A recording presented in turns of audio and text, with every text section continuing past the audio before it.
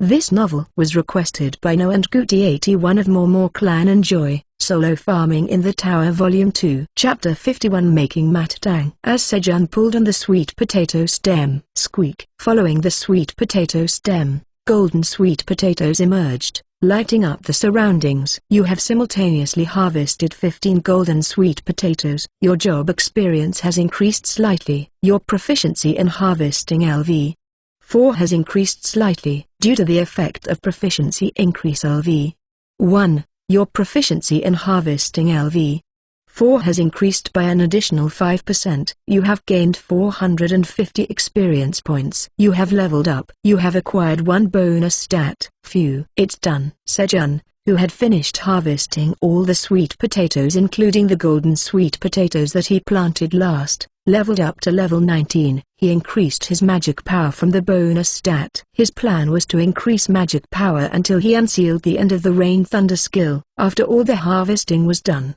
Sejun went to the kitchen where he was preparing dinner. The rabbits were already boiling and roasting the harvested potatoes and sweet potatoes while preparing other dishes. Let's have dinner now. Squeak. Yawn. The rabbits, who had been waiting for Sejun's work to finish, started to busily serve food. Just then, Quang, Quang. A sorrowful cry of Quenji came from outside the cave. Quenji is fighting with his mom because he doesn't want to go home. Meow. Theo interpreted Quenji's words. He still hasn't gone home? He said he would eat the potatoes and sweet potatoes and then leave. Meow. It seemed that Quenji, having seen the harvested potatoes and sweet potatoes in the cave, was throwing a tantrum to eat them before leaving. Sejun filled the large basket made by the grey rabbits with potatoes and golden sweet potatoes and brought them up to the surface. Eat this today and we'll eat again tomorrow. Got it? When Sejun handed the basket to Quenji, growl. Having gotten what he wanted, Quenji nodded at Sejun's words and quickly climbed onto his mum, the Crimson Giant Bear's head. Should I have told him not to eat the basket? Sejun belatedly realized he hadn't warned Quenji about the basket, but by that time, the mum, Crimson Giant Bear, had gone too far to be caught. Great Black Dragon. Should I go tell him not to eat the basket? Elko approached Sejun and spoke. No, it's okay. Are you hungry? Let's eat quickly. While Sejun was preparing food for Quenji, the rabbits brought food for the wolves. Thank you. Great Black Dragon. It's too long. Just call me Sejun from now on. Understood. Sejun. I will enjoy the dinner. After Sejun and the rabbits prepared meals for Quenji and the wolves, finally everyone sat around the kitchen area in a circle for dinner. In front of Sejun and the rabbits were dishes and bowls made by the grey rabbits from woven green onion leaves, filled with food. They originally ate with food placed on top of green onion leaves, but this felt different. Even though it was just made by weaving green onion leaves, it seemed completely different. Snap. I'm hungry. Meow. Theo naturally climbed onto Sejun's lap. Let's eat. With Sejun's words, the rabbits began to eat the food in front of them. And then, here. This is delicious. Meow. Sejun fed Theo, pulling apart grilled fish and putting it in his mouth. At first, Sejun was annoyed when Theo climbed onto his lap. But now, he naturally accepted feeding him grilled fish. Pewit. Everything is going according to plan. Meow. On the 213th day of being stranded, Theo's day passed peacefully. Kuan. As morning came, Quenji stuck his head into the cave. Alright. Sejun got up, added one more stroke to the wall, and started the morning of the 214th day. He quickly washed his face, and breakfast was left over sweet potatoes from yesterday. Today was going to be as busy as yesterday, if not busier, because the land was empty after harvesting the crops. New crops had to be planted. So, Sejun and the rabbits had a simple breakfast and started morning farming. Sejun tried to give Theo work again today, but I can't. Meow. Representative Theo is going to utilize his talent. Meow. Theo started to pack his bag with magical cherry tomatoes and power sweet potatoes in preparation for the next business trip. Since there were still a few potatoes, it seemed like the amount of harvest that could be sold would come out at the next harvest. Take some detoxifying green onion too. There might be hunters who want it. Got it. Meow. Since the detoxifying green onion was overgrown every time the root was divided and replanted, Sejun told him to take 100 detoxifying green onions. Theo didn't think detoxifying green onions would sell, but he packed it anyway because it was Sejun's word. Because Sejun's words were the truth. While Theo was packing, Sejun quickly harvested the cherry tomatoes and took about 10,000 sweet potato stems to plant on the surface. Cooing. Kriak. When he got to the surface, Quenji was playing with the wolves. It seemed like he finally found opponents of his level. And next to him was the basket that Quenji had carried yesterday. It was there intact. Thankfully, he didn't eat the basket and brought it as it was. Guys, help me. Sejun, with Quenji and the wolves, went to an empty field next to the green onion field, which was covered with green onion leaves to prevent moisture evaporation. Please remove the green onion leaves. Yes, Sejun sir. As the wolves removed the green onion leaves out of the way, Quenji also excitedly followed the wolves, picking up green onion leaves and stacking them neatly. Since he always collected green onion leaves from the green onion field and got to eat honey, he thought it was the same this time. So while the wolves and Quenji were removing the green onion leaves, Sejun planted the sweet potato stems. Thuk. After poking a hole with his dagger to make room for the sweet potato stem, all he had to do was put in a sweet potato stem and cover the hole. You have planted sweet potato sprouts. Due to the effect of sowing LV. 4. The probability that the sweet potato sprouts will take root increases slightly. Due to the effect of sowing LV. 4.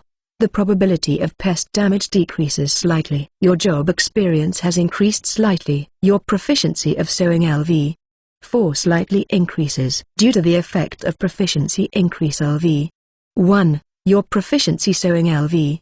4 has increased by an additional 5%. While Sejun was busy planting the sweet potato sprouts, Kuang, having finished his work, Quenji came over with a glass jar. I got it. He poured 1 dollop of honey for Quenji and looked around to see the wolves scratching the ground and looking elsewhere. Come here too. We're fine. The wolves shook their heads in denial. But they couldn't fool Sejun. Their tails were wagging vigorously in response. Come quickly. Upon Sejun's firm words, yes, the wolves came running pretending to be helpless. Here, Sejun poured honey onto the fallen green onion leaves and gave it to the wolves. Slurp, slurp, slurp. Excited by the taste of honey for the first time, the wolves began to eat without thinking. Then, Quenji, who had finished his honey, tried to steal the wolves' honey by pushing his head in between them. Quenji, no. When Sejun strongly stopped Quenji, Quenji turned away in frustration. But it was just a tantrum in Sejun's eyes. We're going to eat something even tastier than honey potatoes for lunch. At Sejun's murmuring, Quenji responded by turning about 30 degrees. Something tastier than honey potatoes? But this is a food that causes trouble if a bad bear who steals other people's food eats it. It's a pity, but Quenji can't eat it. At Sejun's shocking words, Quenji turned around hastily and shook his front paws in denial. Quenji is not a bad bear. I didn't steal anyone else's food. I got it. I thought Quenji was a bad bear who steals others' food. I'm sorry for misunderstanding. Instead, I'll give you 5 times more than the others at lunch. Since Quenji already ate more than 10 times as much as the rabbits, there wasn't much difference. Quenji, who was quickly pleased by Sejun's words, went back to picking up the green onion leaves energetically. I should go cook. He originally planned to eat something simple. But since he told Quenji, he had to make something tastier than honey potatoes. Well, this can't be not delicious. The dish Sejun wanted to make since he harvested the sweet potatoes for lunch was Matang Superscript 1. He couldn't eat it due to the lack of ingredients and tools, but now he had the conditions to make perfect Matang. Sejun decided to make a new dish by adding potatoes to it. I'll name it Potato Matang. Sejun went down to the cave, washed potatoes and sweet potatoes, and started boiling them with 3 pots. And as he was taking out the boiled potatoes and sweet potatoes, Representative Park, what are you doing? Theo, who had finished packing goods, approached Sejun. Oh, welcome, Representative Theo. Pewit, am I that welcome? Meow. Of course, you are. Can you cut these with your claws? Sejun pointed to the potatoes and sweet potatoes. Pewit, that's nothing to Representative Theo. Meow. The strongest in the cave was ready to show off his abilities. However, you're just going to cut it? Yes, what's the problem? Meow. You have to wash your claws. Sejun caught him in the act of poor hygiene. Understood. Meow. Theo quickly washed his claws in the pond and showed off his skills by cutting the potatoes and sweet potatoes. President Park. Look at my brilliant front paw skill. Meow. While Theo was busy working, Sejun started heating up the pots. Whoosh! The fire was so strong that the pot quickly heated up. Good. As soon as the pot was heated, Sejun put a chunk of fat from a giant electric eel that he had set aside into the pot. Sizzle! The fat melted into a liquid, giving off a delicious sound and a savory aroma. Rumble! Sejun started frying the potatoes and sweet potatoes in the pot. It tastes crispy and slightly gooey when you eat fried potatoes. To create that texture, you have to fry the outside. The fried potatoes and sweet potatoes were moved to a leaf plate, and as soon as the frying was done, honey was put in the pot and boiled. And as the honey caramelized and turned brown, the potatoes and sweet potatoes were put back in and stirred as if they were being coated. Gradually, honey coated the surface of the potatoes and sweet potatoes, making them glisten. Done. As Sejun finished the dish by cooling down the potatoes and sweet potatoes, achievement unlocked, reproducing the forgotten dish, potato matang in the tower. Achievement unlocked, reproducing the forgotten dish, matang in the tower. The recipe for the potato matang dish will be registered in Cooking LV. 1.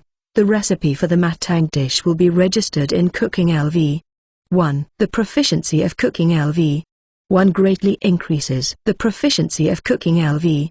1 is filled, and your level rises. His cooking skill level increased as he achieved achievements. However, unfortunately, the potato matang dish that Sejun developed was not recognized by the tower. When Sejun was making the potato matang dish again, "Can I fry some fish here too?" Meow. Theo came with a piranha and pointed to the oil that was still being used to fry potatoes and sweet potatoes. Fish lovers instinctively know it. The combination of fish and oil. Alright, sizzle. Here you go. As the fire was strong, Sejun quickly fried the piranha in the hot oil and handed the fried fish to Theo. It's delicious. Meow. After tasting the piranha fried in eel oil, Theo decided to take his weekly salary in fried fish. A while later, when lunch preparation was finished, "Let's have lunch." At Sejun's call, the rabbits rushed over and jumped up to the surface with potato and sweet potato dishes in their baskets. Coo, eng, excited at the thought of eating something more delicious than honey potatoes,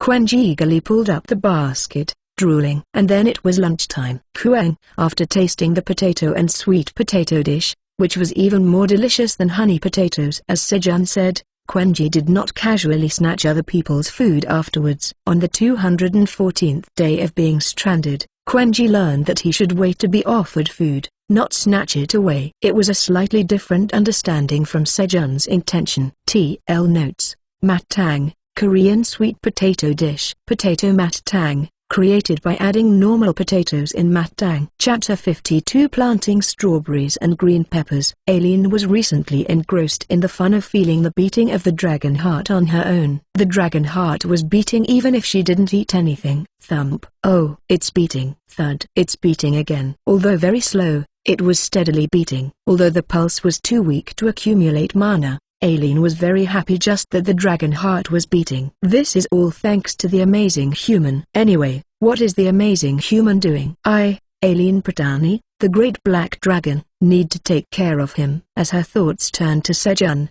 Aileen became curious what he was doing. He might have been using potentially dangerous unidentified items in the meantime. Or he might be eating something delicious alone. No way. I can't forgive that. Eating something delicious without her. The mere thought made her angry. At that time.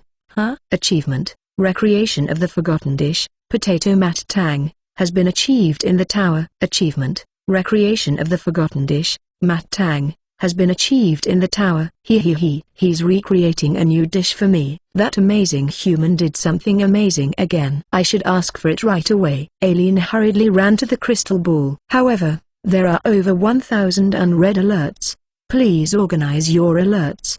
The crystal ball's alarm interrupted Aileen. Arg, I'm busy. Aileen quickly skipped the alarms without even reading them. Among them, there were red alerts warning of danger, but she quickly skipped them, determined to eat the new dish as soon as possible. And then, let me, Aileen Pratani, the great black dragon, see what the amazing human has made. Aileen hurriedly checked through the crystal ball to see what Sejun was eating. When Sejun's stomach was somewhat full, "The tower's administrator has come. drooling at the rumors of the Matang and Potato Matang. A message from Aileen appeared. You should have answered when I called you earlier. It's all cold now.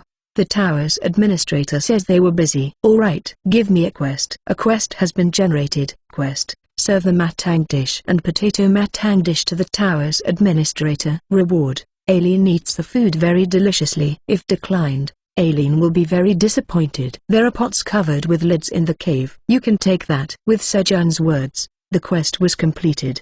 The tower's administrator is very grateful for letting her eat something delicious. The tower's administrator says it's so sweet and she's full of energy. Full of energy? It must be because she ate the power sweet potato and power potato. Sejun and the animals were also overflowing with energy right now. That's right, eat a lot. After lunch and a nap with Theo, the black rabbit, and Quenji, Sejun started planting the remaining sweet potato stems that he couldn't finish in the morning. In the afternoon, other rabbits who had finished their own work joined together to plant sweet potato sprouts, quickly completing the sweet potato field. You have created a 2,500 square meter sweet potato field. You have gained 5,000 experience points. Phew. That's done. Now onto the onion field. Just as Sejun was about to move to the onion field, Peng the black rabbit called Sejun to pull up the aquatic products. Got it. As Sejun went down to the cave, he saw something he hadn't seen before in front of the pond. It was a net made of straw. Did you geese made this? When Sejun asked while looking at the grey rabbits. Beep, Bilik, Bimik, Byong, huh? Among the grey rabbits nodding in response to Sejun's question, there was also a single red dotted rabbit. To be precise, it was sticking right next to the architect rabbit. He wanted to ask what had happened with the sickle rabbit, but it was still young. At this age, its mind would go back and forth several times a day. Instead, he thought that he should give a carrot to the sickle rabbit as a sign of comfort when, thump, Peng the black rabbit called Sejun as it went into the pond with the net. I'm going in now. Okay. Sejun grabbed the rope. A moment later, Peng, Peng. There was a signal to pull the rope twice. Hoist. The net was so heavy that it must have caught a lot. Sejun pulled up the net with all his might. Fortunately, from the middle, the black rabbit helped reduce the weight by moving the aquatic products caught in the net to the pond. In this way, about 100 piranhas and crayfish were pulled up with the net. It was tough, but it was easier to catch aquatic products than before. Let's do it a few more times. Peng. At Sejun's words, the black rabbit went into the water without delay. Although 100 were enough, even with the low water temperature, there was a limit to preventing spoilage, so it seemed best to eat them quickly. Moreover, they always lacked food for the Crimson Giant Bear and Baby Bear. There was no need to worry about leftovers. Thus, the Baby Bear and the Mother Crimson Giant Bear were able to fill their bellies with the meal served by Sejun. G-ah-ra-ra-ra-ra, G-ah-ra-ra-ra-ra, G-ah-ra-ra-ra-ra, G-ah-ra-ra-ra-ra, thump, thump. After having a hearty dinner, the happy Mother Crimson Giant Bear and the cub cheerfully returned home. Sejun went fishing for aquatic products with the black rabbit again. The catch was to be given to the wolves of the Silver Wolf tribe. In the meantime, under Sejun's instructions, the grey rabbits made bags out of straw for the wolves to carry. They made bags that could be carried on both sides of the body, planning to use them for Theo's journey later on. The wolves took the piranhas, crayfish, and chunks of eel in these bags and went down to the 85th floor of the tower. Since they had to depart for a journey with Theo tomorrow morning, there was no time but today, and so, a busy day passed. Kuang. Today, as usual, Quenji announced his arrival with a powerful cry. Alright. Whoosh. Sejun added a line to the cave wall, starting the 215th day of being stranded. It's already the day the seed store opens. I wonder what will appear. Sejun prepared for the day, anticipating what seeds he would buy. Gulp. He started the day simply with some sweet potatoes and a few cherry tomatoes for breakfast. His plan for the day was to plant potatoes. Thud, thud. Sejun placed potatoes on a flat rock he found above ground, then proceeded to cut them. The eyes have to be attached like this, right? Instead of cutting the potatoes into exact quarters, he cut them into 2 to 4 pieces of an appropriate size so the eyes of the potatoes wouldn't be overly concentrated. Previously, when he couldn't communicate with the male rabbit, he couldn't have a conversation, but after he began to understand the male rabbit, he was able to learn more detailed farming knowledge. Sejun scooped the potato seeds. He cut into a cross bag made of straw. The gray rabbits were skilled with their hands, so they could make it as similar as possible to the style Sejun wanted. Thus, next to the sweet potato field he planted yesterday, Sejun started planting the potato seeds. Of course, he asked Quenji to clear away the straw covering the empty field. Quenji was pleased to be given a job by Sejun and vigorously fluttered the straw. To be precise, he was happy about the honey he would get after finishing the task. Poke. Sejun made a hole in the ground with his dagger, took a potato seed from the cross bag, and planted it so the eyes were facing upwards. As the amount of seeds that could fit in the cross bag wasn't that large, Sejun went back and forth planting the potatoes earnestly. And when he planted about half of the potatoes, Seed Shop is now open. Your level is ordinary. 4 types of seeds for sale today will be displayed randomly. At your current level, you can buy as many seeds as you want within the limit 5 tower coins. The seed store opened and the seeds available for purchase today appeared. Flame Bean Seed X 1 to 5 tower coins. Carrot Seed X 20,000 to 4 tower coins. Strawberry Seed 100 PCS. 0.5 tower coins. Green Pepper Seed X 100 to 0.5 tower coins. Flame Bean Seed. It was a whopping 5 tower coins for just one seed. Even though he had enough money, he could only buy within the limit of 5 tower coins, so if he bought the Flame Bean Seed, he wouldn't be able to buy anything else. I should stick with what I know. Sejun's pondering was brief. He decided to buy multiple items he knew well rather than buying one thing he was unfamiliar with. You have purchased 20,000 carrot seeds. You have purchased 100 strawberry seeds. You have purchased 100 green pepper seeds. 5 tower coins have been deducted from your seed bank account. You have earned 50 Seed Shop loyalty points. You now have a total of 56 Seed Shop loyalty points. Clink. 3 leather pouches containing seeds appeared in Sejun's hand. Thank you for using the Seed Shop. You can use Seed Shop LV2 again in 30 days. I've got a lot to plant now.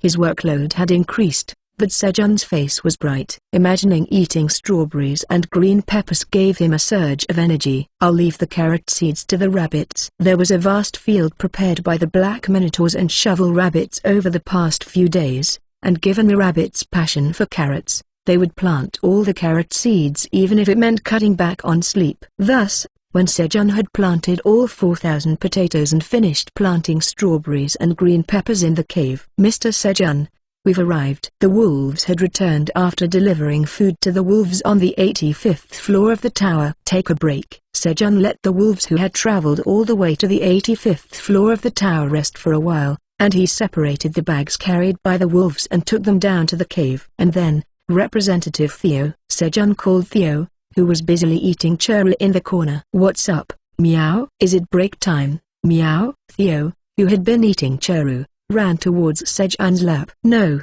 let's pack this together. Sejun picked up Theo, who was hanging on his knee, and walked to the storage. Then, together with Theo, they packed the cherry tomatoes he had harvested yesterday into a bag. The bag carried by the wolves didn't have a preservation spell like Theo's bag, so they packed it with the most recently harvested ones. In this way, they re-equipped the wolves with 6 bags, each containing 100 cherry tomatoes. Take care, Representative Theo. I got it, meow. We'll sell out again, meow. Subordinates, let's go now, meow. Mr. Sejun, we'll be back. Alright. Elka, Bull, Kish, you guys take care too. Theo and the wolves went down the tower with Sejun's farewell. Phew.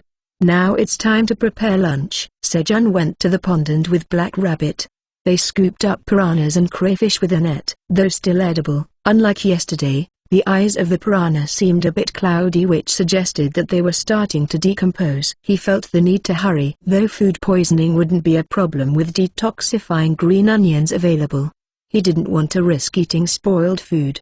But I don't want to eat it that bad. Thinking this, Sejun pulled up the net. Splash! What was brought up in the net this time was a chunks of eel flesh. Black Rabbit went into the pond, took a breath, and went back out again. Then, when a small piece of eel was cut with Sejun's dagger and put in a hole, the other rabbits took the eel to grill it. Afterwards, Black Rabbit only brought up chunks of eel in the net. Does Black Rabbit want to eat eel? As Sejun thought this, What? Ugh! Bang! The rope connected to the net began to be pulled strongly, enough to drag Sejun's body. TL notes: green pepper seed. Actually the original mentioned in the Korean version in Gyeongyang chili pepper seeds, which is a Korean variety of pepper, but for simplicity I am using green peppers instead. Chapter 53 Making Mud Bricks. Floor 67 of the tower. It was a swamp on all sides. Croak, croak, thud. A lizardman hunter hit the head of a 1-meter-sized giant frog with an arrow. Karuk, karuk. The lizardman hunter laughed happily, having successfully hunted a large prey after a long time. From the 61st to the 78th floor of the tower was the lizardman's territory, where they lived by hunting large frogs and snakes from the swamp. Then, Fuduk, a red locust, about 20 centimeters in size, sat on the corpse of the frog that the lizardman hunter had hunted. And then, Jiauk, Jiauk, the red locust began to eat by cutting the frog's skin with its large jaws as if with scissors. Karok, the lizardman hunter rushed at the red locust that touched his prey and killed it with a dagger. And then, Ajak, Ajak, the lizardman hunter tore off one of the red locust's legs and tasted it to see if he could eat it. Karok, Karok, the lizardman hunter laughed happily, finding the taste better than expected. In the meantime, Fuduk, several more red locusts flew in and began to eat the corpses of the giant frog and their fallen comrade. The lizardman hunter was so busy eating that he didn't even notice the locusts,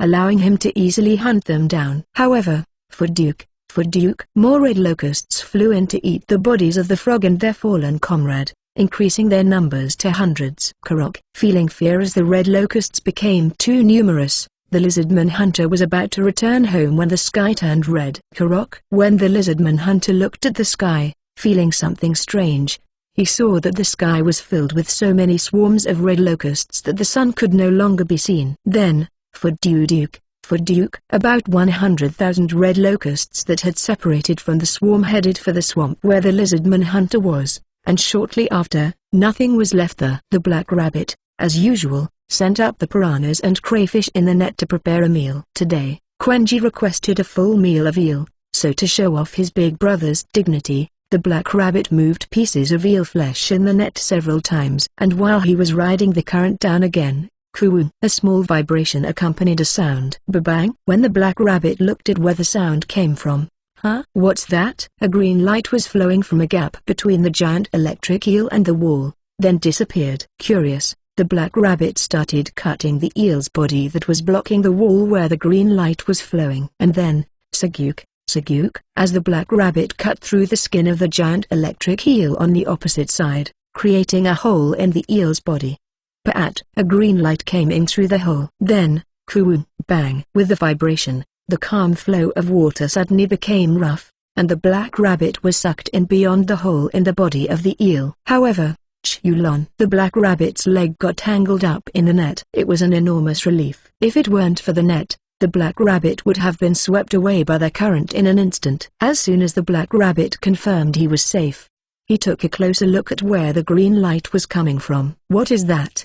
There was an underwater cave where the giant electric eel had been blocking. The green light was flowing from beyond the underwater cave. When the water flow stopped and the green light disappeared, the black rabbit pulled the rope twice. Black rabbit. Sejun pulled the rope and pulled up the black rabbit along with the net. He had been worried because of the strong force pulling on the rope earlier. Sejun hastily untied the black rabbit's leg tied to the net and carefully placed the black rabbit on his two palms. Bang! There's a cave down there that leads somewhere else. The black rabbit on Sejun's hand said, in a state of exhaustion. A cave? Squeak, squeak. Yes, it's an underwater cave that emits a green light. A green light emitting underwater cave? Alien. Do you know anything about it? Sejun asked Alien, the tower's administrator. The tower's administrator says that it is a passage connected to the Sea of Dimensions. The Sea of Dimensions? The tower's administrator says the tower is connected through the Sea of Dimensions. The tower's administrator says there are very scary underwater monsters living in the Sea of Dimensions. The tower's administrator says that if the black rabbit had been swept into the Sea of Dimensions, he would have lost his life. There was such a thing? At Alien's words, Sejun thought it was fortunate that the black rabbit came back safely. In this way, they ate the seafood that the black rabbit had risked his life to bring back for lunch. Kuyong. Quenji took a whole piece of eel meat and chewed it. Thank you. brother, Squeak. The black rabbit coolly gave a thumbs up. I told you to trust your brother, even though he almost died just now. The black rabbit thought his big brother's dignity was more important. After lunch, Sejun increased the proficiency of creating thunderclouds while resting with the black rabbit and Quenji. And when he came down to harvest the tomatoes in the cave, Kiombong. The pond was filled with underwater monsters. When the body of the giant electric eel blocking the underwater cave disappeared, and the water started flowing properly, they were in flow through the underwater cave connected to the Sea of Dimensions. Squeak, excited by the appearance of the piranha that will supply experience points and protein, the black rabbit jumped into the pond. And then, this. Glad to see you. There was also a new monster in the pond. It was a monster with a pointy end like a rocket, a long body as long as an arm, and 10 legs. Black rabbit, nice. Sejun also hurriedly ran into the pond and caught the new monster. You have defeated the squid. You have gained 3 experience points. Today's lunch is squid soup and stir-fried squid. Sejun thought that the very scary underwater monster might be talking about even more delicious food. He became interested in the Sea of Dimensions, a sea full of all kinds of rare and delicious fish. However, it's difficult for now to go to the Sea of Dimensions. Thorough preparation was needed. Sejun promised himself for the future and focused on catching squid. You have a new notification. King Alien, who had been watching Sejun in case he decided to venture into the dimensional sea, pressed the ominous red notification that appeared on the crystal orb screen. 53,128,137,12 red locusts have invaded the 67th floor of the tower. Red locusts. Aileen was shocked when she saw the alert. It had been almost 100 years since the last locust invasion in the tower. At that time, her grandfather had resolved the issue while Aileen, unable to leave the administrator's space, could only watch. What should I do? Aileen couldn't open a portal connected to the outside of the tower with her abilities. While Aileen was struggling, 0.01% of the 67th floor has been devastated by the red locusts. 1.2% of the 67th floor has been devastated by the red locusts. The alarms came in rapidly. The red locusts that had invaded the 67th floor were devouring everything alive. 218th day of being stranded. It would be nice to have some gochujang or mayonnaise. Choo-choo, Sejun mused regretfully while chewing on semi-dried squid. Ever since the underwater cave connected to the dimensional sea had opened, piranhas and squids were abundant in the pond. And so, Sejun had strung up the caught squids on green onion leaves, creating semi-dried squids, a new snack after the dried sweet potato. How is it? Sejun asked, looking at the architect rabbit examining the mud. Sejun was currently touring the Black Minotaur's territory with the Black Rabbit and the architect rabbit. Beep. The architect rabbit nodded his head. This is enough. The reason Sejun came all the way to the Black Minotaur's territory despite being busy with farming was because of the mud. When Sejun had previously visited this place, he had thought about making mud bricks upon seeing the mud, and with the joining of the architect rabbit, he decided to start making the mud bricks in earnest. Good. Sejun filled the brick mold, made by the wood craftsman rabbit, with mud. The wood was procured with the help of Mother Crimson Giant Bear. When Sejun asked Mother Crimson Giant Bear for wood, she brought back 2 logs the next day, each almost as thick as Sejun's body. The inside of the wood was a deep red like blood, which was strange, but the gray rabbits said it was good wood. Sweep. After filling the mold and smoothing the overflowing mud, and when the brick mold was removed, clunk, the mud retained its shape, forming a perfect square mud brick. Now all he had to do was dry the mud brick until it hardened. The mud brick was made incredibly easily. Shall we just make about 100,000 for now? Sejun casually mentioned a number that would take tens of days of continuous work to achieve. Of course, he didn't care. He wasn't going to make them himself. There were plenty of spare laborers in the area, rolling mud into their mouths, so he didn't need to do it himself. Sejun made a new deal with the Minotaur King to receive mud bricks in exchange for green onion leaves. As large brick molds for the Black Minotaurs were already being made, they decided to send them with the Black Minotaurs returning after the day's work. What should we make first? Like playing Minecraft, Sejun returned to the cave and joyfully imagined what he could build with the bricks. Then,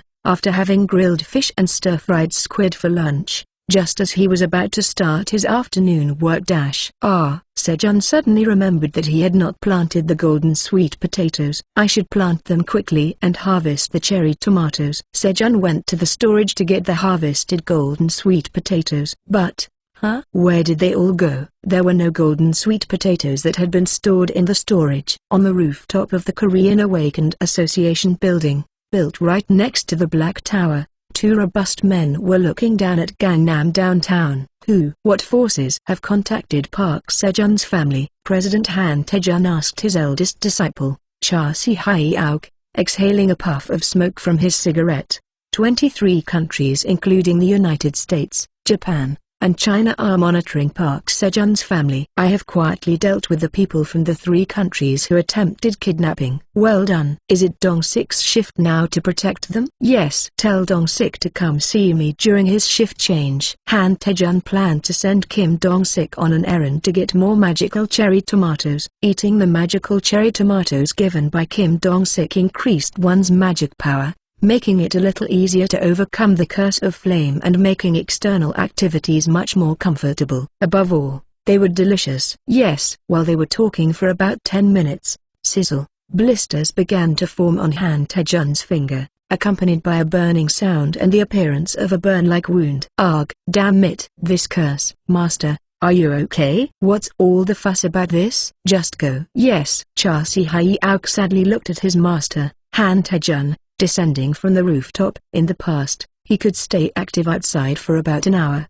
but now he struggled even after 20 minutes. There must be a way. Cha Si-hyeok determined to find a way to break his master's curse. Why is this here? Meow. Sitting on Elka's back and checking his inventory, Theo looked at the golden sweet potato in his inventory that was emitting light with a perplexed expression. Sejun had clearly said that he would plant the golden sweet potato. It seemed like he might have put it in the inventory without thinking when he was packing sweet potatoes. Mr. Theo, what's the matter? It's nothing, meow. There's no problem, meow. At Elka's question, Theo hastily replied, I can't show any weaknesses to my subordinates, meow. I am the perfect Theo. Meow. While Theo was thinking about how to handle the golden sweet potato, Elka entered the entrance of the merchant route leading from the 60th floor to the 50th floor. Chapter 54 Evolution. 75th floor of the tower. Office of the Chairman of the Wandering Merchant Association, Mason, a Fox Tribe member. Hannibal,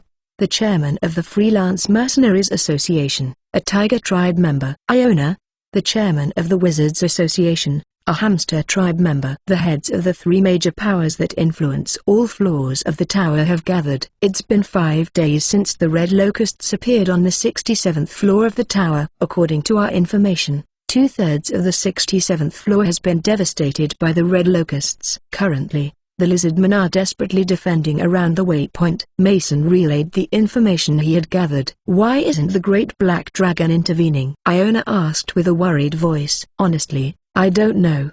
But we can't just wait like this. This could lead to another famine like 100 years ago. The Great Famine of 100 years ago started when the Red Locusts invaded the 55th floor of the tower, the greatest grain-producing area in the tower. There had been invasions by the Red Locusts before, but the Great Black Dragon always intervened, so the inhabitants of the tower didn't see it as a significant problem. However, for some reason, the Great Black Dragon appeared a few hours after the invasion of the Red Locusts that time. As a result, the Rabbit Kingdom, Red Ribbon, that ruled the 55th floor, perished. They were unlucky as the Red Locusts appeared above their kingdom. This caused a severe food shortage throughout the tower. That's right. It's only a matter of time before the waypoint gets overrun. If the Red Locusts occupy the waypoint on the 67th floor of the tower like this, they will soon start moving to the upper floors. Hannibal strongly agreed with Mason's statement. If the Red Locusts take over the waypoint on the 68th floor of the tower,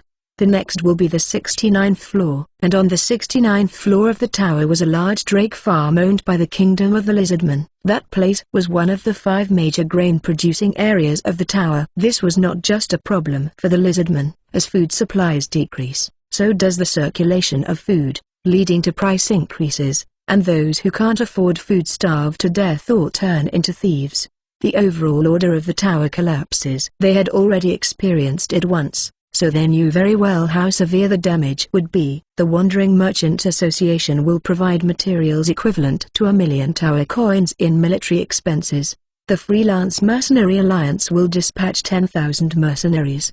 The Wizards Association will send 200 war mages. Thus, reinforcements set off to stop the Red Locusts on the 67th floor of the tower, 38th floor of the tower. When the heck is the Cat Wandering Merchant coming? Let's wait a little longer. If he doesn't show up today, we'll leave. 5 hunters were waiting for Theo at a crossroad he would pass before arriving at the trading place. They were kidnappers who aimed to capture Theo and find the location of the farm with the magical cherry tomatoes, as they were selling at a high price recently. At that moment, meow meow meow, the sound of Theo's humming could be heard. He's coming. The hunters quickly hid behind the wall. And then, it's time. Just as the hunters were about to pounce towards Theo, G-ah rah rah rah. How dare you lay hands on Representative Theo? G-ah rah rah rah, pitiful fools. Suddenly, 2 silver wolves appeared behind them, slightly exposing their fangs and growling. What the? The hunters were startled by their presence and fainted. Meow meow meow. Money is rolling in.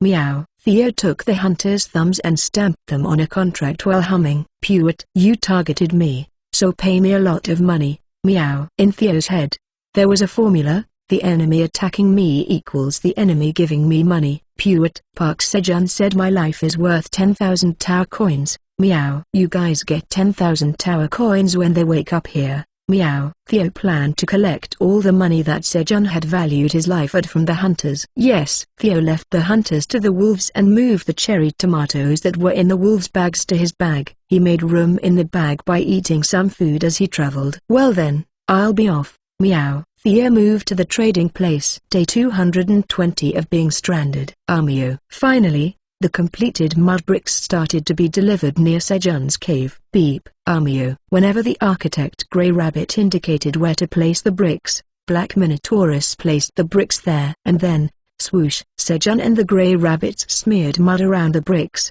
filling the gaps between them. In no time, the floor of the house, about 30 square meters, was completed. And in between, they placed bricks and covered them completely with bricks. The first layer of bricks at the bottom was a space for making fire. Sejun made an ondol, Korean floor heating system, in the house. One might question why an ondol is necessary in a place that's not too cold, but with an ondol, you can remove the humidity inside the house and feel extremely refreshed after sweating it out on days when you feel sluggish. When they stacked a few more layers of bricks, the house was completed up to Sejun's waist height. However, there was one creature that looked at it with dissatisfaction. Ka-ang. It was Quenji. The entrance of the house was too narrow for Quenji to enter. Dad doesn't even consider me. I want to shrink and go into the house too. Apostrophe. As Quenji was feeling sad, swoosh, Quenji's wish came true and his body started to shrink. Ka-ang. Quenji looked at his shrinking body and then, Ka-ang. Quenji, who was excited, ran towards Sejun and threw himself. Dad, I've shrunk. However, thump, cough, Sejun felt like he was hit by a large truck and flew into the green onion field. Quenji had shrunk in size, but his weight remained the same. If the leeks hadn't absorbed the shock, he would have been thrown much farther. Thud, thud. Sejun, who seemed to have momentarily visited the afterlife, opened his eyes feeling a bit faint. Cooing. Quenji was happy to see Sejun open his eyes. What happened to you? Sejun asked, looking at the shrunken Quenji. He had become as small as when Sejun first saw him. Cooing. I don't know. I just became smaller. At that moment, huh? Sejun saw the change in the name above Quenji's head. Crimson Giant Honey Bear. Honey Bear? Quenji had evolved into a honey bear. Can't you grow back again? Sejun asked anxiously. He had a hunch that if Quenji couldn't grow back, he might get scolded by the mother Crimson Giant Bear, who might ask what he had done to her child. Could it lead to his death? Cooing. Quenji shook his head and returned to his original size. No, he grew to 5 meters, becoming bigger than before. Quenji had unconsciously shrunk because he wanted to stay with Sejun and wished to become smaller. Wow! Sejun marveled at Quenji who could freely adjust his size. Huh? Then Sejun realized the seriousness of the situation.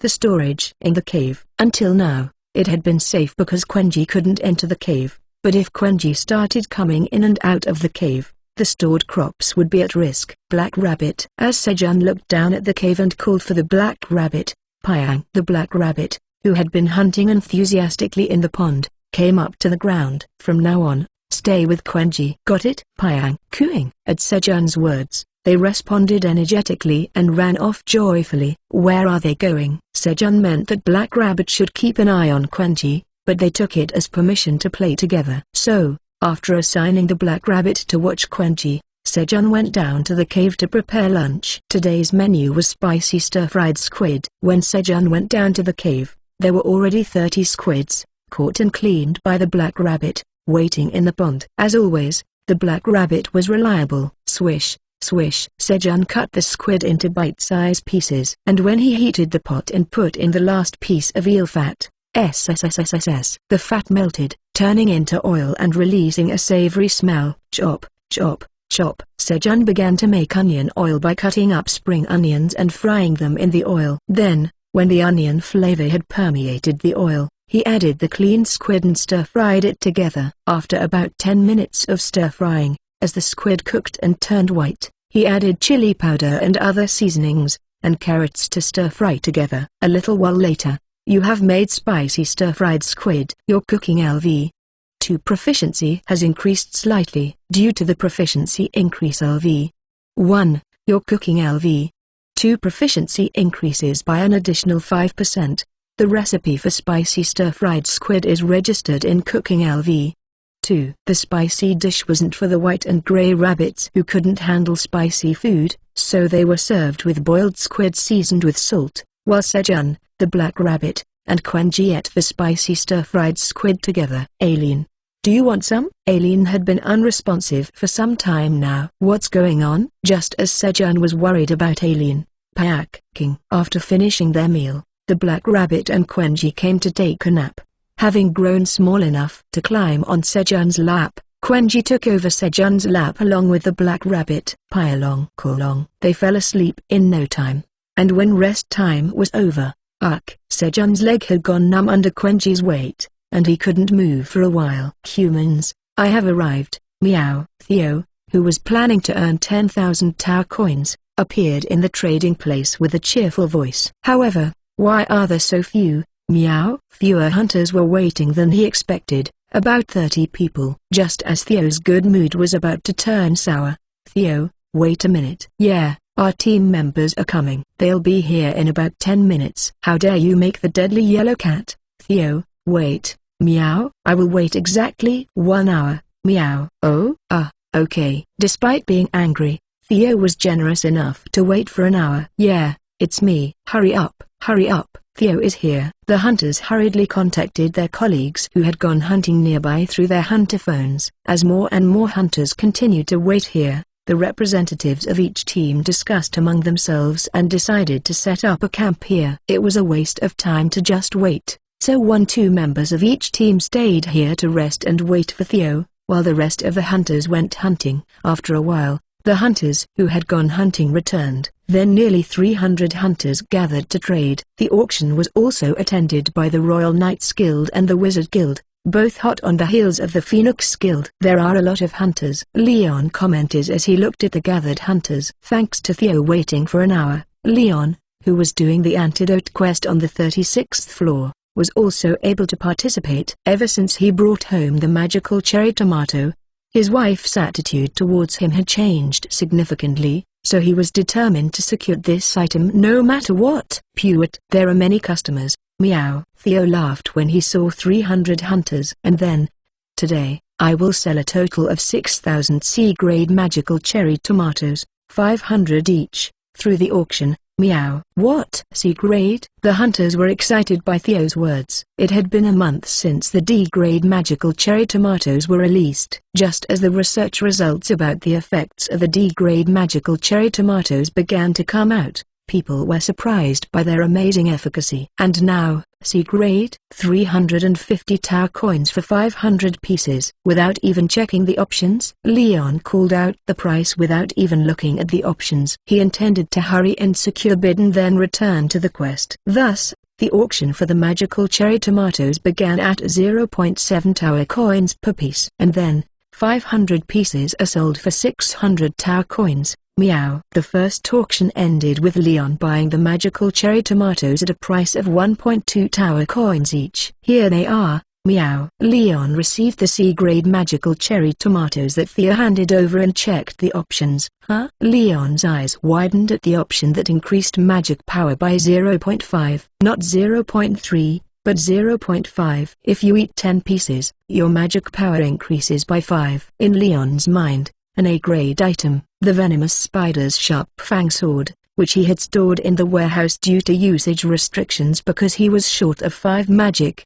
came to mind. If he could equip the venomous spider's sharp fang sword, his hunting speed would be 3 times faster than it is now. I will buy all the rest. 650 tower coins for 500 pieces. Leon changed his mind about winning the auction just once and participated in the auction again. And the hunters, who were sure after seeing Leon's changed attitude after seeing the options of the C-grade magical cherry tomatoes, also actively participated in the auction, earning Theo 8,900 tower coins through the auction. After the auction was over and the hunters were about to go hunting again, I have one more item to sell today. Meow. It's the detoxifying green onion. Meow. Theo took out the detoxifying green onion from his bag with an unconfident voice. Chapter 55 A Perfect Crime. Detoxifying green onion? Leon's head quickly turned, as he was rushing down to the first floor of the tower to get the venomous spider's sharp fang sword from the guild warehouse. The same was true for the other hunters. What? Detoxifying green onion? They were all stuck unable to climb the tower due to the deadly tarantula, the boss of the 38th floor.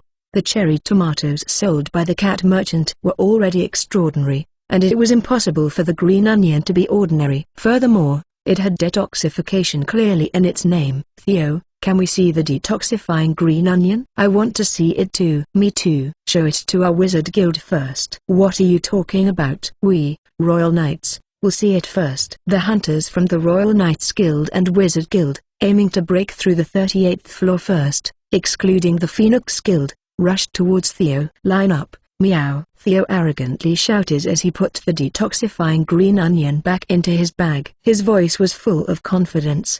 Having somehow regained it, Sejun's words are indeed the truth. Meow. Seeing that the detoxifying green onion, which he didn't expect to sell, was hugely popular among the humans, Theo thought he should listen to Sejun's words once again. In the meantime, the hunters lined up in an orderly fashion according to Theo's words. Thanks to a concession by a guild member, Leon was able to stand third in line. Oh, it's real! The exclamation of the Royal Knights Guild hunter, who was first to verify the detoxifying green onion, could be heard. While Leon anxiously awaited his turn, the Royal Knights Guild hunter returned to his place with a grave face. Then they began to pool all the money they had. The determination to buy the detoxifying green onion, regardless of the cost, was evident on their faces. A little later, if this is when the hunter of the Wizard Guild who checked the options of the detoxifying green onion turned back, the situation was similar. The members of the Wizard Guild also began to pool their money. What on earth could it be? Here it is. Meow. Thanks. Finally, it was Leon's turn, and he checked the detoxifying green onion arrogantly handed over by Theo. Detoxifying green onion. A green onion grown inside the tower that is delicious due to ample nutrient absorption. Upon consumption, it detoxifies D-grade or lower poisons for an hour. When consumed by a non-awakener, the liver detoxification function becomes more active for 24 hours. Cultivator, Tao Pharma Park Sejun. Expiration date, 60 days. Grade, D. D-grade. The detoxifying green onion was D-grade, different from the magical cherry tomatoes. However, that was enough. The toxic gas attack of the deadly tarantula gives E+ grade poison damage. It's deadly because it emits this poison gas once during combat. Theo, how many of these detoxifying green onions do you have? 100 pieces. Meow. 100 pieces? It was an ambiguous number. The maximum number of people who can raid a boss is 50. However, as the raiding party gets bigger, the chances of getting good rewards from the raid rewards decrease, so it's typical to raid a boss with about 15 to 25 people. And boss raids usually take more than 3 hours. If we consider the full force of the Royal Knights Guild and the Wizard Guild, It would take about 20 people to take down the boss. This means that they would need at least 60 detoxifying green onions to defeat the boss on the 38th floor of the tower. However, they also have antidotes acquired from quests, and if they wear the venomous spider's sharp fang sword, they can reduce the number of people needed for the boss strategy to about 18. So, even if they secure only 50 detoxifying green onions, it's possible to beat the boss. We're in a better position. But how much money do we have? Leon's mind became anxious as he spent all his money buying the magical cherry tomatoes just a while ago. Jeffrey, gather up the money from the guild members here. Yes. Leon gave an order to the leader of Team 1 and contacted Deputy Guildmaster Catherine via his hunter phone to quickly send up the venomous spider's sharp fang sword. Leon's hunter phone was an expensive model that cost 500 million each, and it was able to communicate with the first floor through a special receiver installed at the guild headquarters. Today, our Phoenix Guild will raid the boss on the 38th floor. As Leon was preparing himself, I will now start the auction. Meow. I will sell the detoxifying green onions in sets of 10. Meow. As Theo announced the start of the auction, 50 tower coins for 10, 60 tower coins for 10, 70 tower coins for 10. The hunters from the Royal Knights Guild and the Wizard Guild started to aggressively bid, and the price of the detoxifying green onions began to soar. 130 tower coins for 10, 131 tower coins for 10, 132 tower coins for 10. The auction was fiercely contested without an inch of concession. And then, 155 tower coins for 10. With Leon's shout, the first set of detoxifying green onions went to the Phoenix Guild. Great. The following 3 auctions also went to the Phoenix Guild for 157, 162, and 170 tower coins. Just one more successful bid. However, 130 tower coins for 10, 131 tower coins for 10, 10 pieces for. Just as Leon was about to bid, the leader of Team 1 urgently stopped him. Jeffrey, what's wrong? Guildmaster, we are short of money. Due to the rival guilds continuously raising the price, the Phoenix Guild, who had won at a high price, did not have much money left. 132 tower coins for 10. It's sold. Meow. 135 tower coins for 10. It's sold. Meow. In this way, the Royal Knights Guild and the Wizard Guild each won 30 of the remaining 60 detoxifying green onions from the money that the Phoenix Guild had. Darn it. Leon regretted that he should have bought less magical cherry tomatoes, but nothing could be changed. While Leon was blaming himself, anyone who wants to take a picture with me, line up. Theo started his side job, with the magical cherry tomatoes and the detoxifying green onions selling at high prices this time. Theo, in a good mood, offered excellent service to the female hunters and ended photo time. Phew, I've gained 100 Cheru and 50 of what Sejun likes. I've secured 50 hours for President Theo's time. Theo happily put the rewards of his side job into his bag. And he looked around. But why can't I see Kim Dong-sik? As Theo, who had an issue to sort out with Kim Dong-sik, was looking around for him. Guildmaster, I brought the equipment. Thank you, leader of the 5th team. Kim Dong-sik, the leader of the 5th team, had brought the equipment that Leon had requested. Then I have something to see to. After ending his conversation with Leon, Kim Dong-sik hurried over to Theo. Kim Dong-sik, why are you so late? I've been looking for you. Theo was furious, stomping his feet.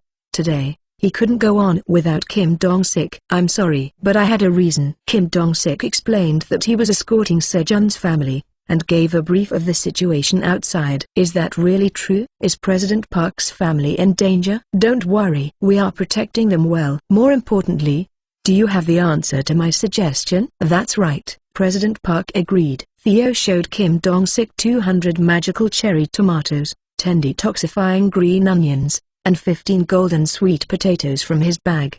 These 200 magical cherry tomatoes are prepaid for 3 months. And he said he would give the other crops cheaply, especially, this one is really good. Theo placed the golden sweet potatoes where Kim Dong-sik could see them clearly and spoke. Phew, if Dong-sik takes these, no one will know my mistake. Meow. Theo was planning a perfect crime. What is this? Dong-sik checked the option of the golden sweet potato and the detoxifying green onions. As he had arrived late, He knew nothing about the detoxifying green onions. What is this? The detoxifying green onions were absolutely necessary to capture the boss of the 38th floor of the tower, and the fire resistance effect of the golden sweet potato could temporarily solve the curse of his master. I'll buy them all. I knew you would. Meow. A good choice. Meow. Theo, who had been anxiously waiting for Kim Dong-sik's response, spoke with relief. Each detoxifying green onion and golden sweet potato are 7 tower coins.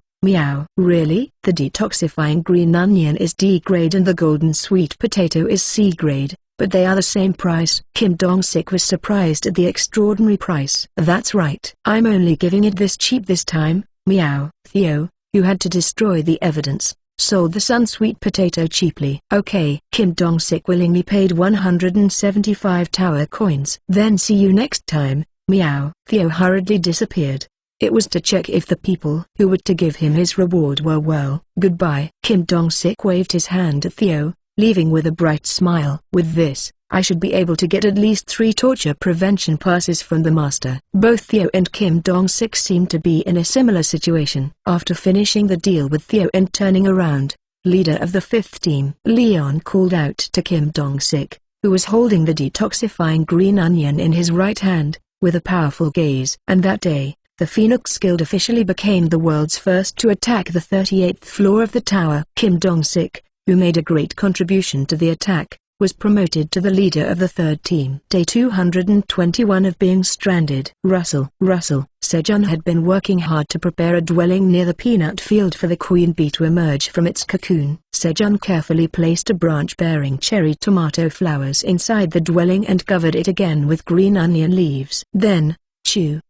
He quietly waited while chewing on semi-dried squid.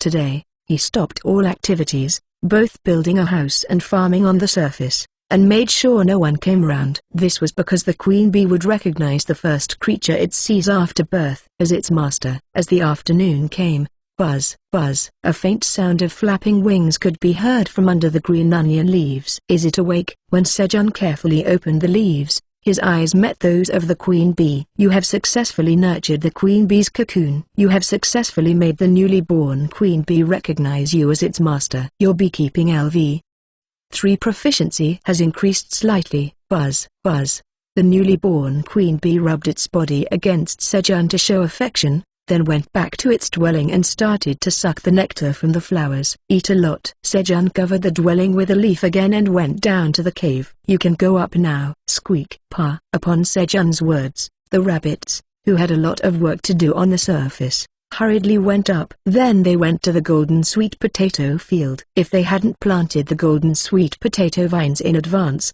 the seeds would have disappeared. Theo must have taken them. Sejun pointed to Theo as the culprit. At that time, Quenji couldn't come down to the cave, so there was no other animal that could cause trouble. Moreover, the yellow fur scattered around the spot where the golden sweet potatoes had been, solidified Sejun's suspicion. Just you wait. As Sejun was pondering how to deal with Theo, splash, squeak. The black rabbit and Quenji, busy hunting in the pond, came into view. Sejun's worry that Quenji would aim for the storage was unfounded. Quenji, a beast in its own right, preferred to eat what it hunted, except for honey. Thanks to that, Quenji started to catch and eat prey in the pond right away, eliminating the need to move it to the surface. This reduced Sejun's workload and made things easier. Floor 75 of the tower. Theo arrived at the shopping district. The hunters caught on the 38th floor had no money, so he instructed them to earn money as he had a contract, and let them go. He couldn't carry humans around, so he planned to ask Sejun what to do in such cases. President Park will surely know how to get money from humans.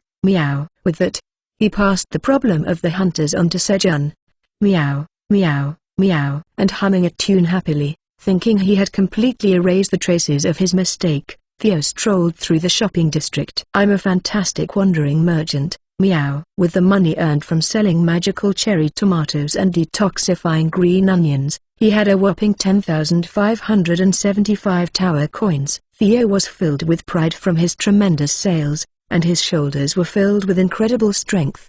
But since he usually traveled unnoticed due to his size, no one saw him. Fortunately, the wolves were following Theo, so the merchants made way for him. Then, what's this? Meow. There was a group blocking Theo's path. No, it was a small hamster. Don't you know who I am? Step aside. The chairman of the Wizards Association, Hamster Iona, said to Theo. And do you know who I am? Meow. Theo looked at Elka with eyes full of expectation as if asking her to speak about him. Chapter 56 Giving Advice on Troubles. Tweet tweet. Iona was humming a tune as she strolled through the shopping district. She was in a great mood as she was shopping for necessities in the shopping district for the first time in a while. On her way back after a delightful shopping. Meow, meow, meow. A yellow cat came strutting towards her, a sense of pride in its gait. And what's this? Meow. A cat, despite being an intermediate wandering merchant, fearlessly blocked her path. Don't you know who I am? Step aside. And you, do you know who I am? Meow. Elka, watching the two tiny creatures assert their own importance, found the situation amusing. Just then, Elka noticed a small, staff-like red-colored wooden stick strapped to the cute hamster's back. At the end of the staff was a black gem, ominous in its appearance, covered in densely engraved golden letters. Is that the Staff of Disaster? The Staff of Disaster was a legendary item, one of only 3 in the tower. It was the signature weapon of Iona, the head of the Wizards Association, known as the Destructive Wizard. Could that hamster be? As Elka was taken aback, Theo gave him a hint to quickly explain who he was. What should I do? On one hand, there was the follower of the Great Black Dragon, and on the other, there was the destructive magician, Iona. Both were formidable beings. Slurp, slurp. Caught between 2 giant beings, Elka awkwardly licked his lips. From an outsider's perspective, it looked like a giant wolf licking its lips at the sight of a tiny cat and hamster. But in reality, the Silver Wolf Tribe's chief, Elka, was feeling quite anxious. Miss Iona, Theo here is a follower of the Great Black Dragon. Elka quickly disclosed Theo's identity, hoping to prevent Iona from attacking Theo, the destructive wizard, Iona. It was known that with one blast of her magic, she could obliterate a mountain and create a river. If Iona were to impulsively attack Theo, he would be dead on the spot. Silver Wolf Tribe, is this true? If it's a lie, all of you will not be able to escape death for the crime of impersonating the Great Black Dragon's name. I swear upon my tribe that it is not a lie. As Iona began to intensely scrutinize Elka to verify the truth. Stop tormenting my subordinate, meow. Talk to me, meow. Theo boldly stepped forward. Then prove that you really are a follower of the Great Black Dragon. How so, meow? If you truly are a follower of the Great Black Dragon, then take me to him. Iona intended to ask the Great Black Dragon to solve the problem of the red locusts that had invaded the 67th floor of the tower. However, for free. Meow. Theo spoke as if it was out of the question. He had the merchant's intuition that he couldn't just accept it. What do you want? For now, there are things to buy here and Iona should pay for them all. Meow. Oh, okay. Iona was taken aback by Theo's response and answered. She had thought he would say something significant but he was just talking about trivial things. Iona looked at Theo strangely and joined the group. Theo went to a different general store, not the one he had been to before. If the owner, an intermediate wandering merchant, recognized him and gave him things for free, it wouldn't be rewarding to receive payment from owner. Theo entered the general store and began to select items to buy. The items that Sejun had asked for were 3 large pots, a frying pan, and 10 glass bottles. But today, since he would be spending owner's money, he added 90 glass bottles and a straw hat similar to Sejun's, filled with a little personal touch. That will be a total of 21.1 tower coins. Here. As Iona was about to pay, give me a discount, meow. Theo started to haggle 3 times. When buying goods, he always followed Sejun's instructions to haggle 3 times. Theo was a cat with 0 flexibility when it came to Sejun's instructions. Alright. Then, I will give it to you for 13 tower coins. Hurry up and pay, meow. After haggling 3 times, Theo said to Ona. What's with that cat? She had expected him to ask for something grand, but he was demanding something trivial. And in the store, he went out of his way to save her money by haggling the price down 3 times. While Iona was confused looking at Theo, Pewit. Next is the blacksmith's shop, meow. Wearing the straw hat he had just purchased and in high spirits, Theo led the way to the blacksmith's shop. Fortunately, when they arrived at the blacksmith's shop, it was a different clerk, not the one who had let him draw for free last time. Give me a discount, Meow. This time as well, Theo haggled 3 times and made Iona pay 12.5 tower coins for the equipment drawer cost. Then, Theo started to examine the items at the drawer corner. "Should I help?" Seeing Theo quietly closing his eyes with his front paws outstretched, Iona asked. As a wizard, Iona could obviously use appraisal magic, and she wanted to repay Theo who had somewhat saved her money. However, Theo did not answer and continued to focus. Just then, thump, Theo grabbed an item. It was a small ring. There was nothing attractive, so he grabbed the most appealing thing. "I will appraise it for you." Having been ignored once, Iona offered her help again, but "It's okay, meow." Theo refused. His whiskers trembled. He had a sense of crisis that if he had this appraised and took it back, he might earn the dislike of a terrifying being. "Ugh, fine. You don't need my help." Instead, he ended up receiving the dislike of a slightly less terrifying being. King. The wolves followed the two with nervous hearts. Kuon, shake, shake. Now able to freely adjust his size, Quenji entered the cave, shook Sejun awake. Quenji, you're here?" Sejun opened his eyes, added one more line on the wall and began the 224th day morning. Kuon, Kuon. Quenji carried a honey-filled glass jar, following Sejun closely, pestering him to give him honey quickly. "All right." Click. Sejun opened a jar of honey and poured 1 dollop of honey onto Quenji's front paw. Slurp, slurp. As Quenji eagerly licked the honey, Sejun returned the glass jar to its original place. There were 3 more jars full of honey there. Now that the number of poisonous honeybees exceeded 1,000, the daily production of honey was about 1.5 jars. Sejun washed his face in the pond and had breakfast with the rabbits. Today, as there were no special tasks, he ate his breakfast leisurely. The brick house was almost completed by the architect rabbit and the black minotaurs, and the crops were growing well. As usual, Sejun began his morning farming by harvesting cherry tomatoes. Snip. You have harvested 15 magical cherry tomatoes at once. Your job experience increases slightly. Your harvesting LV4 proficiency increases slightly. Due to the effect of proficiency increase LV1, the proficiency of harvesting LV4 increases an additional 5%. You gain 450 experience points. As Sejun brought the cut cherry tomato branches to the front of the storage, pop, pop, pop. The little rabbits, who are now completely used to farm work, removed the cherry tomatoes from the branches and stored them in the storage. And they tied up the useless cherry tomato branches and sent them to the surface.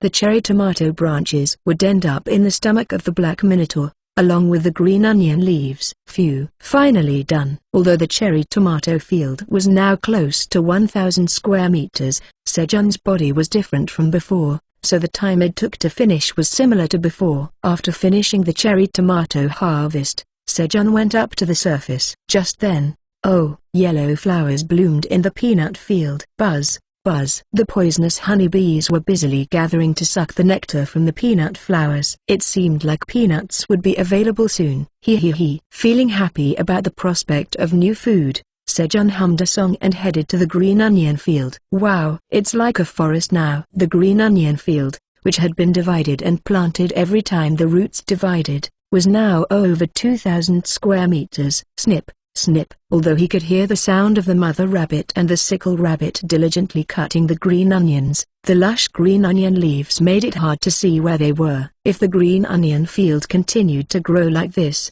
it seemed like there might be rabbits getting lost in Sejun's green onion field, just like people getting lost in cornfields in America. But this is not the time. Sejun hurried to join in the green onion field and began to cut the green onion leaves. Snip, snip. How much time had passed like this? Squeak. The black rabbit called Sejun. It's time for lunch. Before he knew it, the mother rabbit had gone down to the cave and prepared a meal with the gray rabbits, and brought it up to the surface. The menu was steamed potatoes, roasted sweet potatoes, and grilled fish. Ah, I'm full. Sejun, who had a full lunch, brewed coffee in his tumbler and sat down.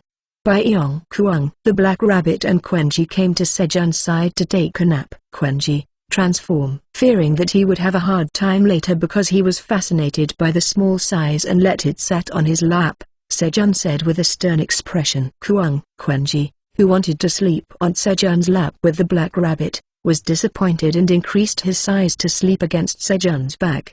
By Yong Kuang. Listening to the snoring of the black rabbit and Quenji, Sejun used the Create Thundercloud skill to make shade and move the clouds here and there to increase his proficiency. Your proficiency in has increased slightly, while he was raising the proficiency of creating Thundercloud.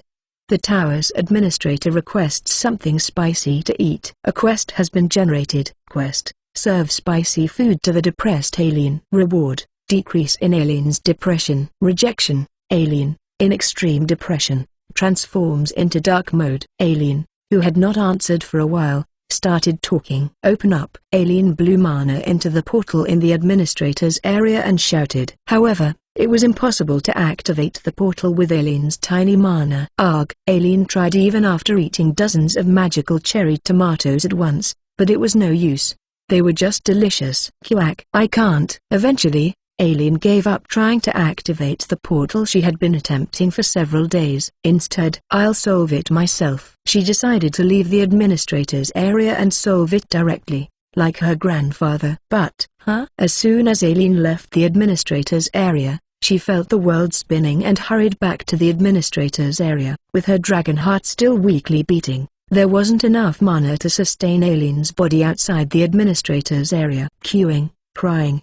Human, I want to eat something spicy. A depressed alien sought out Sejun. Dark mode? He didn't know what it was, but it seemed like Alien shouldn't go into dark mode. Just wait a moment. Sejun hurriedly took 5 half-dried squids he had prepared and went down to the cave to start making spicy stir-fried squid. He spared no effort in adding all the remaining chili powder. While Sejun was making spicy stir-fried squid, the tower's administrator requests advice on some troubles. Advice? Alien spilled out her troubles. So, you're saying that a red locust has invaded the 67th floor of the tower?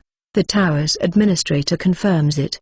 The tower's administrator says that if the red locust is left alone, it will evolve into a more powerful group. Sejun realized the seriousness of the situation from Alien's words. A swarm of locusts that evolves by eating everything. First, I'll see if there's anything I can do to help. Sejun comforted Alien and gave her the finished spicy stir-fried squid. You have completed the quest. As a quest completion reward, Alien's depression decreases after eating spicy food. What should I do? Snip, snip. Sejun spent the entire afternoon cutting onion leaves, thinking about how to deal with the locusts. However, there was no apparent solution. That's when, ouch, Sejun's hand was slightly cut on the onion leaf he was holding to cut. What is this? When Sejun looked at the onion leaf that cut his finger, its texture was completely different from the others. It felt like touching metal. He was lucky. The onion leaf was so hard and sharp that he could have cut off his finger if he had made a mistake. Could it be? Sejun,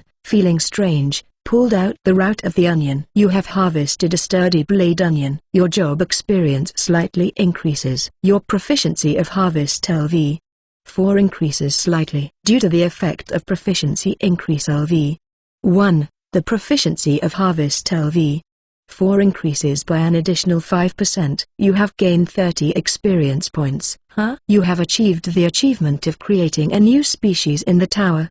The tower recognizes your exclusive cultivation right for the new species. No one can cultivate a sturdy blade onion without your permission. Your job experience increases significantly. As Sejun was quickly checking the options of the second new species, the sturdy blade onion. I'm back. Meow. Theo returned with a hamster. Chapter 57 Catching Pests. Sturdy blade onion. A mutated onion that has metallized its leaves to protect them from being cut off. Grown inside the tower, it uses all nutrients to make the onion leaves sharp and hard, resulting in lower taste and nutrition. There are no effects when consumed. Grower, Tower Farmer Park Sejun. Shelf life, 90 days. Grade, C. No effect when consumed, and no taste or nutrition, either. Will the locust swarm try to eat this? Sejun's thoughts immediately connected to the red locust after checking the options of the sturdy blade green onion. Then, tap, tap. President Park, I'm here.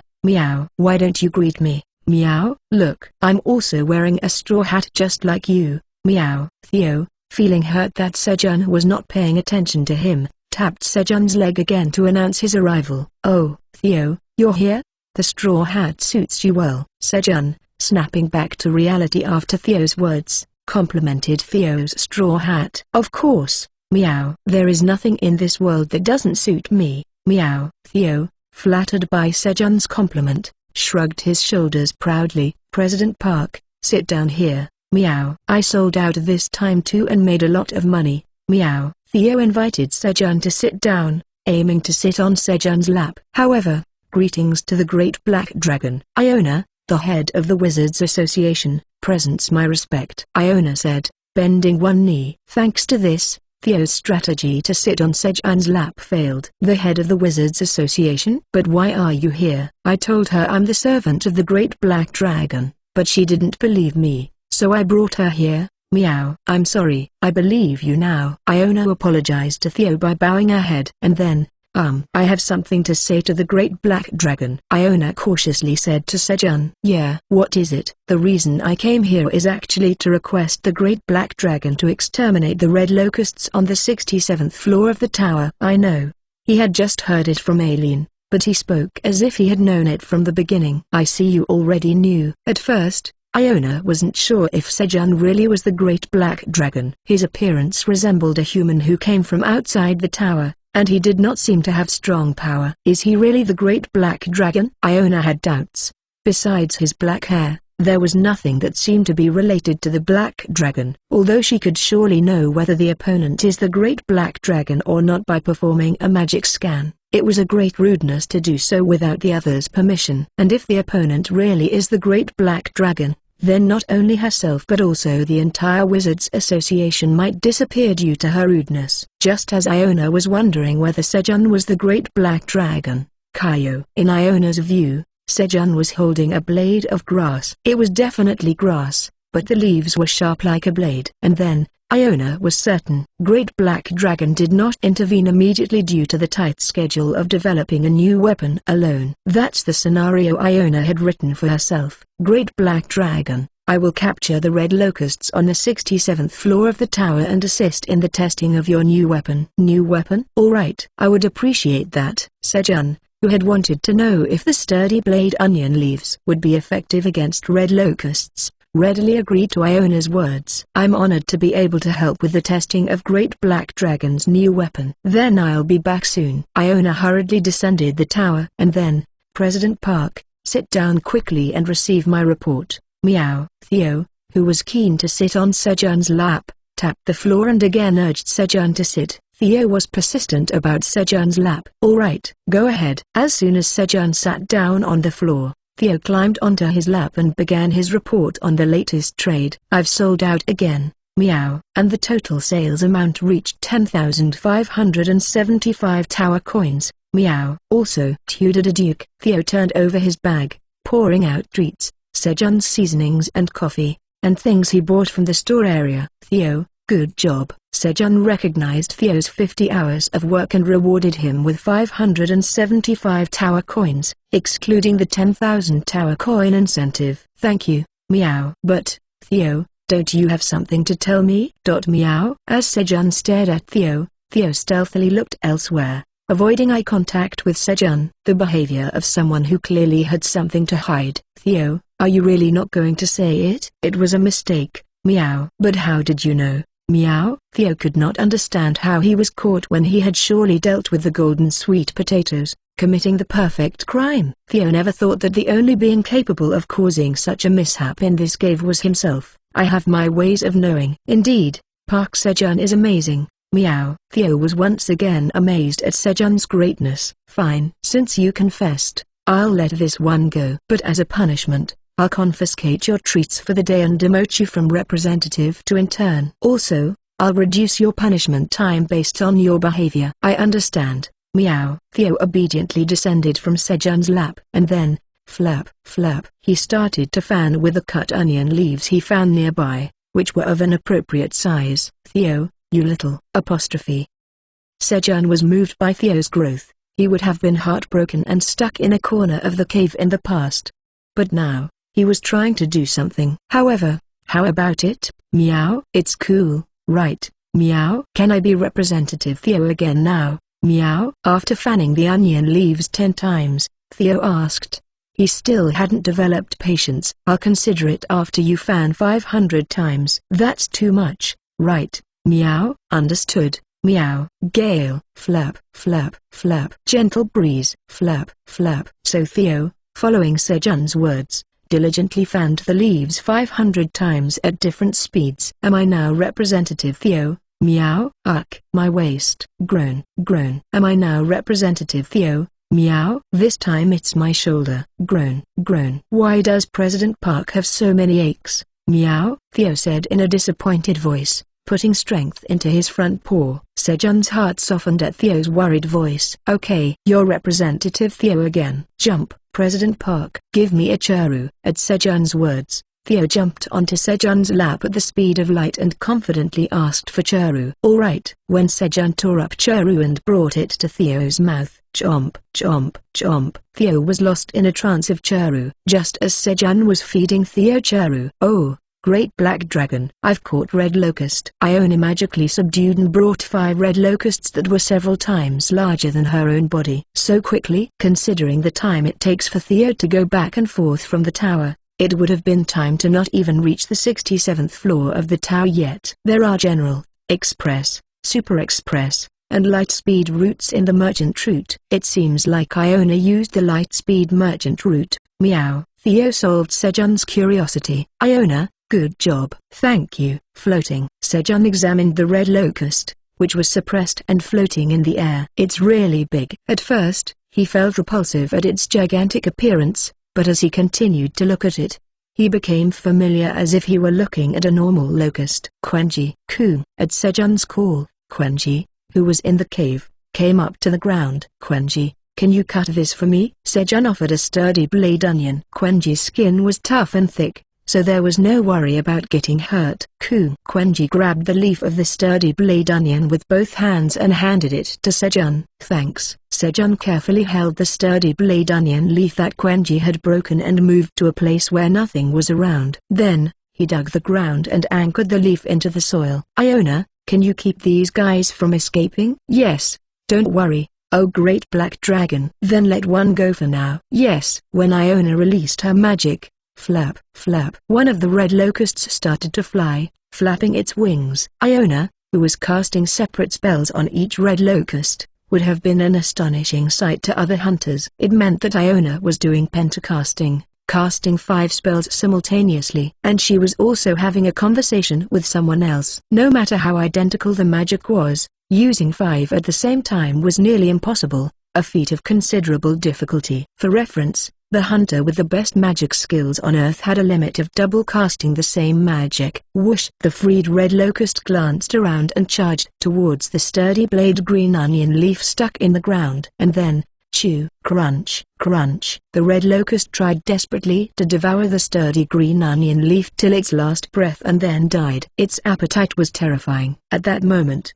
achievement unlocked. Great Farmer's Achievement of Pest Control with Crops. As a reward for the Great Farmer's Achievement, 1 additional job attribute is granted. With the job attribute, you can gain experience when crops catch pests. Huh? Do crops catching pests also give experience? As Sejun was reading the message, congratulations. Oh great black dragon. Iona confirmed the effects of the sturdy blade onion and spoke with emotion. Given enough time, it seemed like they could deal with tens of thousands of red locusts with just this leaf. At that moment, chew, chew. A chewing sound was heard. Huh? When Sejun looked at the source of the sound, Quenji had put both the sturdy blade onion leaf and the red locust in its mouth and was chewing. Hey, you'll get hurt if you eat that. Sejun quickly opened Quenji's mouth but, gulp, it had already swallowed. Luckily, there were no small wounds inside its mouth. Quenji really didn't have anything it couldn't eat. Iona, take these leaves to the 67th floor of the tower and plant them like this for now. Quenji,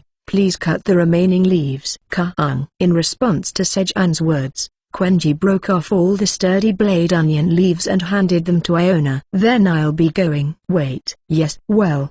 Leave the remaining red locusts behind. Slurp, slurp, slurp. Quenji, having already tasted the red locusts, and the wolves, smelling the blood, were licking their lips as they looked at the red locusts. When Iona handed the remaining 4 red locusts to Quenji and the wolves, chew, chew. Quenji and the wolves began to eat the red locusts without hesitation. Then I will go down. Okay. The leaves will grow back by tomorrow morning, so come back to get them then. Yes. Iona went down to the 67th floor of the tower with 9 sturdy blade onion leaves, and a few hours later, your crops have exterminated pests. You have gained 1 experience. Your crops have exterminated pests. You have gained 1 experience. ... Messages began to appear one after another. Days passed like this, and as they planted more split sturdy blade onion roots and cut more sturdy blade onion leaves, they sent more to the 67th floor of the tower. And Iona built a minimum line of defense around the waypoint of the 67th floor with the sturdy blade onion leaves, preventing the red locusts from climbing to the 68th floor. Chapter 58 Obtaining a Delivery Contract. You've eliminated 1,003,781 red locusts on the 67th floor of the tower. There are still 6,038,819,188 red locusts left on the 67th floor. The number of red locusts on the 67th floor increased by 7 compared to an hour ago. Phew. Aileen sighed in relief after reading the notification from the crystal orb. The rapidly increasing number of red locusts had almost come to a halt. All thanks to the remarkable human. I should tell Grandpa to reward him when he comes. Aileen, with her lack of mana, could only see up to the 99th floor through the crystal orb. Therefore, she was not aware of the exact situation on the 67th floor. However, she well knew that Sejun played a major role in the elimination of red locusts on the 67th floor. Contribution to the red locusts extermination on the 67th floor. First place, Park Sejun, 311,300. Second place, Iona, 123,812. Third place, Lizardman Warrior Tamuro, 11,929. ... This was apparent from the contribution display on the crystal orb. Thanks to this, Aileen's depression had faded away. Gurgle. Instead, hunger came. I should ask the interesting human for something to eat. She was craving something sweet today. Day 228 of being stranded. Afternoon. Crack, crack. Quenji broke the leaves of the blade green onion. Good job, Quenji. Good job, good job. As Sejun applauded and praised, Kuyong, Kuyong. Elated Quenji started to dance, singing in his own rhythm, and shaking his hips. And then, bang, bang, bang. The black rabbit, excited by Quenji's dance, created a discordant beat with his hammer. Then, the tower's administrator says they want to eat dried sweet potato. Can't you see we're working instead of you, dealing with the red locusts on the 67th floor? Quenji and the black rabbit were following the rhythm, and all Sejun did was clap for Quenji. But Sejun spoke confidently. The tower's administrator says they acknowledge your contributions. The tower's administrator says you will be rewarded when the red locust extermination on the 67th floor is over. Reward? What is it?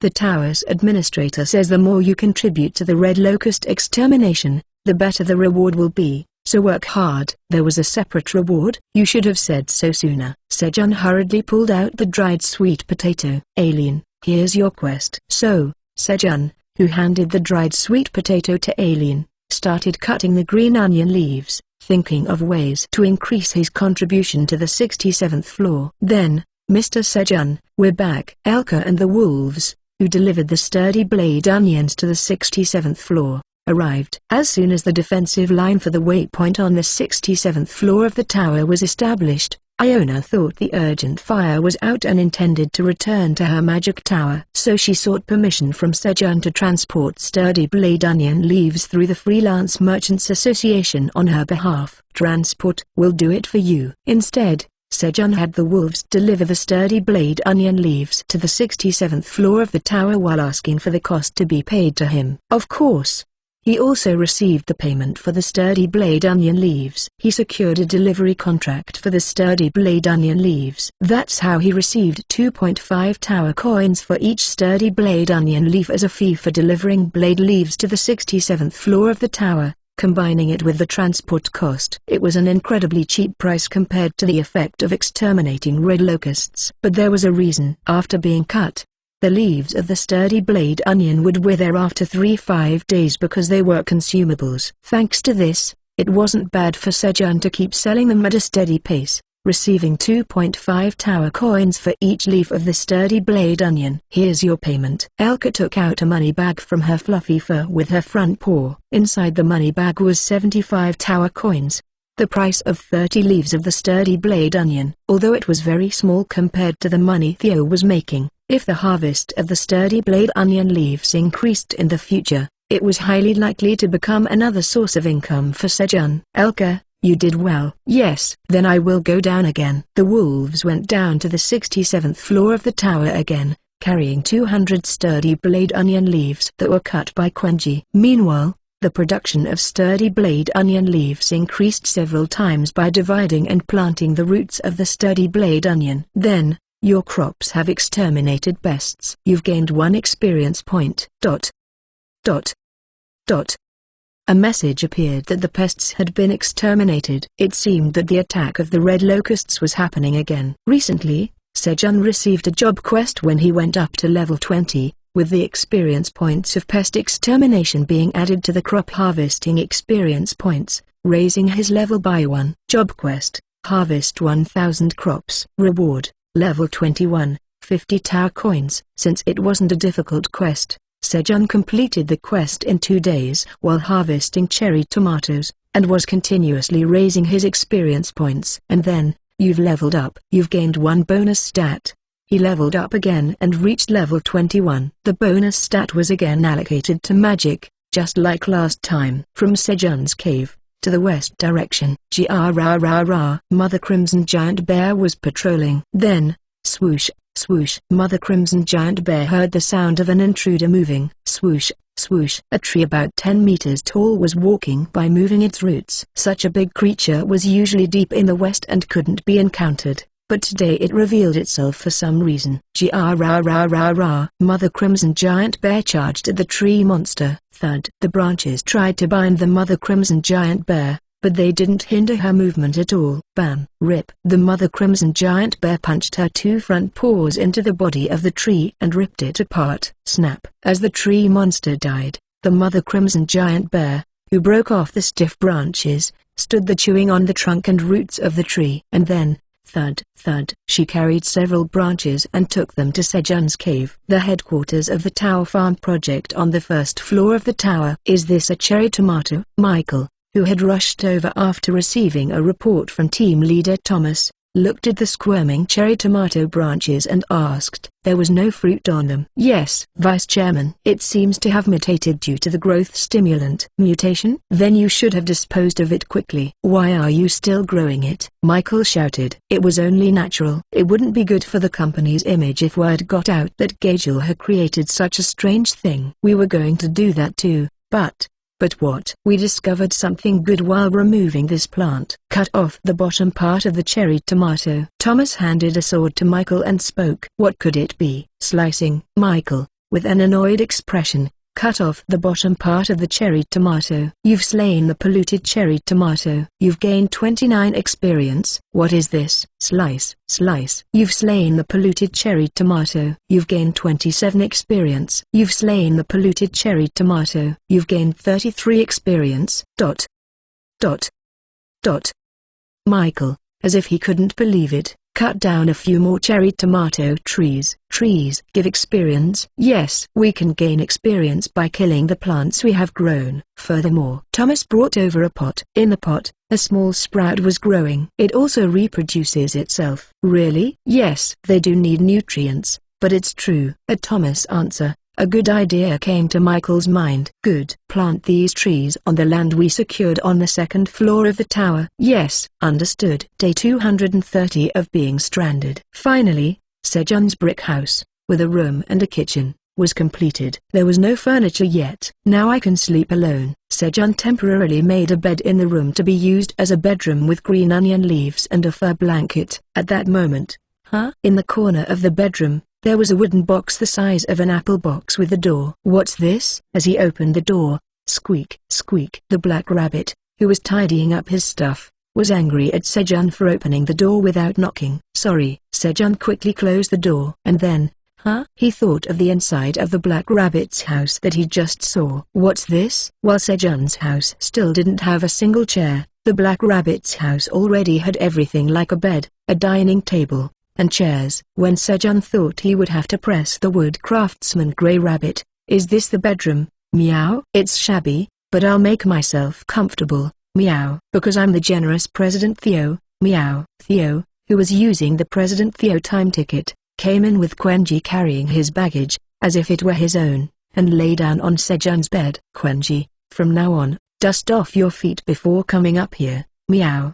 He acted like the owner and even gave a warning to Quenji. Kuyong, tap tap. Upon Theo's words, Quenji dusted the dirt off his paws and climbed onto Sejun's fur blanket and lay down. Sejun's fur blanket, which he had just cleaned and brought in from outside, was immediately covered in fur by Theo and Quenji. It seemed necessary to ask the Grey Rabbit to make a brush out of wood before making any furniture. Thus, Sejun, who gave up sleeping alone, left the bedroom and went to the kitchen.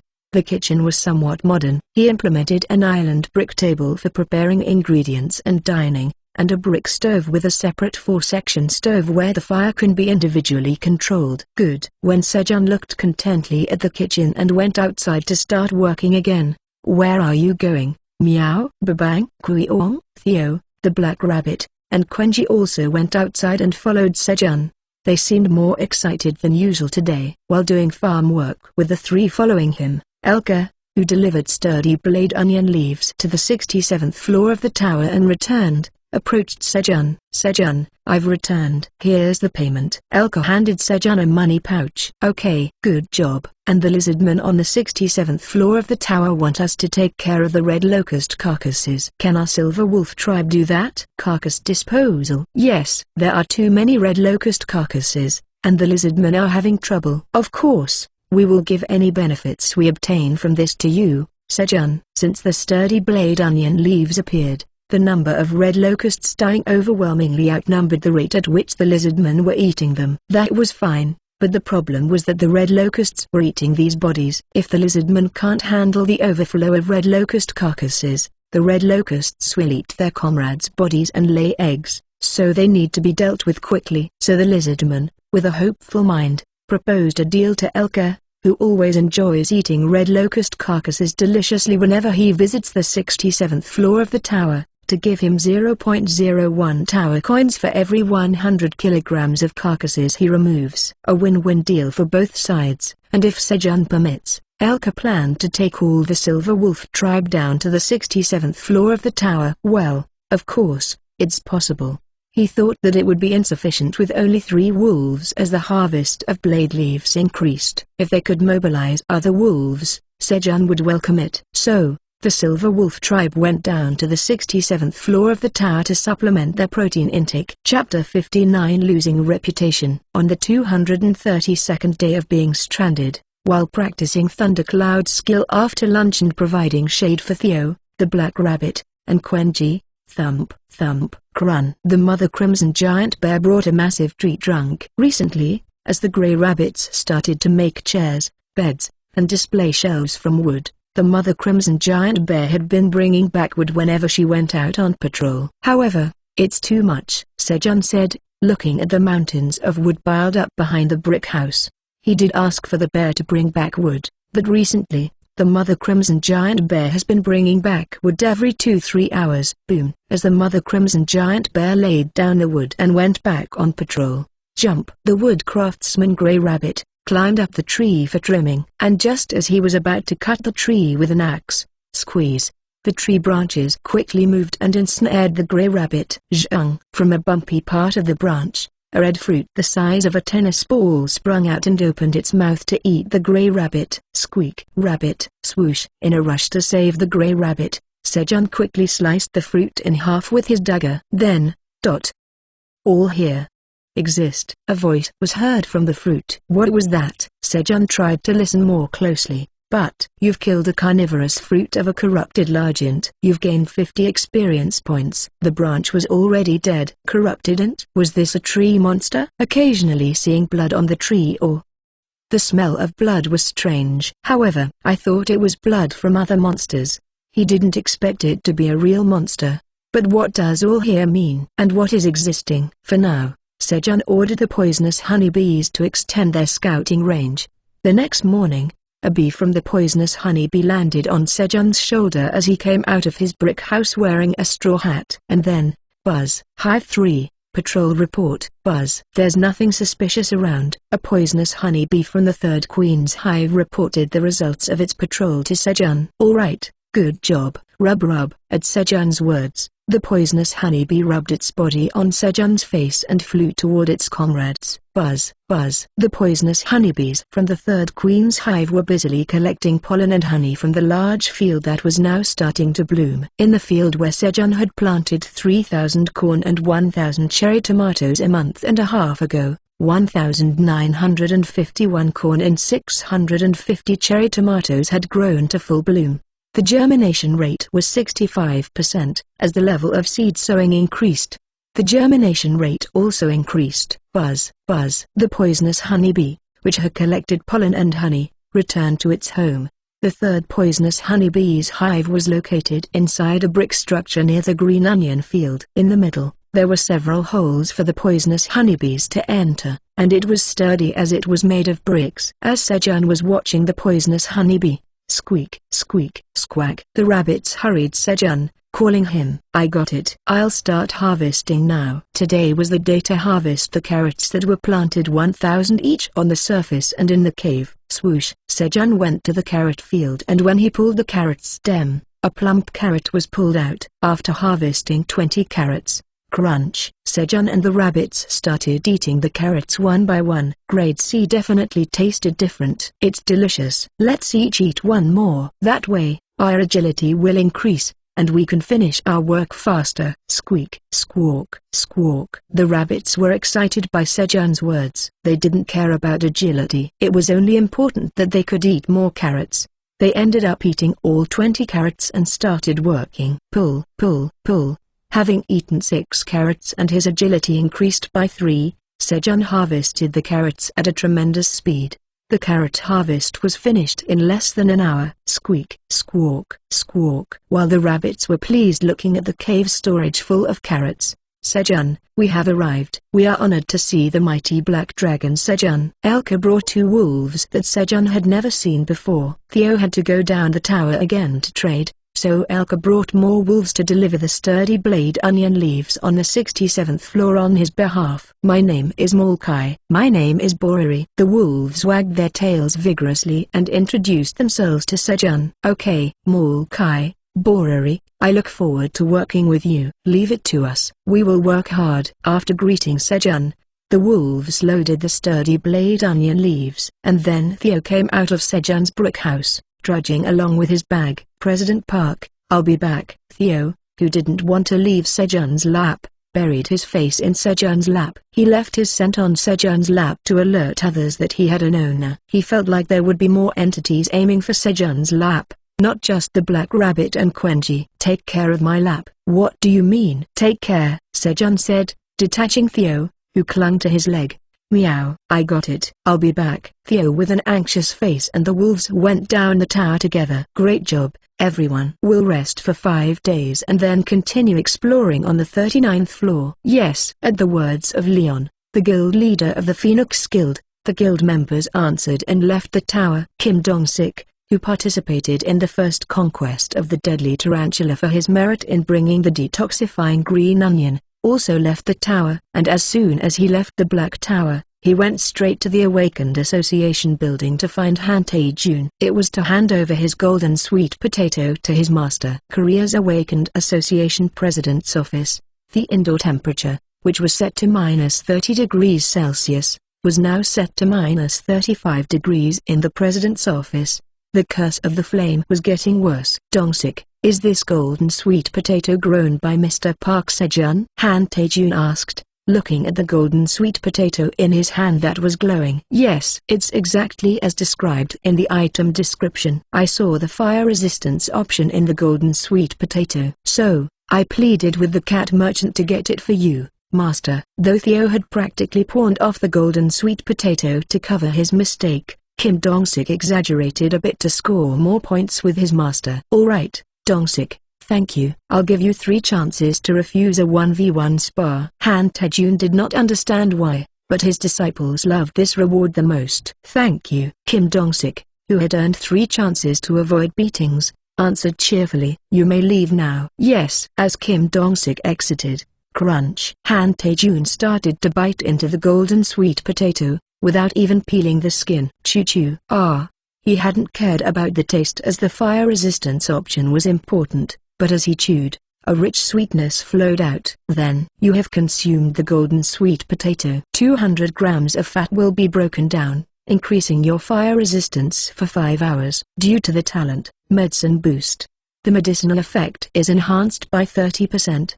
The curse of fire has been temporarily lifted." His fire resistance greatly increased, and he could completely escape from the curse of fire for a few hours. Ha ha ha. Good. Han Tae-jun quickly packed the golden sweet potato and got up. He was going to kill the boss of the 52nd floor of the tower who had cursed him. He was confident that he could kill him in his current state. "Secretary Kim, I'm going into the tower. If anyone comes looking for me, tell them I'm on vacation." Han Tae-jun shouted to Secretary Kim, who was waiting outside the president's office, and crash. He jumped out of the window from the 30th floor of the building. Boom. "President, what about the World Awakened Association meeting tomorrow?" When Secretary Kim opened the door in a hurry after hearing Han Tae-jun's voice, the president's office was already empty. Han Tae-jun started to climb the tower again. "Is this the 67th floor of the tower?" "Meow." "Yes." "Please come this way." Elka guided Theo to where his tribe members were gathering. Growl. Greek. About 100 silver wolves, 4 to 5 meters in size, were gathered there. "Greet him." "This is Representative Theo, who we are serving." "It's nice to meet you, Representative Theo." "Good. Nice to meet you too." Meow. When 100 wolves bowed and greeted him, Theo felt a sense of grandeur in his heart. "Hey hey hey. Of course, I'm invincible when I'm with Park Sejun." Meow. "I'll look around and explore for a bit." Meow. Theo, in a good mood, started exploring the 67th floor of the tower. They were gradually reclaiming the land, pushing out the red locust a bit by bit with the sturdy blade onion leaves. Just then, "That cat. He's the subordinate of the Great Black Dragon." The lizardmen, free mercenaries, and wizards who were resting in the back looked at Theo with a glance and whispered to each other. "Pewit, do they recognize me, the deadly yellow cat?" Theo Park, the subordinate of the Great Black Dragon. Theo, with his chin held high, walked slowly so that the beings of the 67th floor could get a detailed look at his formidable appearance. Then, "Representative Theo, I'm sorry." From afar, Elka looked apologetic as she watched Theo. While delivering the sturdy blade onion leaves to the 67th floor of the tower, Elka had heard a strange rumor. The main content was, "The Great Black Dragon spends a lot of money." It seemed due to the sturdy blade onion leaves deal. Although it was true, from the standpoint of serving the Great Black Dragon, Elka couldn't sit by while Sejun's reputation was tarnished. So, during every trade, Elka would leak some other information to the lizardman. "There's a wandering cat merchant named Theo among the subordinates of the Great Black Dragon, and he spends a ton of money." This deal was led by Representative Theo from start to finish. Having heard this a few times from Elka, the beings in the tower came to believe that the Great Black Dragon would never spend money so recklessly. Thus, the honor of the Great Black Dragon was maintained. However, Theo's reputation began to drop. Since there was originally no great reputation, there was nothing to lose, but his nearly zero reputation started to plummet below zero, spreading rumors about the unscrupulous merchant Theo. "Pewit. What? Can't they all even look me in the eyes because they're embarrassed?" Meow. Only Theo was unaware of his bad reputation. "Representative Theo, let's go down now." "Understood." Meow. Before being discovered, Elka quickly took Theo down the tower. Dawn of the 235th day of being stranded. Ski. A scream came from the mother rabbits in the cave. Labor had started. Kai-eek. Sejun quickly opened the door and left the brick house. He planned to go down into the cave in case of an emergency. Then, thud, thud. There was a sound of something moving unnaturally. "What's that sound?" When Sejun looked at where the sound came from, small tree branches, about 50 centimeters tall and as thick as Sejun's wrist, were approaching the cave, walking on 2 legs. Corrupted Ant's small branch scout. It was a monster. Black Rabbit. Invaders. Sejun quickly stabbed the branch scout in front of him with a dagger and called for the Black Rabbit. "You have defeated the Corrupted Ant's small branch scout." Bang! The Black Rabbit, hearing Sejun's call, took up his weapon, a hammer, and thump, thump, thump, started pounding the branch scouts. In an instant, 8 branch scouts around them were taken down. Then, thud, thud, countless branch scouts were approaching. It seemed it was going to be a tough morning. Chapter 60. Touched by filial piety. There were too many enemies. Fortunately, the enemies were coming from the west where crops had not been planted, and they were weak wooden monsters that he could handle. All he had to do was hold out until morning. When morning came, the Crimson Giant Bear and Black Minotaurs would start their day. I need to buy some time. Guys, prepare the torches. As Sejun shouted into the cave's entrance, Bar, babelp, beep. The rabbits quickly put the torches they had previously made into a basket and tied them to a rope. Black Rabbit, bring some fire from the kitchen. While Sejun pulled up the torches, he told the Black Rabbit.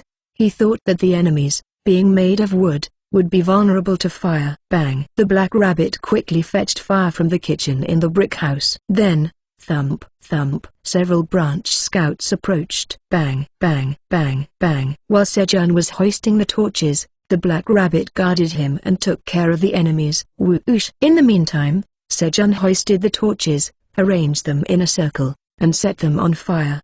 He then threw one of the flaming torches with all his might towards the enemy. Swoosh, swoosh. As the torch flew 50 meters and hit the front of the enemy line, whoosh, the fire transferred to the enemy's body. Luckily, it burned well. Thump. The branch scout, who had caught on fire, couldn't take a few steps and fell down. You have defeated a small branch scout of the corrupted int. You have gained 25 experience points.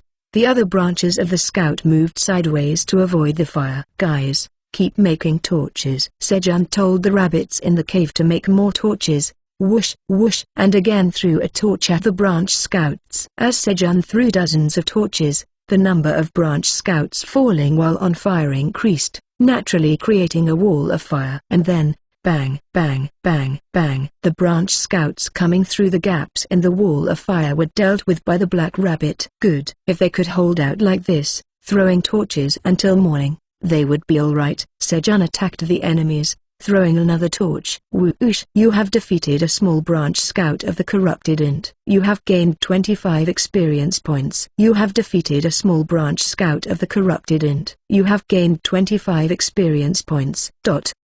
Dot. Dot. Experience points flooded in as he burned the branch scouts. Additionally, your crops have exterminated pests. You have gained 1 experience. Your crops have exterminated pests. You have gained 1 experience. Dot. Dot. Dot. The red locusts started to move again, boosting the experience points. After a while, you have leveled up. You have acquired 1 bonus stat. Sejun leveled up, reaching level 22. Good. I'll allocate the bonus stats in magic. He even had the luxury of allocating his bonus stats. At this rate, I might finish them off before dawn. Sejun was beginning to be confident of his victory when, thud, thud, as if to mock Sejun's thoughts, creatures over 2 meters tall appeared from the rear of the enemy line. Corrupted Int's large branch scout. The large branch scout with long legs jumped over the firewall. But still, it's just wood. Sejun threw a torch at the large branch scout, but, smack, the large branch scout swatted away the thrown torch as if swatting away a mosquito. It seemed to have strong resistance to fire. Darn. Sejun was taken aback when the torch didn't work. Just then, beep. Black Rabbit charged forward and hit the large branch scout's leg. Bang. With the Black Rabbit's attack, the large branch scout lost its balance as its leg broke. Beep. The Black Rabbit, who jumped high, raised its hammer above its head and aimed for the torso of the large branch scout. Bang, thud. With the Black Rabbit's attack, the large branch scout fell. However, thump, thump. While the Black Rabbit was dealing with 1 large branch scout, thousands of them were approaching over the fire. Just then, a huge shadow started to cover the surroundings. You guys? The Mother Crimson Giant Bear and the Minotaur King appeared. Roar, thump, thump, bang. As the Mother Crimson Giant Bear charged towards the large branch scouts, the area was devastated. The Minotaur King also began to attack. Roar, whoosh, bang. When Minotaur King swung his weapon, the red bone club, in the air once, the large branch scouts in front of him were swept away as if they had met a typhoon. And roar, roar, The Minotaur King and the Black Minotaurs guarded the surroundings of Sejun. Swoosh. He. I feel refreshed. Aileen came out of the lake after a bath, and munch. She filled her stomach with the dried sweet potatoes Sejun gave her. It's sweet. Aileen had filled her belly enough, so she decided to watch what the interesting human was doing. Given the time, he seemed likely to be asleep, but watching him sleep would make the morning come quickly. Crystal orb. Swoosh. At Aileen's call, the crystal orb appeared suddenly in front of her. A little mana had accumulated in Aileen's dragon heart, and she was finally able to summon the crystal orb from the administrator area. If a little more mana accumulates, I should be able to hear the interesting human's voice too, right? Aileen thought about the crystal orb's voice support function and looked at Sejun's brick house through the crystal orb. But Sejun wasn't in his bedroom.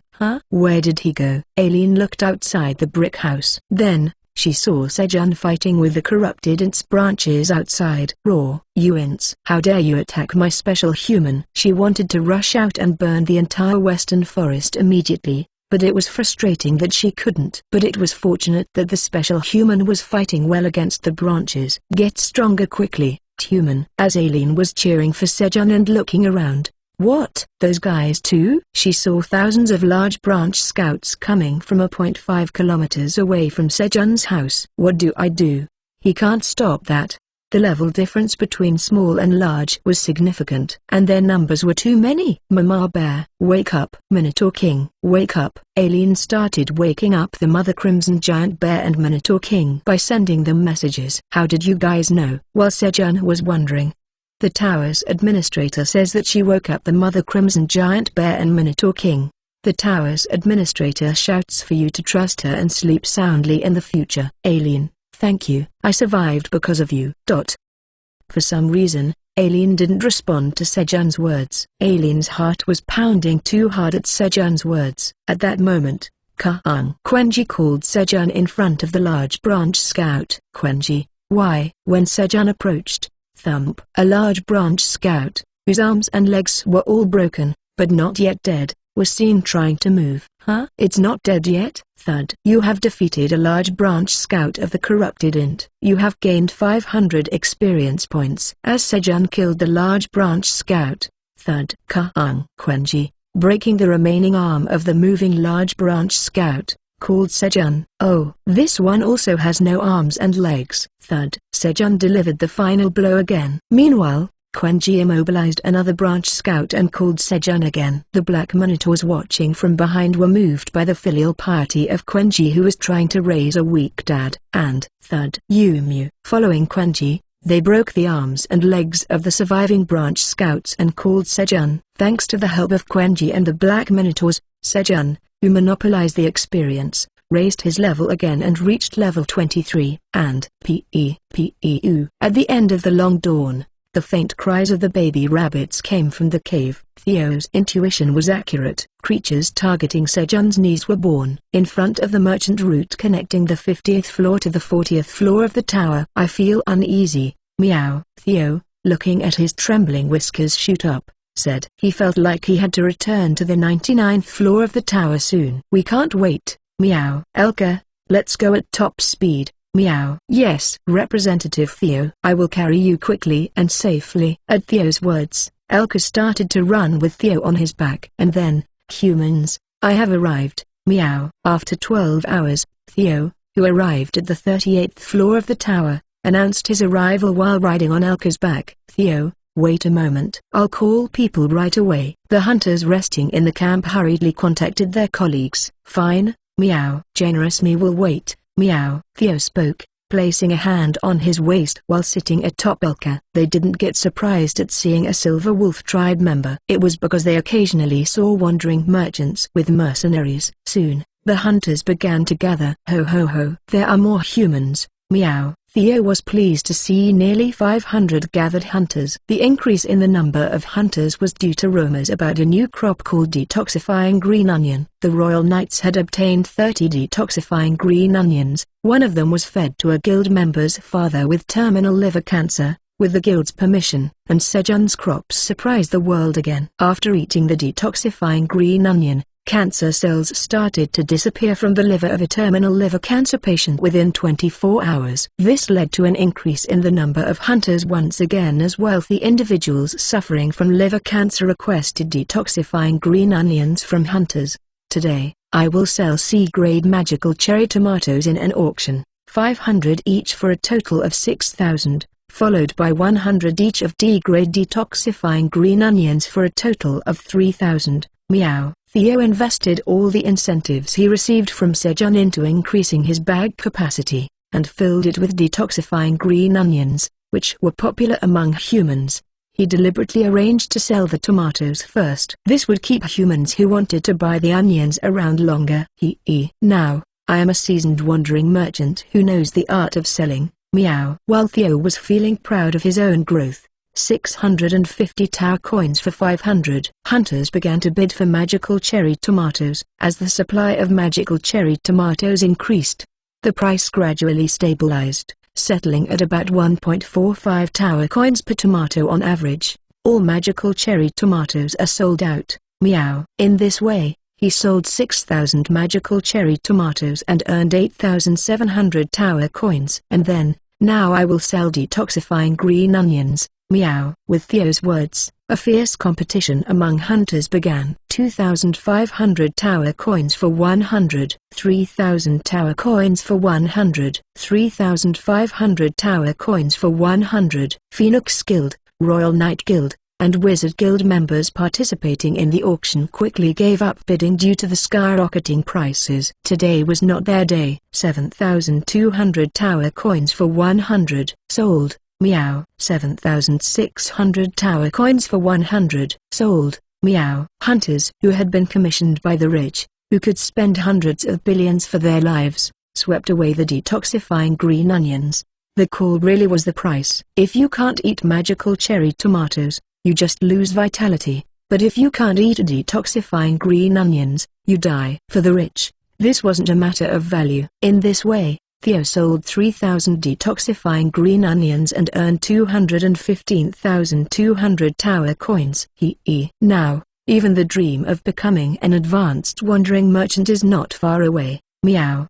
Before he knew it, Theo's sales amount was approaching the promotion condition of 1 million Tower coins for an advanced wandering merchant. Of course, other conditions are needed as well. Those who want to take a picture with me, line up. Meow. Theo took pictures with the hunters and received churro, seasoning, and coffee as rewards. See you next time. Meow. Theo hurriedly left the camp to go to the 99th floor of the tower. At that moment, Mr. Theo. The 5 hunters who tried to kidnap Theo, but ended up having their lives mortgaged, approached him nervously. Chapter 61. It tastes like chicken. You're here, Meow. Mr. Theo. You didn't forget about us, did you? No. Meow. I was testing whether you guys would come find me or not. Meow. Though Theo had completely forgotten about the hunters. Phew. I didn't show any signs of being flustered. Meow. He believed he had perfectly hidden it with his acting skills. However, he did forget about us. We should have just stayed hidden. We should have just kept quiet. The hunters, who had come seeking Theo out of fear, were regretting their actions as they observed his awkward acting. So, did you make any money? Hand it over. Meow. Theo hurriedly brought up a different topic. Yes, here's 715 Tower coins. The hunters proudly handed over all the money they had been diligently saving up to Theo. It had been a while since they had hunted so hard. However, it was just chump change, not enough to satisfy Theo, who had just made a significant amount of sales. What? Meow. 715 Tower coins? Have you been slacking off? Meow. Huh? What do you mean? We've really been hunting hard. That's right. We really worked hard. Growl. As the wronged hunters raised their voices towards Theo, the wolves bared their teeth and growled. Eek. At the wolves' threatening behavior, the hunters shut their mouths. So, you're incompetent. Meow. Humans even less useful than Quanji. Meow. Theo berated the hunters. Who's Quanji? The unknown Quanji scored an unexpected win against the hunters. If you're like this next time, it won't be fun. Meow. As Theo made a scary face and signaled to the wolves with his paw. Growl. The wolves once again released a strong killing intent. We understand. We'll earn more. With that, Theo, who had pushed the hunters, once again set off for the 99th floor of the tower.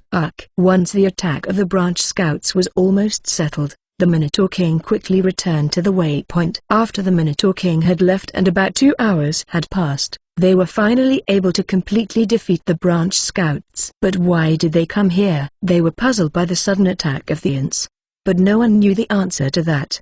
The tower's administrator says that the corrupted Ents want to corrupt any uncorrupted trees around them. Aileen could only guess based on her knowledge of corrupted Ents. Trees? The only thing that could be called a tree around here was the cherry tomato trees or the corn trees. But the branch scouts had no interest in them. They were only interested in the cave. What is it? While Sejun was pondering the reason why the corrupted Ents attacked this place, Grumble, his body, which had been overworked since dawn, asked for fuel replenishment. Guys, let's eat. Sejun treated the Mother Crimson Giant Bear and the Minotaurs, who had helped him, with food as a token of his gratitude. First, he gave finely chopped carrots to the wife rabbit who had just given birth, and to the Mother Crimson Giant Bear, he gave a basket made of green onion leaves filled with 200 squids and sweet potatoes. And he let the black Minotaurs eat as much green onion leaves as they wanted. In addition, he cut the stems of harvested carrots and gave them as well. Due to the time limit, he also sent 3 heaps of green onion leaves and a bundle of cherry tomato branches to the Minotaur King, who had to return to the waypoint first. After preparing their meals, Sejun and the rabbits prepared their own food. However, should we just eat something simple since we're so tired? Squeak, squeak. The rabbits strongly agreed with Sejun's suggestion. They were exhausted from preparing food for others. Crunch. The rabbits took out carrots from the storage, held one in their arms each, and ate them. And Sejun munched on dried sweet potatoes. While they were eating, woojok woojok. After finishing off 200 squids and a bundle of sweet potatoes in just 2 bites, the Mother Crimson Giant Bear, who seemed to still be hungry, started to eat the dead branch scouts. Quenji, does your mom usually eat trees like that? Sejun, who saw the Mother Crimson Giant Bear eating a tree for the first time, stroked Quenji's head, who was busily licking honey, and asked, Kuyong, Kuyong. Mom is always hungry, so she eats trees while patrolling. Sejun had thought that the Mother Crimson Giant Bear ate monster meat while patrolling. He hadn't thought that she was eating tree monsters. Then, Sejun, we've returned. 6 wolves arrived, pulling 3 carts full of red locust corpses. Put 1 cart there, and the other 2 in front of the brick house. Yes. Upon receiving Sejun's instructions, the wolves left 1 cart in front of the Mother Crimson Giant Bear and the other 2 in front of the brick house. Eat this. Sejun pointed at the red locusts and told the Mother Crimson Giant Bear. Cooing. Hearing Sejun's words, the Mother Crimson Giant Bear joyfully started to eat the red locusts. The meat of the red locusts was popular among carnivorous monsters like wolves and Quenji. Sejun and the rabbits had tried it out of curiosity, but it was too tough for them. They felt like their teeth would break first. You have consumed red locust meat. There's a small amount of poison remaining in the red locust meat. You are poisoned by the E-grade neurotoxin. Detoxified. And there was also poison. If he hadn't eaten detoxifying green onion and just ate it because other animals were eating and were okay, he might have died. So Sejun was developing a red locust dish that he could also eat. He also had the intention to achieve an achievement and increase the level of his cooking skill. That's why he made red locust soup a few days ago. Put water and red locust meat in a large pot, season it with salt and pepper, and cover it with a lid. First, the lid was placed on top with bricks, and it was simply boiled for several hours under high pressure. Despite being a simple dish, achieving the achievement of being the first to cook red locust soup in the tower increased his cooking skill level to 3, and the result of the cooking was a half success. The texture is soft. The red locust meat became soft enough for the rabbits to eat. However, the meat from the red locust soup was still so tough that Sejun's teeth could not bite into it. Guys, cut the red locust meat very thinly for now. As Sejun asked the wolves to cut the red locust meat thinly. Shush, shush. The wolves began to thinly slice the red locust with their sharp claws at intervals of 1 millimeter. Because Sejun gave them the failed dish, the wolves willingly helped. Since the red locust meat was so tough, Sejun thought of making soup by finely chopping the red locust meat. This time, he also chopped detoxifying green onions and potatoes. In this way, he filled 3 large pots with ingredients, covered them with a lid, and began to boil. Then he placed several bricks to prevent the lid from moving. "Now let's get to work." Sejun planned to boil the red locust meat for a few hours, so he started farming with the rabbits and wolves. He had the black Minotaurus pile the wooden bodies of the dead scout soldiers to the west. It was to use as fuel to create a flame wall in case the corrupted Ants Branch scout soldiers invaded again. While everyone was doing their own work, the red locust meat was thoroughly boiled. 52nd floor of the tower. Ha ha ha, die, pig. Han Tae-jun, with his bulging muscles and only wearing pants, was having a battle with the boss of the 52nd floor of the tower, the burning wild boar. Oink, bang, sizzle. As the burning wild boar rolled its front legs, red flames spread around. No way. In the past, he got hit by those flames and was cursed by the flame, but now he ate the golden sweet potato and his flame resistance has increased. Let's go. Han Tae-jun ran towards the fire. He then prepared to attack, exerting strength on all the muscles of his body. And then, magic missile. Along with Han Tae-jun's shout, 100 magic missiles flew towards the burning wild boar. His job was a magician. Puff, puff, oink, oink. The sound of pig grunts could be heard when the burning wild boar was hit by 100 magic missiles. One more time. Magic missile. It was unclear why he was flexing his muscles while using magic, but Han Tae-jun shot a magic missile at the burning wild boar again. You have defeated the 52nd floor boss, burning wild boar. The flame curse of the burning wild boar is lifted. Dot. Dot. Dot.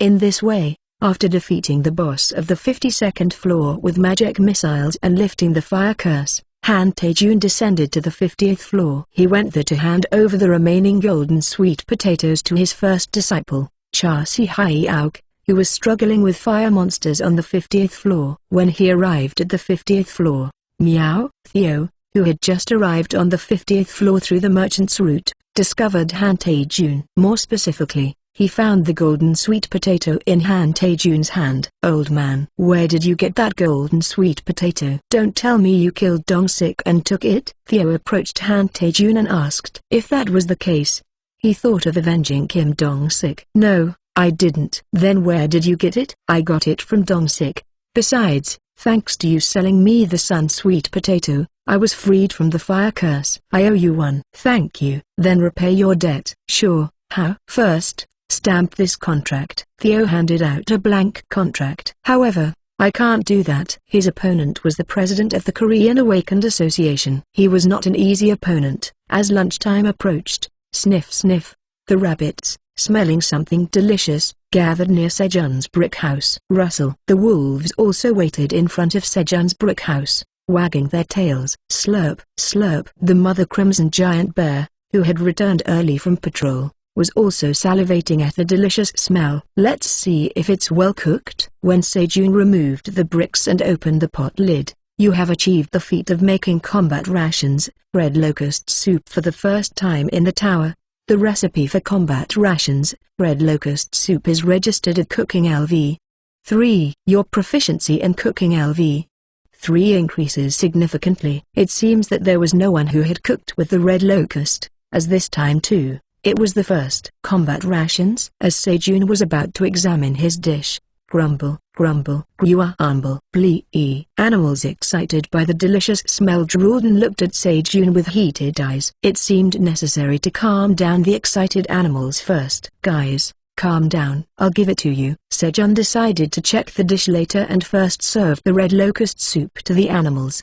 He gave a whole large pot to the mother crimson giant bear. While the animals were focused on eating, Sejun looked at the food remaining in the large pot. Combat rations, red locust soup, thinly sliced red locust meat, detoxifying green onions, and power potatoes are added and boiled for a long time so that all ingredients blend harmoniously and all effects increase. The detoxifying green onions neutralize the poison in the red locust meat, making it softer. Due to the detoxifying effect of the green onions, the food doesn't spoil easily. The taste improves slightly. Consumption increases strength by 5.1 for 30 minutes. Due to the effect of Cooking LV 2, your strength increases by 0.1. TL note: here, the cooking level should be level 3 as it was mentioned earlier in the chapter that it was increased to level 3. However, in the raw version, It is mentioned as level 2. It seems like the author may have made a mistake. Due to the effect of combat rations, you will feel full for 3 hours. Cook, Tao Farmer Park Sejun. Expiration date, 30 days. Grade, C+. It's softer. Sejun took a spoonful of red locust soup and put it in his mouth. Chew, chew. The finely ground meat was tender even to Sejun's teeth. Then, what is this? Sejun was touched by the familiar taste and texture of the red locust meat. It tastes like chicken. Slurp. Sejun hastily finished a bowl of red locust soup. You have consumed the standard portion of combat rations, red locust soup. Strength increases by 5.1 for 30 minutes. You will feel full for 3 hours. The amount of red locust soup that triggers the options varies depending on who ate it. However, slurp. Sejun seemed uninterested in such matters and started to eat the red locust soup again. It was the taste of chicken that he had been craving for almost 8 months. On the 235th day of being stranded, Sejun found meat that tastes like chicken. Chapter 62 Awakening Talent. Stamp the contract. Meow. Ho ho. How can you hand me a blank contract with such audacity? Old man. You said you'd repay your debt. Meow. So you must stamp it. Meow. Theo was definitely throwing a tantrum, but there was a strange persuasiveness to it. Then let's do it this way. As the standoff dragged on, Han Tae-jun made a new proposal. What? Meow. I will fulfill 3 of your requests. 3 requests. Meow. Theo began to write on the contract what Han Tae-jun had said. The Party B will fulfill 5 requests of the Party A. Party A, Theo. Party B, Han Tae-jun. Now, stamp it. Meow. Theo wrote a number looking somewhat like 3, but it was actually 5. However, ho ho ho. This won't do. His opponent was the president of the Korean Awakened Association, who signs dozens of documents every day. Changing 3 to 5 was too shallow a trick to fool him, even if he wanted to be fooled. Han Tae-jun amended the content of the contract that Theo wrote. The Party B will fulfill 3 requests of the Party A. Party A can't ask Party B anything excessive. Party B can refuse Party A's request 3 times. Alright. Meow. Theo decided to finish the contract as he had to quickly ascend to the 99th floor of the tower. The contract with Han Tae-jun wasn't part of his original plan, so even if he conceded a bit, it wasn't a loss. Squish. Theo stamped his paw print on the contract and handed it to Han Tae-jun. Ho ho ho. Han Tae-jun, who took the contract, chuckled. Theo had changed the 3 back to 5. What a cheeky cat. But he wasn't upset at all. Watching Theo made him feel amused. Han Tae-jun, gradually being charmed by Theo, was unexpectedly weak to cute things. It's also fate, isn't it? Squish. Han Tae-jun stamped the contract without correcting it. Alright, meow. Now grant my request. Meow. Already? Yes. Meow. What is it? There are incompetent humans who contracted with me on the 38th floor of the tower. Meow. Make them competent like the old man. Meow. Theo decided to leave 5 hunters from the 38th floor, who weren't earning much money, in Han Tae-jun's care. I am indeed competent. Alright. Han Tae-jun gladly agreed, feeling good about Theo's recognition. Here they are. Meow. Theo handed over a contract with the names of the 5 hunters. Jang Rin. Han Tae-jun spotted a familiar name on the contract. It was a name he had heard during his work as the president of the Awakened Association. Could it be the Black Wolf Gang with these 5? The Black Wolf Gang, led by Jang Rin, was a bandit group that stole money from hunters, and they were being closely watched due to lack of evidence. What about these guys? They are repaying their debt to me for trying to kill me. Meow. Alright. Leave them to me. I will make them competent. Got it. See you later. Meow. Theo bid Han Tae-jun goodbye and hurriedly ascended to the 99th floor of the tower. And as soon as Theo left, Han Tae-jun went to find his first disciple. Si Hye-auk, let's go to the 38th floor. What? Ho ho ho. There are guys who need to be led onto the right path. That's how the fate of the Black Wolf Gang was decided. Ah. I'm full. Sejun made a satisfied expression after eating the red locust soup. It was the same for the other animals. Guyu, especially, the mother crimson giant bear, satisfied with the feeling of a full stomach after a long time, went on patrol to aid digestion and, we will head down now. The silver wolves transferred the leftover red locust soup and sturdy blade onion leaves into a small pot, loaded it on a cart, and descended the tower. Shall we start with the dishes first? SHH. Sejun began to clean the large pot with a green onion leaf. This was to make a new soup for Aileen. After the animals ate 1 or 2 more bowls, there was not much soup left. Aileen might get upset if she sees this. When Sejun was worried, a new recipe for Aileen popped up in his head. So, he gave the remaining soup to the wolves and started making a new soup. Fortunately, there was plenty of red locust meat that the wolves had prepared, so all he had to do was put the ingredients in and boil them. It's time for coffee now. As Sejun made a new batch of red locust soup, he brewed coffee to have during his break and went outside. Yawn. Kyueng. The black rabbit and Quenji approached Sejun to take a nap. And then, yawn. Kyueng. They claimed Sejun's lap and back and began to nap. Create thundercloud. Sejun placed his head on the soft belly of Quenji and created shade with the thundercloud. These days, his proficiency didn't increase just by moving the thundercloud, so he was trying something else. Sejun thought of tearing off a part of the thundercloud and creating a new thundercloud above Quenji's head. Fluffy black smoke from the main thundercloud made a new thundercloud and then scattered and combined with the main body. As expected, it doesn't work well. While Sejun was trying to separate the cloud, your proficiency in has increased slightly. His skill proficiency was rising little by little. Even though the separation of the thundercloud failed, he didn't feel tired because of the increasing proficiency. Then, the tower's administrator says they want to try the soup made from red locust. The tower's administrator asks where their soup is. The tower's administrator hastily wipes the saliva from their mouth. As Sejun expected, Aileen started looking for the red locust soup. Well, I'm still boiling it. The tower's administrator says it's unfair because they woke up the mother bear and Minotaur King to help. The tower's administrator is upset, asking how you could do this to them. The tower's administrator is upset, feeling left out. It's not like that, Aileen. I've been making soup just for you.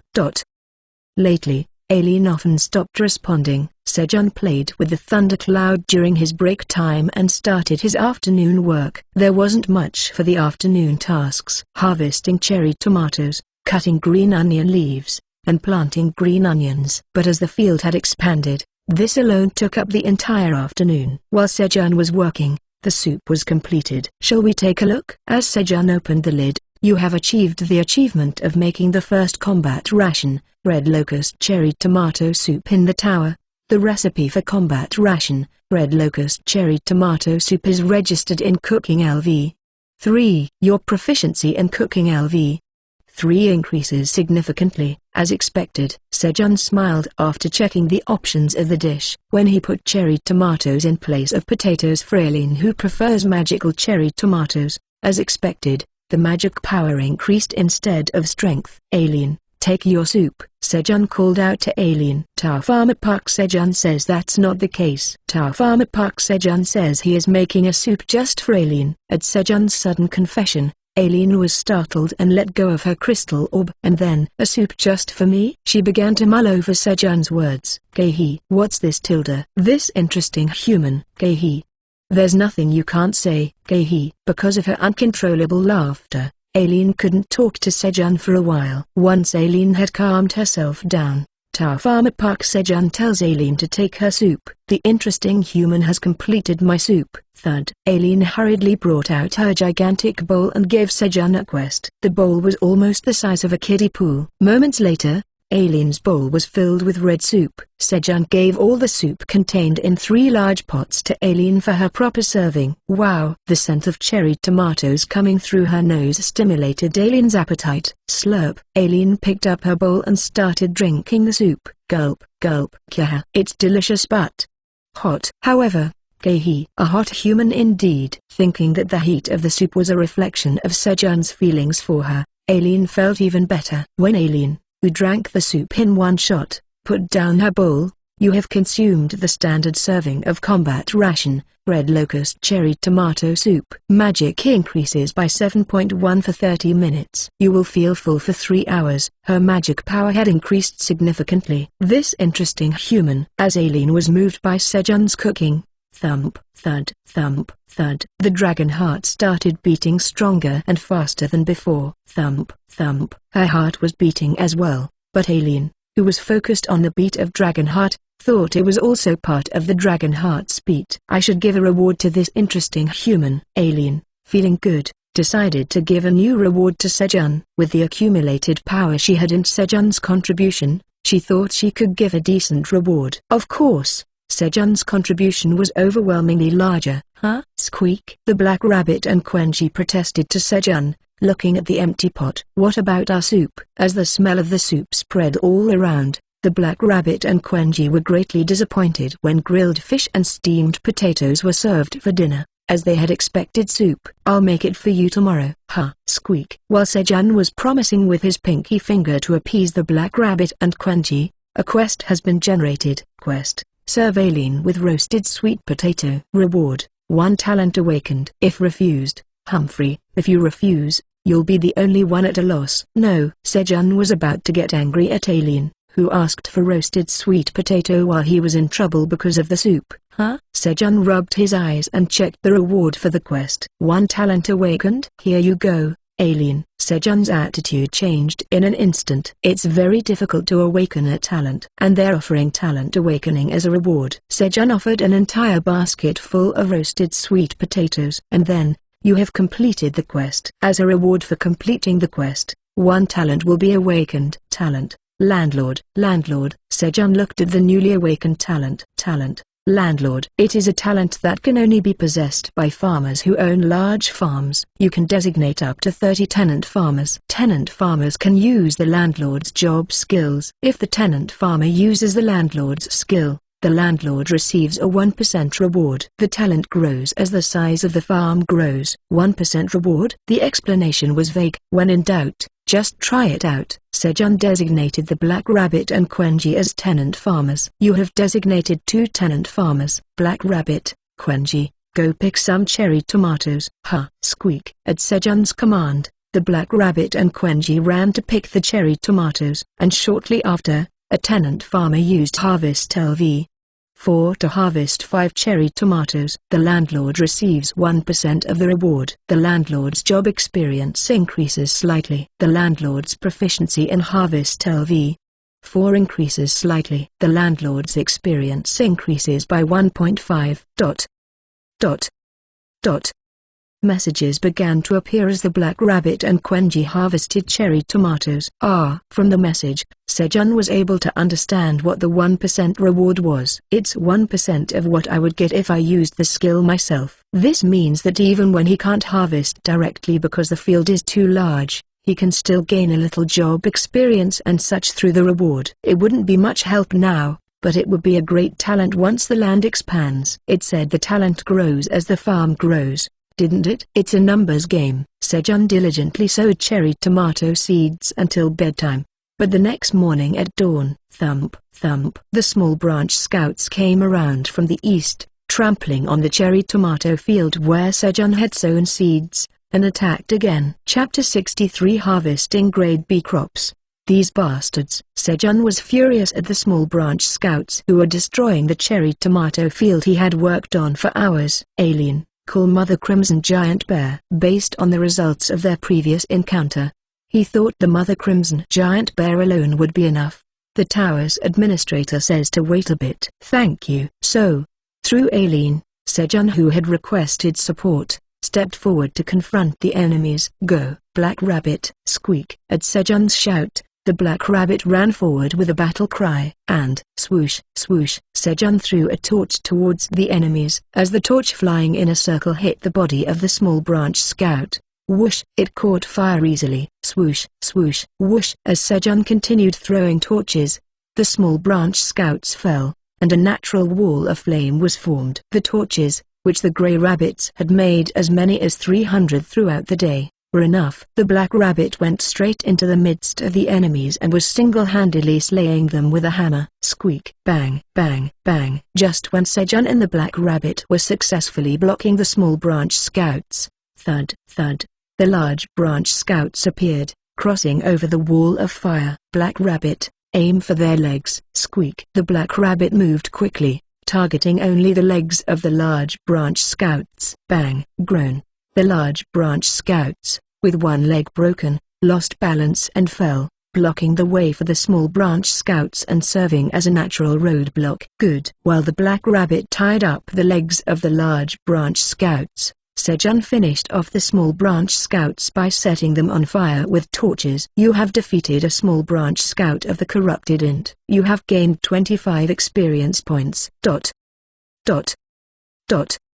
Then, after about 30 minutes, roar. The mighty roar of the mother crimson giant bear was heard. Roar. Quenji also roared mightily, growing bigger, as it followed its mother. Thud, thud, thud, thud. The branch scouts began to retreat upon hearing the roar of the mother crimson giant bear. However, they were too slow to escape from the mother crimson giant bear. Thump, thump, roar. With one charge of the mother crimson giant bear, the branch scouts, regardless of their size, were crushed. And then, roar, roar. Quenji detached the limbs of a branch scout, who was lucky enough to survive near the place where the mother crimson giant bear had passed, and brought them to Sejun. So, thanks to the Quenji's help, Sejun leveled up and became level 24, 38th floor of the tower. Kai-eek. Thud. A spider monster screeched and fell. Boss, how long do we have to do this? One of the hunters, moving the corpse of the spider monster, asked Jang Rin. Yeah, let's just run away. Idiot, as long as that cat has the contract, running away is pointless. We'll only get punished later. But still, let's wait for now and look for an opportunity. There must be a chance to escape. As Jang Rin was comforting his subordinates, boss, there are two people coming this way. Two muscular men in trousers approached. One was a white-haired man in his late 60s, and the other appeared to be a black-haired man in his early 40s. The perfect number for a job. Upon seeing the white-haired man, Jang Rin immediately thought of the strongest hunter in Korea, but he heard that hunter had retired due to a curse related to fire attribute. Get ready. Yes. Jang Rin and his men hurriedly hid the spider's corpse behind a wall and put on their masks, then waited for the hunters to come closer. However, magic missile. The white-haired man amongst the two had detected them and used a skill first. Damn. We've been discovered. Retreat. Jang Rin quickly shouted when he sensed that the opponents were not ordinary, but it was too late. The hunter who had been with the white-haired man had already blocked their escape. We're cornered. While Jang Rin and his men were panicking, boom, boom, the magic missile hit their bodies. Is this a magic missile? With that thought, the members of Black Wolf Gang all fainted. Like Representative Theo said, they are really incompetent. Looking at the unconscious Black Wolf Gang, Han Tae-jun began to draft a training plan to improve their skills. Administrator area of the tower. Aileen was deep in thought, frowning heavily. What should I name it? Aileen was pondering the new name for the red locust tomato soup that Sejun had made for her. I don't like the idea of having the ominous name of red locust in a dish that the special human made for me. While thinking about the new name for the soup, Aileen. I should combine the name of the human, Park Se-jun, and my great name, Aileen Pratani, the Black Dragon. I've decided. Seps soup. The name of the dish containing red locust will be forcibly changed to Seps soup by the authority of the tower's administrator. Aileen used the authority of the tower's administrator to forcibly change the name of the dish. Of course, the price was a tiny bit of Aileen's magic and Sejun's significant contribution. By the authority of the tower's administrator, the name of the recipe for combat ration, red locust soup, is changed to Seps soup. By the authority of the tower's administrator, the name of the recipe for combat ration, red locust cherry tomato soup, is changed to Seps cherry tomato soup. Sep. As Sejun was reading the message, the tower's administrator says she combined Se from Sejun and P from Pratani. The tower's administrator particularly highlights that she graciously conceded the front part of the name. The tower's administrator says that you should be honored that your name comes before the name of the Great Black Dragon. Alright. Thank you. Snip. As for Sejun, it didn't matter what the name of the dish was, so he casually answered and harvested tomatoes while cutting the cherry tomato branches.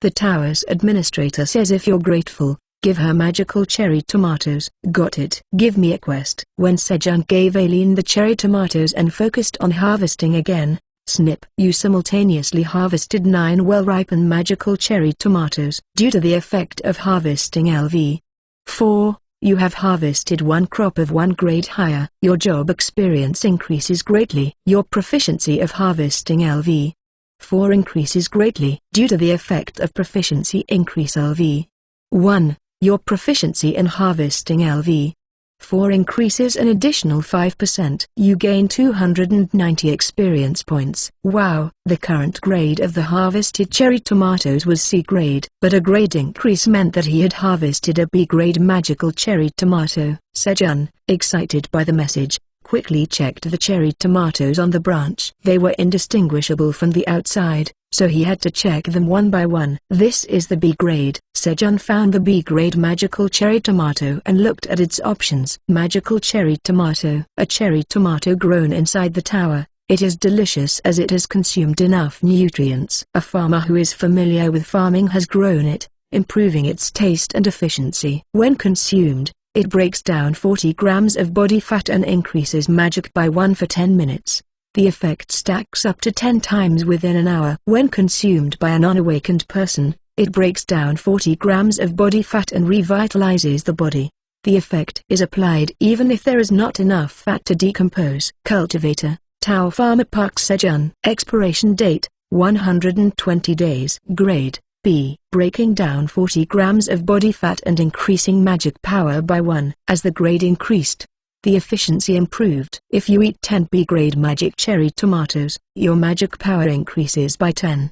Now, it was a number that couldn't be ignored. In addition, content was added that the effect is applied even if there is no fat. Shall we see how it tastes? Sejun hurriedly put the B-grade magic cherry tomato in his mouth. Since he only had one, it would be trouble if he was caught. Crunch, slurp. The firm but thin skin burst, and the sour and sweet juice moistened Sejun's mouth. It's delicious. After eating the cherry tomato that had become even more flavorful, Sejun enjoyed the aftertaste with a satisfied expression when, squeak, Kwon. The black rabbit and the Quenji, who had been hunting in the pond, approached Sejun. Did they notice? Sejun was nervous that he might have been caught eating the B-grade cherry tomato by himself and continued to harvest the cherry tomatoes as if nothing happened. Squeak, Kwon. Fortunately, the two of them had come to get permission to eat snacks. Well, then you can eat. As Sejun gave his approval, the black rabbit started to eat a carrot from the storage, and Quenji came to Sejun with a glass bottle filled with honey. Clink, glug. Sejun poured 1 dollop of honey to the Quenji and was about to stop when,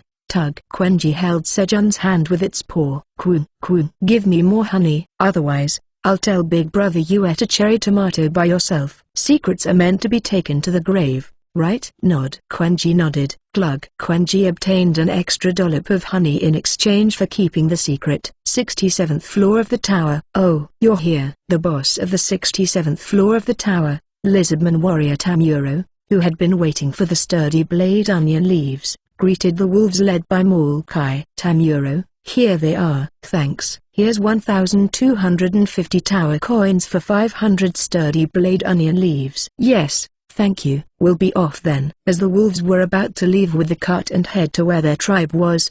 Wait, what is that? Tamuro asked, seeing the pot that hadn't been taken off the cart.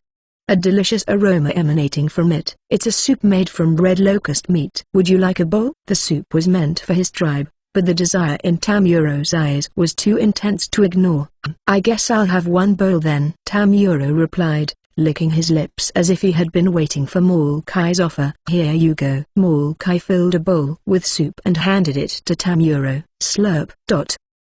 Tamuro's eyes widened after tasting the soup. Then, gulp. Gulp. He downed the soup in one go. You have consumed the standard portion of combat rations, Seps soup. Your strength will increase by 7.1 for 30 minutes. You will feel full for 3 hours. Huh? Tamuro was again surprised by the effects of the food. Is this really made from red locust meat? Yes. Maokai, give us all your red locust meat. I want our lizardman warriors to eat this too. We'll pay well for the soup. That's how Sejun's money-making methods increased. 75th floor of the tower. Buy quickly and go up. Meow. Upon arriving at the shopping area, Theo quickly started buying the items that Sejun had ordered. Then, on his way to the blacksmith's shop to draw equipment, Representative Theo, let's go together. No, Meow. You guys, come slowly to the blacksmith's shop, Meow. When the large wolves were slow to move due to bumping into other merchants, Theo decided to go ahead alone. My lap. He was in a hurry. Just as Theo was almost at the blacksmith's. Who's this? Look over here, disguise. One cat spotted Theo and recognized him. "Oh, isn't that Theo, who fled at night from Grania village? He said he was going to be a wandering merchant, and he really did it, huh?" Upon hearing the call of the delinquent cat, his companions approached. "Then, it's been a while, Theo." A fat black cat stepped forward and spoke. It was En, the son of the wealthiest family in Grania village, who had humiliated Theo greatly. "It's been a while, meow," Theo responded with a smirk. Chapter 64 Exchanging greetings. As the standoff with the Red Locust on the 67th floor of the tower dragged on, other creatures in different floors of the tower began to sense the crisis. Each floor, reminded of the terrible famine that happened 100 years ago, rushed to buy food in preparation for a potential crisis, which led to a surge in food prices. Consequently, the merchants visiting Grania village also sold food at a higher price, but Zral, the richest man in the Grania village, thought the merchants were deceiving him and colluding to raise the price of food. So Zral gave his son 1,000 tower coins to buy food. Become a wandering merchant and buy food directly. You'll gain some worldly experience, too. "Yes, father." Thus, N, who left Grania village to see the world, headed towards the shopping district with 9 subordinates following him with excited hearts. But the world wasn't a bed of roses, unlike in Grania village, where they strutted around with confidence. After a lot of hardships, N and his followers finally reached the merchant district and went to the Wandering Merchant Association to buy a wandering merchant's license and equipment. N, wanting to impress his subordinates, gave them each 5 tower coins. Now that they had become wandering merchants, they were gathering information about food prices and drinking in a tavern when a goblin wandering merchant approached them. "Hello, I'm a wandering merchant named Scarum. Are you looking to buy food?" "Yes, I have a good item." "How about making some money with this before you purchase the food?" "A good item?" "Yes, it's from outside the tower." "From outside the tower?" As Scarum spoke, he showed the cats items from Earth. "Oh, what's this?" That is, all the cats except N were fascinated by the unfamiliar-looking items, but N seemed uninterested. "If you take this to the upper floor, you can sell it at a very high price." The beings living on upper floors collect these items as a hobby. "Really?" "Yes." "You're from Grania village, right?" "A wandering merchant named Theo once did business with me and made a lot of money." "Theo?" Upon hearing that Theo made a lot of money, N's ears perked up. "If that idiot Theo can make a lot of money, I should be able to make several times more." With this confidence, N began trading with Scarum. "How many of the item do you have?" "I don't have many because they're valuable." "Give me all of them." "It's 5 tower coins each." "That's too expensive." N haggled with the goblin wandering merchant and bought Scarum's items with his followers. Scarum, who said he didn't have many items, had just the right amount for them to afford. "Well, I hope you make a lot of money." In this way, N and his followers were swindled out of almost all their assets by Scarum. "Let's finish this drink and head out immediately." "Yes, sir." N, unaware that they had been swindled, N and his followers finished their drinks in good spirits and stepped outside. And that's when they spotted Theo rushing towards the blacksmith's. "It's been a while, meow." This guy, as Theo, who had never properly looked at his face, looked at him with confidence and smiled. N's face hardened. "HMPH. Made some money, have you?" His intention to merely greet him changed. N, who had spent all his fortune on Scarum's goods and had no money even for food, thought he had caught Theo at a good time. "Theo, we're hungry. Could you lend us some money?" When N spoke to Theo, acting like a bully, putting his arm around Theo's shoulder. "Ah, you don't even have money to buy food, meow." Theo looked at N as if he felt sorry for him. "Shut up. We're about to make a fortune." N shouted at Theo, who seemed to be ignoring him. "Yeah, we bought items from outside the tower." "You must know since you made money that way too, right?" The other cats chimed in with N's words.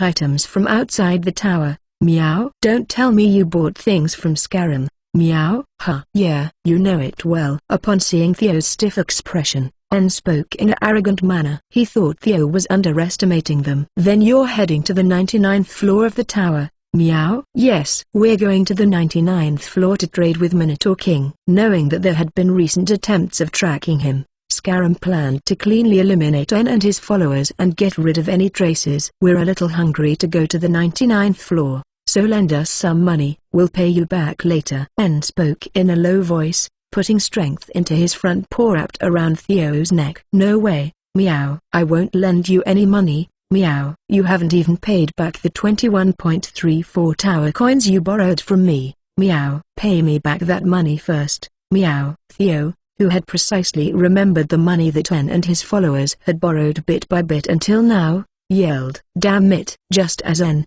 angered by Theo's defiance, was about to hit Theo with his chubby front paw.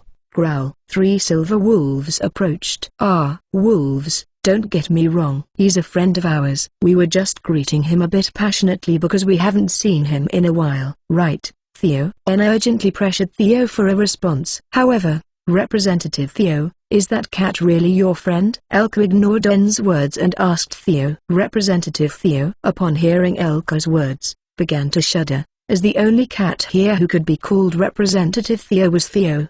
"He's not a friend. Meow. I don't have friends like him. Meow. Take care of him. Meow." Theo moved towards the blacksmith's shop, shaking off En's arm around his shoulder and gesturing a hit on the neck with his paw. With that, their fate was sealed. "Ji-ah-ra-ra, sa. Save us." Elka and the wolves surrounded En and his followers, and soon screams began to be heard. Meow, meow, meow. Listening to the screams of En and his followers, Theo hummed a little song. He was no longer afraid of En, who used to bully him in Grania village. PFFFT. As expected, I'm invincible when I'm with Park Se-jun. Meow. The closer he got to Sejun, the stronger he became, to the point of scaring himself. PFFFT. Isn't it problematic if I become too strong? Meow. While lost in such pointless fantasies, Theo entered the blacksmith's shop. "Discount, please." Without forgetting Sejun's teachings, Theo faithfully requested a 3-time discount, reducing the cost to 12 tower coins and moved to the lottery corner. And then, meow. This is it. Meow. As soon as he arrived at the lottery corner, he chose an item that attracted his attention and exited the blacksmith's shop. "Representative Theo, we have taken care of it." Elka, who was waiting outside the blacksmith's shop, spoke to Theo. "Good job. Meow. Let's quickly go up." Meow. Theo chuckled menacingly and hurriedly climbed up to the 99th floor of the tower. He had to check if Sejun's lap was fine and also welcome the suckers. Several hours after Theo left, En and the other cats, who were beaten by the wolves and fainted, woke up. "This bastard, Theo, just you wait until I make some money. I'll hire a strong mercenary and beat you up." "That's right. We won't let you off easy. Let's sell these things quickly and make some money." En and his followers vowed revenge on Theo and headed towards the 99th floor of the tower. They were oblivious to the fact that there were beings much more vicious than Theo there. 1 for competence, 2 for becoming human. 1. Competent. 2. Become human. Every time they rebelled, Black Wolf Gang fainted after being hit by Han Tae-jun's magic missile and were now running with all their might in response to Cha Si-hye-auk's commands. "How long do we have to keep running?" Neither Han Tae-jun nor Cha Si-hye-auk mentioned when to stop running, and they couldn't afford to run slowly either. Kai-e, hearing their voices, dozens of spider monsters started to follow them. As they kept running and the count of spider monsters following them reached 100, finally Han Tae-jun spoke. "Now we hunt monsters." "What?" "Start fighting quickly." Han Tae-jun said this while casting 200 magic missiles around him. It was a threat that if they didn't do as told, they would die by his hand. "Ah, Jesus!" The Black Wolf Gang closed their eyes tight and charged towards the spider monsters. This was the only chance they had to survive. 238th day of being stranded. Dawn. Thud thud. "They came again today," Sejun spoke with a weary voice as he saw the approaching Tree Branch Scouts. For the past 4 days, Sejun had been fighting Tree Branch Scouts every morning. "Go, Black Rabbit." Quenji, squeak, coo. At Sejun's command, the Black Rabbit and Quenji charged forward. And then, roar, in front of them, the Mother Crimson Giant Bear roared. After a long persuasion, Sejun managed to move the den of the Mother Crimson Giant Bear near his house in exchange for seps soup. Wolves brought seps soup order from the lizardmen along with 20 large pots, so they were able to cook soup 24 hours a day, which wasn't a challenging task. On top of that, the Tree Branch Scouts solved the fire problem by providing firewood. By setting up a base for the Mother Crimson Giant Bear near his house, Sejun was able to secure his farm safely. "I guess I should go too." Sejun followed Quenji and eliminated the well-groomed Branch Scouts. There weren't many Tree Branch Scouts retreating early, perhaps because the Mother Crimson Giant Bear had appeared too early. After eliminating the remaining enemies, Sejun returned home and caught up on his sleep. And when he woke up, the tenant farmer used seed sowing LV4 to plant cherry tomato seeds. The landlord receives 1% of the rewards. The landlord's job experience increases slightly. The landlord's proficiency in seed sowing LV4 increases slightly. You have created a 100 square meter cherry tomato field. You have gained 200 experience points.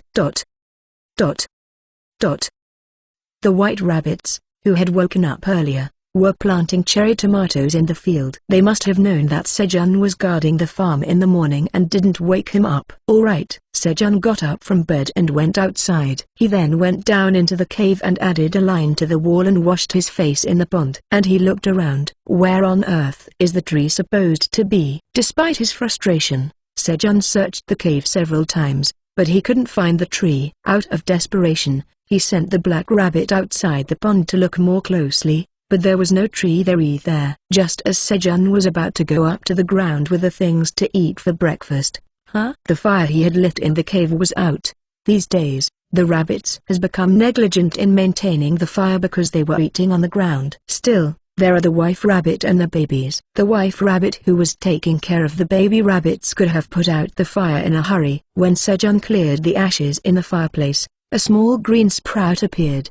Why is there a sprout here? Sejun carefully touched the sprout. Then, hello, master. The sprout greeted Sejun with a bright voice. What? Did you just speak? Surprised by the sound coming from the sprout, Sejun asked. Yes, master. The apple tree, which had been growing only underground due to the fire, finally greeted Sejun. Chapter 65 Reconciliation. Floor 55 of the tower, where the Red Ribbon, the Rabbit Kingdom, used to be, now a giant mansion has been built instead of the palace. And inside the room where the owner of the mansion stays, a giant wild boar was sitting in a room decorated with all kinds of expensive items. Have you still not found my straw hat? No, I'm sorry. We haven't heard from the Silver Wolf tribe we hired yet. A minion of the wild boar replied to the words of the landlord Grid. That's fine. You can take your time looking for it. Given that a strong seal magic was cast on St. Patrick's straw hat, the identity of the straw hat could not be detected by ordinary appraisal magic. There's something more important than that now. Are you stocking up on food well? Yes. There has been no food going out since receiving your command,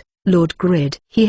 Finally, after 100 years, the opportunity has come again. After 100 years, the red locust has reappeared in the tower. Grid saw this as an opportunity to leap forward again, like when he gained the 55th floor of the tower 100 years ago. So, he deliberately blocked the supply of food, raising food prices, and waited for chaos to erupt in the tower. To survive in the scorching heat, the apple seed sent its roots deeper and deeper down because it felt a cool energy from below. Following that cool energy, it sent roots all the way down to the 99th floor of the tower where the groundwater flowed. The apple tree, which absorbed enough water to withstand the heat, was waiting for the day it would receive the sunlight and sprout. Then one day, the apple tree, which had begun to absorb heat, gained consciousness. And then, Master Flammy is here. Flammy, the apple tree that absorbed the fire and awakened the flame attribute, called out enthusiastically to Sejun, who had planted it. But Sejun couldn't hear Flammy's cries. Flammy won't give up. Flammy continued to grow its roots without giving up, thinking about the day it would see the light, and soon the roots of the apple tree grew so large that the corrupted ants would covet it. Currently, Flammy, the fire apple tree, is restraining its root growth to prevent damage to Sejun's crops. The sprout that Sejun is watching is just the tip of the iceberg of the huge fire apple tree. The seed of the apple that Sejun received from his colleague and ate on the second day of being stranded. He completely forgot about the apple seed he planted in the ground due to the rapid growth of the green onion leaves and other crops. Wow! It's light. Seeing the apple sprout expressing joy at the sight of light, Sejun felt a wave of guilt, especially since he had even committed the absurd act of lighting a fire over the seed. What have I done to this adorable sprout? Is there anything you need? Wanting to do something for the sprout, Sejun asked. No. The most important things for Flammy are you, Master, and the light, and now I have both. You. The sweet words from the sprout deeply touched Sejun.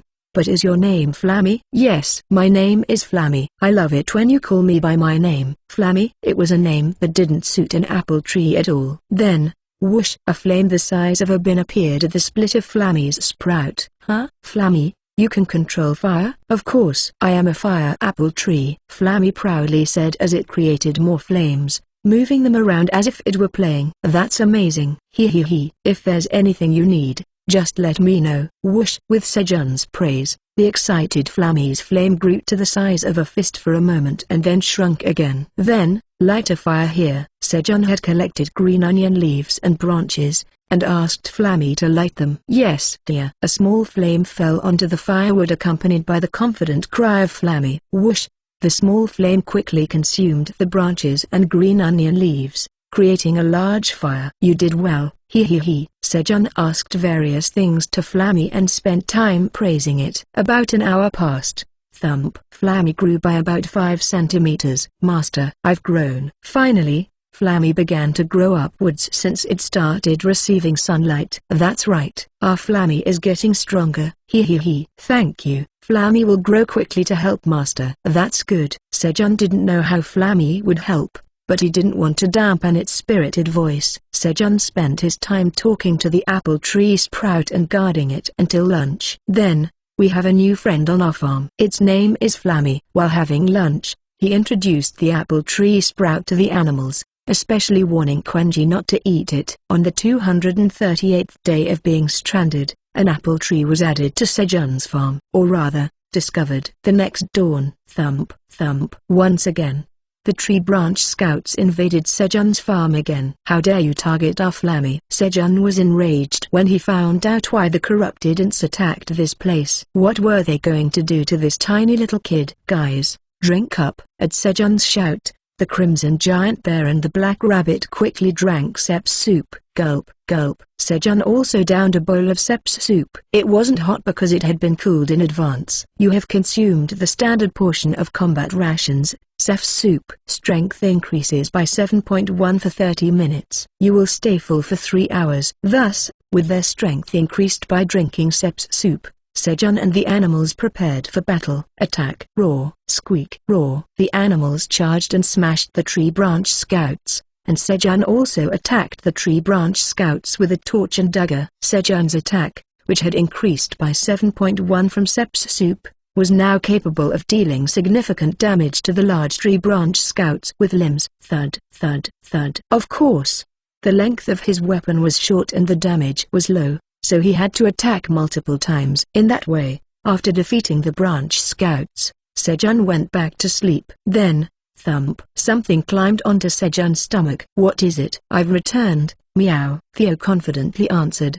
Did you just arrive? Yes, meow. I've made a lot of money this time too, meow. Alright, let's talk in the morning. Understood, meow. As soon as Sejun closed his eyes, Theo checked if his knees were okay, climbed onto Sejun's stomach, and closed his eyes. Snoring. Theo slept comfortably, feeling the security from Sejun's stomach moving up and down with each breath. Alright. Sejun woke up in between morning and lunchtime. Huh? Where did he go? Theo was already up and not in the bedroom. Let's clean up first. As Sejun descended into the cave, if there's anything Flammy needs in the future, tell me, meow. Representative Theo will take care of it, meow. Theo was talking to the newcomer, Flammy. However, meow. I don't like fire, meow. Don't come near me, meow. Anyway, take care of me, meow. It seemed like the conversation wasn't going well as Theo ran out of the cave, yelling, avoiding Flammy's fire. Ha. Thanks to Theo who made him laugh in the morning,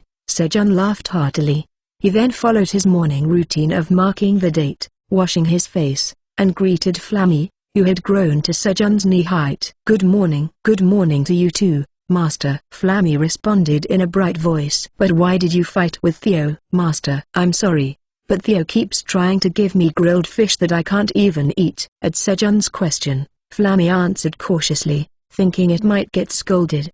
I'm sorry. How could he offer grilled fish to a tree after following Sejun for so long? As Sejun pondered what to do about this clueless cat, he climbed up to the surface. Then, President Park, Theo, who had been waiting for Sejun to come up, ran over calling for him. And then, swoosh. He clung to Sejun's knee and began to rant about his grievances. Scold Flammy harshly. Meow. He bullied me. Meow. Thump. Sejun lifted Theo by his neck, who was clinging to his knee, and met his eyes. Why, Meow? Did you give Flammy grilled fish? Yes, Meow. I gave my favorite grilled fish to get along with Flammy. Meow. Theo, who tried his best in his own way, answered with a I don't know anything face. How is a tree supposed to eat grilled fish? Eh? Is that so? Meow. President Park, you know so much. You're amazing. Meow. Theo, who learned one more thing from Sejun's words, fluttered his tail and looked at Sejun with admiring eyes. Sigh. Let's go apologize. Sejun,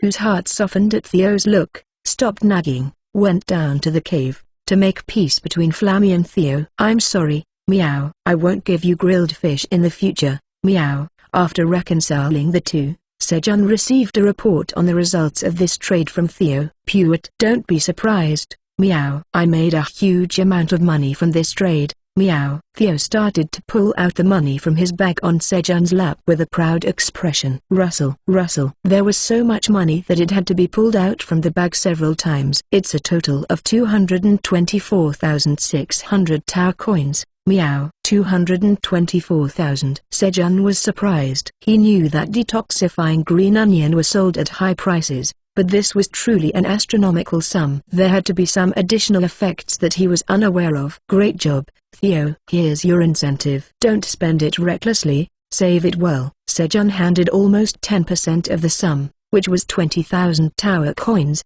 to Theo. I understand. Meow. And here are the items I bought running errands, and coffee and seasonings. Meow. Theo began to dump the items from his bag. Then, huh? What are these contracts? Sejun asked about the two contracts that came out of the bag.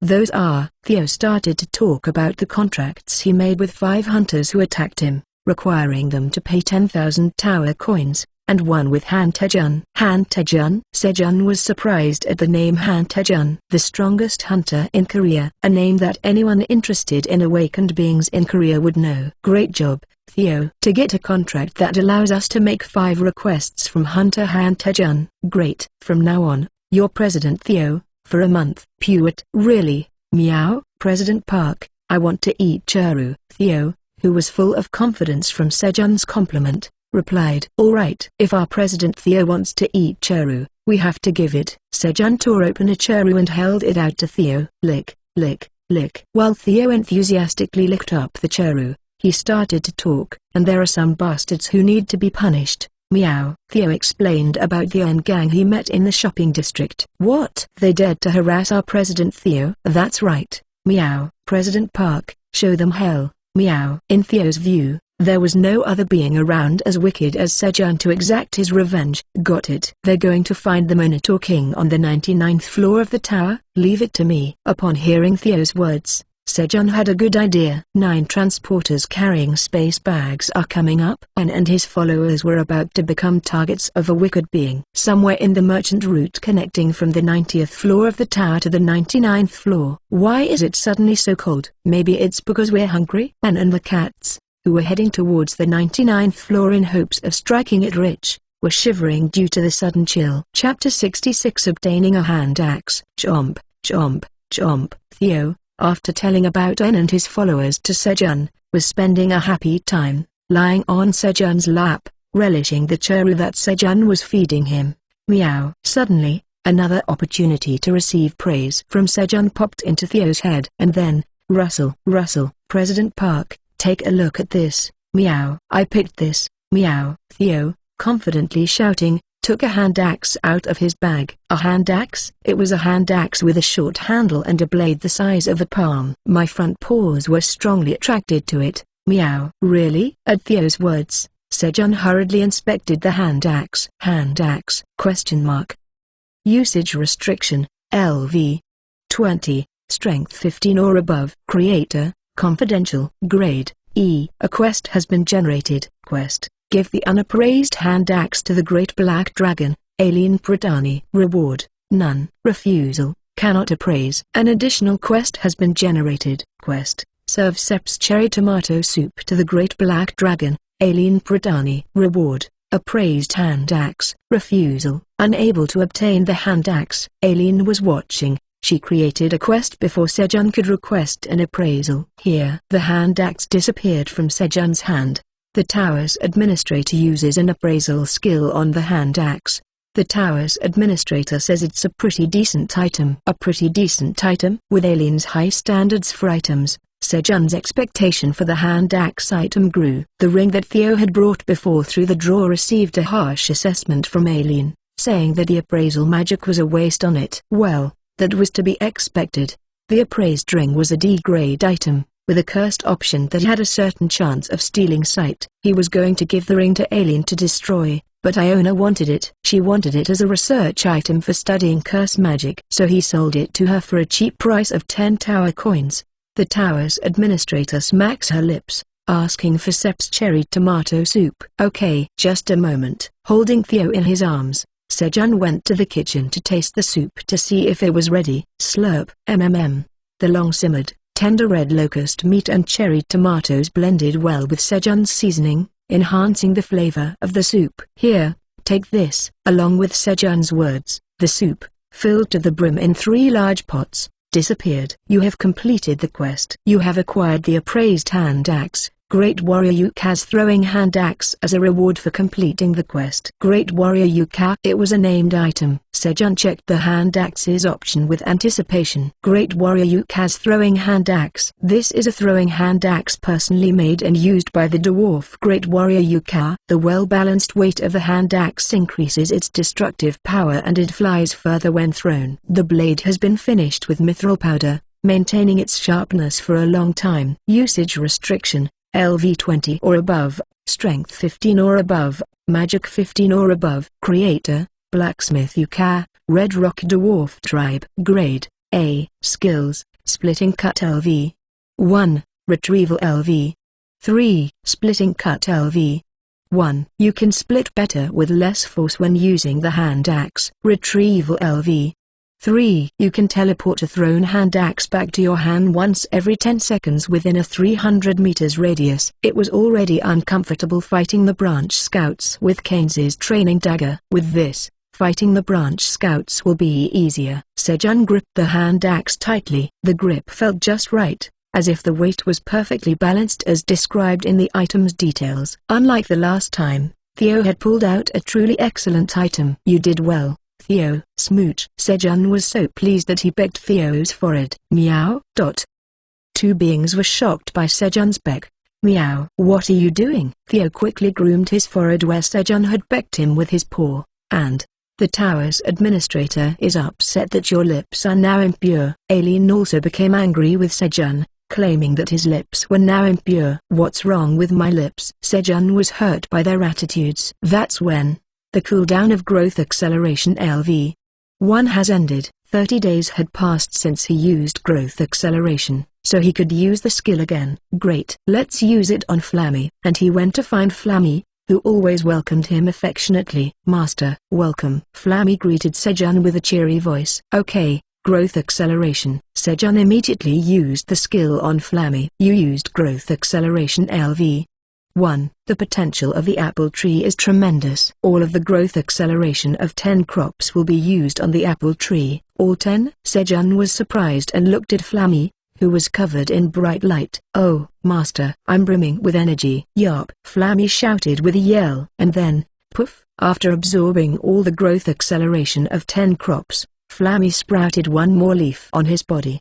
Floor 67 of the tower. Attack. Wah! At the battle cry of the lizardman Great Warrior Tamuro, the lizardmen and mercenaries rushed toward the red locusts. Twice a day, they stepped out of the defense area made of sturdy blade onion leaves to kill the red locusts. The reason was to gather the bodies of the red locusts killed by the sturdy blade onion leaves on a cart and replace the wilted sturdy blade onion leaves. Thud, thud. The red locusts, who were eating the bodies of their kin, flapped their wings and charged at them. Hurry up! Tamuro, who had cut 5 red locusts at once with his giant great sword, yelled. Yes. The lizardman transporters loaded the bodies of the red locusts onto the carts and pulled out the wilted sturdy blade onion leaves. And then, plunk! The wolves planted new sturdy blade onion leaves in the ground that they had brought. Thanks to Tamuro, The lizardmen who had Sep's soup before departure could finish the job quickly due to their increased strength. Great warrior Tamuro, the work is done. Good. Start moving the carts first and will retreat slowly. At Tamuro's instruction,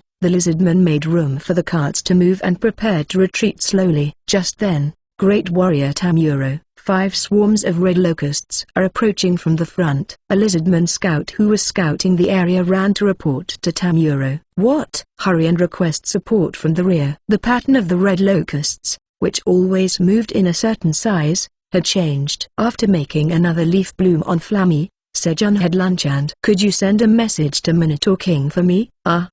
He asked Jin Sam, 1003, to ask him to scare the cats, who were soon to arrive, but not harm them. Then Sejun started farming in the afternoon. Meow, meow. Move aside. Sejun, who was cutting the green onion leaves, told Theo, who was rubbing his face around his mouth and blocking his view, to move. However, meow, meow. Give me a kiss, meow. Theo, who had just realized that Sejun's earlier kiss was a sign of praise, was annoyingly rubbing his forehead against Sejun's mouth. That's enough. Sejun, who was already upset, placed Theo on his knee and started to cut the leaves again. Just then, you've obtained 1.1 milliliters of the honey from the cherry tomato flower. Your beekeeping LV 3 proficiency increases slightly. The proficiency of beekeeping LV 3 is filled, and the level rises. The level of beekeeping skill increased. Then, buzz, buzz. About 1,300 poisonous honeybees flew to Sejun. President Park, I'm sorry, meow. Theo, thinking Sejun had called the poisonous honeybees to scold him, quickly hid in Sejun's shirt. Hey, come out. No, I don't want to, meow. Sejun, who had managed to remove Theo, who was clinging to his back and refusing to get off, put him back on his knee, and asked the poisonous honeybees, what's the matter? Buzz. When Sejun asked, one poisonous honeybee sat on the back of his hand. And then, buzz. Please instruct which flower to collect nectar from for making honey jelly. Honey jelly? Surprised by the sudden words of the poisonous honeybees, Sejun checked his beekeeping skill, which had just leveled up. Special job skill, beekeeping LV 4. Able to keep bees when you own a beehive. The activity area of the honeybees in the owned hive slightly increases. The speed at which the queen bee lays eggs slightly increases. The speed and amount of honey collected by the bees slightly increases. The probability of pollination slightly increases. You can produce honey jelly with special effects. Currently, honey jelly can only be made from the honey and pollen collected from a single type of flower. Currently owned beehives, 3/4. 3 poisonous honey beehives. Could he make honey jelly with special effects? Sejun looked at the new description of the beekeeping skill and fell into thought. For now, Hive 1 and 2 make honey jelly from cherry tomato flowers. Since cherry tomatoes are plentiful, they were assigned to beehive number 1 and number 2, both containing numerous honeybees. And beehive number 3, please take care of the peanut flowers and the rest of the flowers. Beehive number 3, which has fewer bees, was given the responsibility of the peanut field and the rest of the plants. Buzz, buzz. Upon receiving Sejun's instructions, the honeybees flew off to their respective locations. I wonder what kind of honey jelly will come out. Rustle, rustle. While Sejun was thinking about honey jelly and cutting green onion leaves, it was time for dinner. Let's eat. Dinner was Sep's carrot soup. Squeak, squeak, squeak. The rabbits were excited about the soup with carrots. After finishing the soup, you have consumed the standard portion of combat rations, Sep's carrot soup. Your agility will increase by 7.1 for 30 minutes. You will feel full for 3 hours. His agility had increased. Let's work quickly and rest. These days, to grow the landlord's talent, Sejun and the rabbits have been expanding the field by 1,000 square meter before bedtime. This was exactly the effect they needed. You have created a 1,000 square meter cherry tomato field. You have gained 2,000 experience points. With their increased agility, Sejun and the rabbits finished their work in an hour, made the 1,000 square meter cherry tomato field, and after finishing the day's work fell asleep. Growl. Dawn of day 240 of being stranded. The roar of the mother crimson giant bear woke Sejun up. A branch scout had invaded. Alright. Sejun got up energetically, Thinking of trying out the newly acquired Great Warrior Yuka's throwing hand axe, he picked up Theo and the Black Rabbit in both hands and ran towards where the battle was happening. Ji-ah-rah, thud, thump. Upon Sejun's arrival, Quenji, who was cutting off the limbs of the large branch scout, greeted Sejun.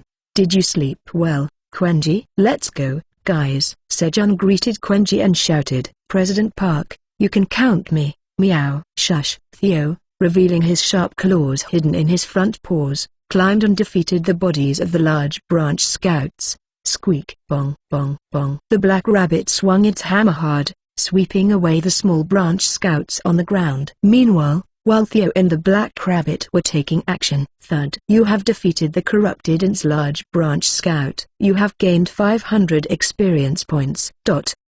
Dot. Dot."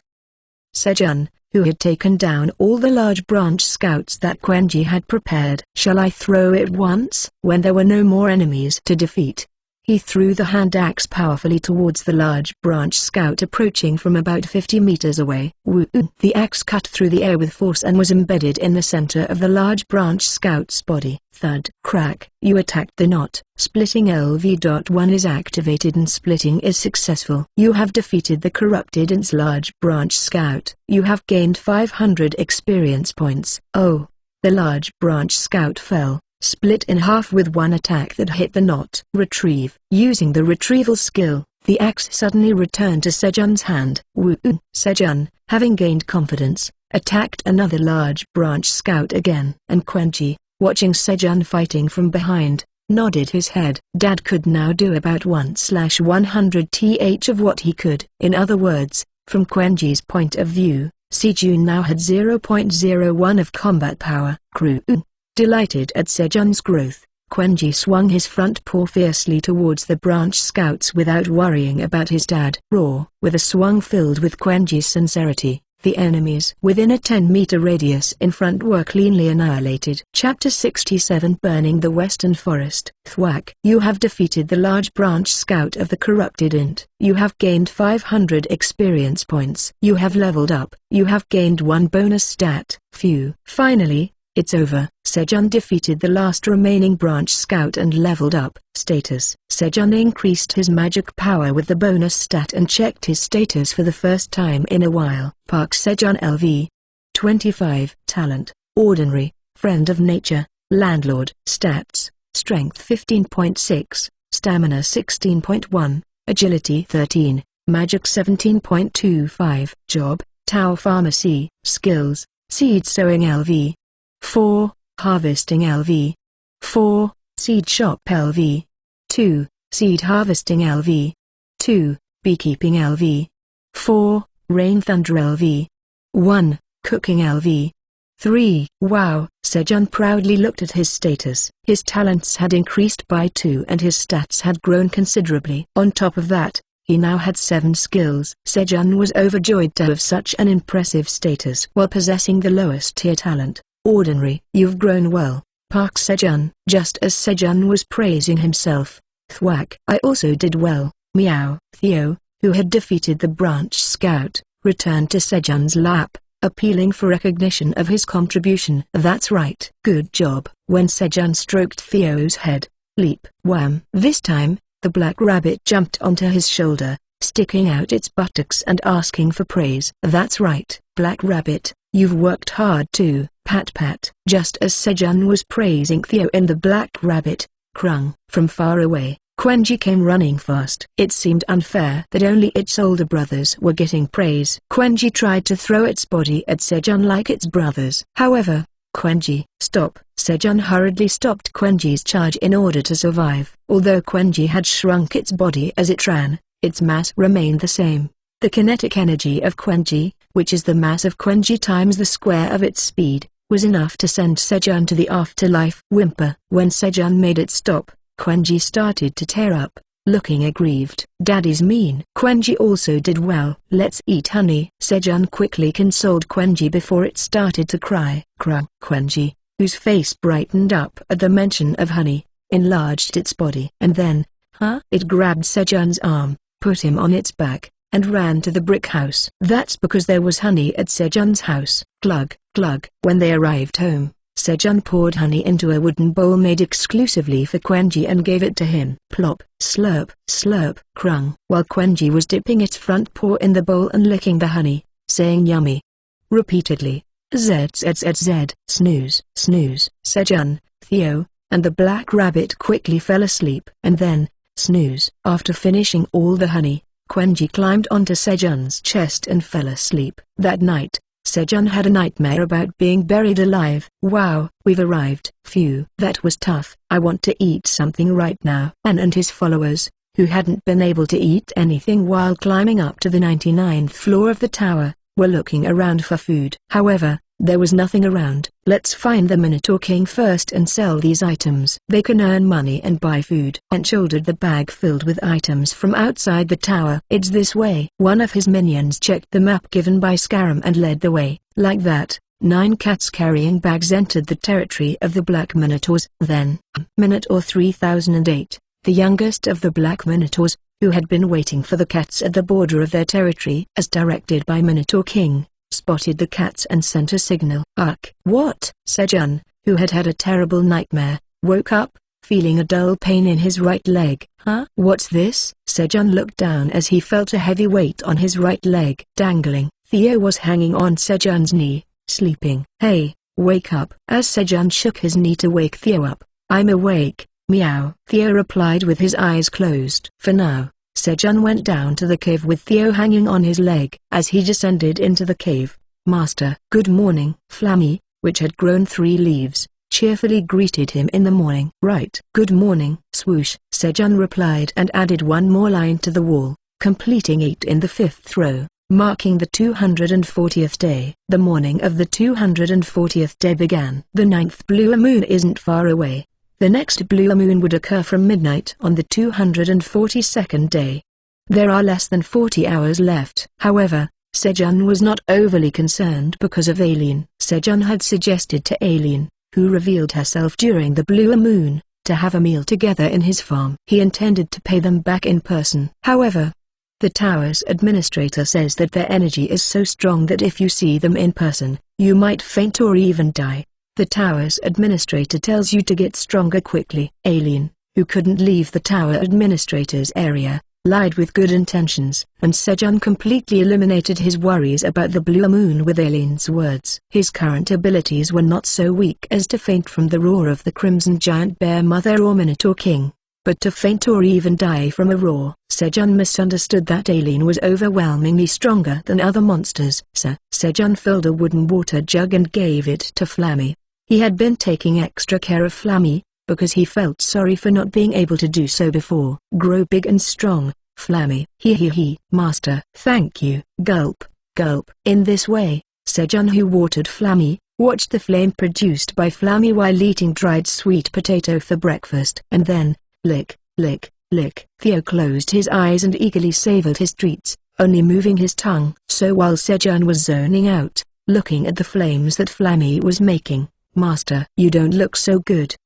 Maybe it's because I didn't sleep well. I feel a little sluggish. Oh, Master, I'll make you feel refreshed. Huh? Refreshed? One of Flammy's 3 leaves turned white and sent a white flame to Sejun's body. Swoosh. The white flame seeped into Sejun's body without any resistance. The flame of purification seeps in for 3 hours. Purifying flame? The flame of purification burns impurities and improves your body's condition. Rumble. What? Sejun started to burn, surrounded by the white flame, but it didn't hurt or feel hot at all. Instead, the impurities that had accumulated in his body were burning away, making his body feel lighter. Snore. Theo, who had fallen asleep at some point while eating his treat, didn't even notice the flames arising around Sejun's body. Flammy, you're incredible. Flammy. This guy had an amazing ability. I'm so happy that I could help you, Master. Do you have any other abilities? Yes. One of Flammy's leaves turned yellow and a yellow flame seeped into Sejun's body. The flame of affinity seeps in for 3 hours. The flame of purification disappears. It seemed that the flames could not be used concurrently. The flame of affinity helps the user control the fire and enhances the power of the fire. Flammy had a different flame ability for each leaf. The first leaf had the purifying flame, which burns impurities. The second leaf had the affinity flame, which helps the user use fire. And the last, Third leaf. I'm not sure what the ability of the last leaf is yet. The most recently acquired leaf, Flame, didn't seem to know what its ability was yet. For now, shall we test the Flame of Affinity? Sejun wanted to try using the Flame of Affinity, so he decided to go to the Western Forest, where there were many things to burn.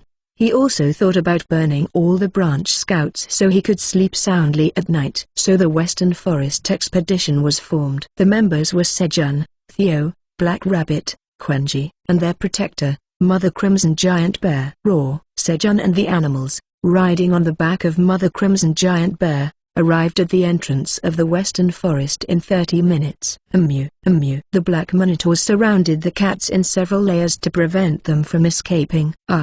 We are wandering merchants who have come to sell rare items from outside the tower to Minotaur King. Don't hurt us. Please spare us. An and his followers cried out in fear. They knew in their heads that the black minotaurs wouldn't harm the wandering merchants, but with the black minotaurs in front of them, their bodies just started to shudder with fear. It was the natural reaction of the prey in front of the predator. Theo, who boldly caught Jinsam, 1003, as a thief and took him to Sejun, was not normal, although he probably wouldn't admit it himself.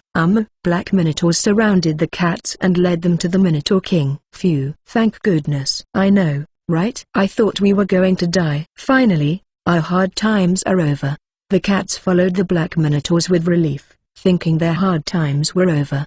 But their true hardship hadn't even begun yet. If they knew that meeting the Minotaur King was just the beginning of their hardship, they might have descended the tower right away. But they weren't that lucky. At the entrance of the Western Forest, dried branches were spread out like obstacles. Why are there so many branches? As Sejun stepped forward to cut the branches, thud. The Mother Crimson Giant Bear blocked Sejun with her giant paw. Roar, roar, be careful. It will attack if you get too close.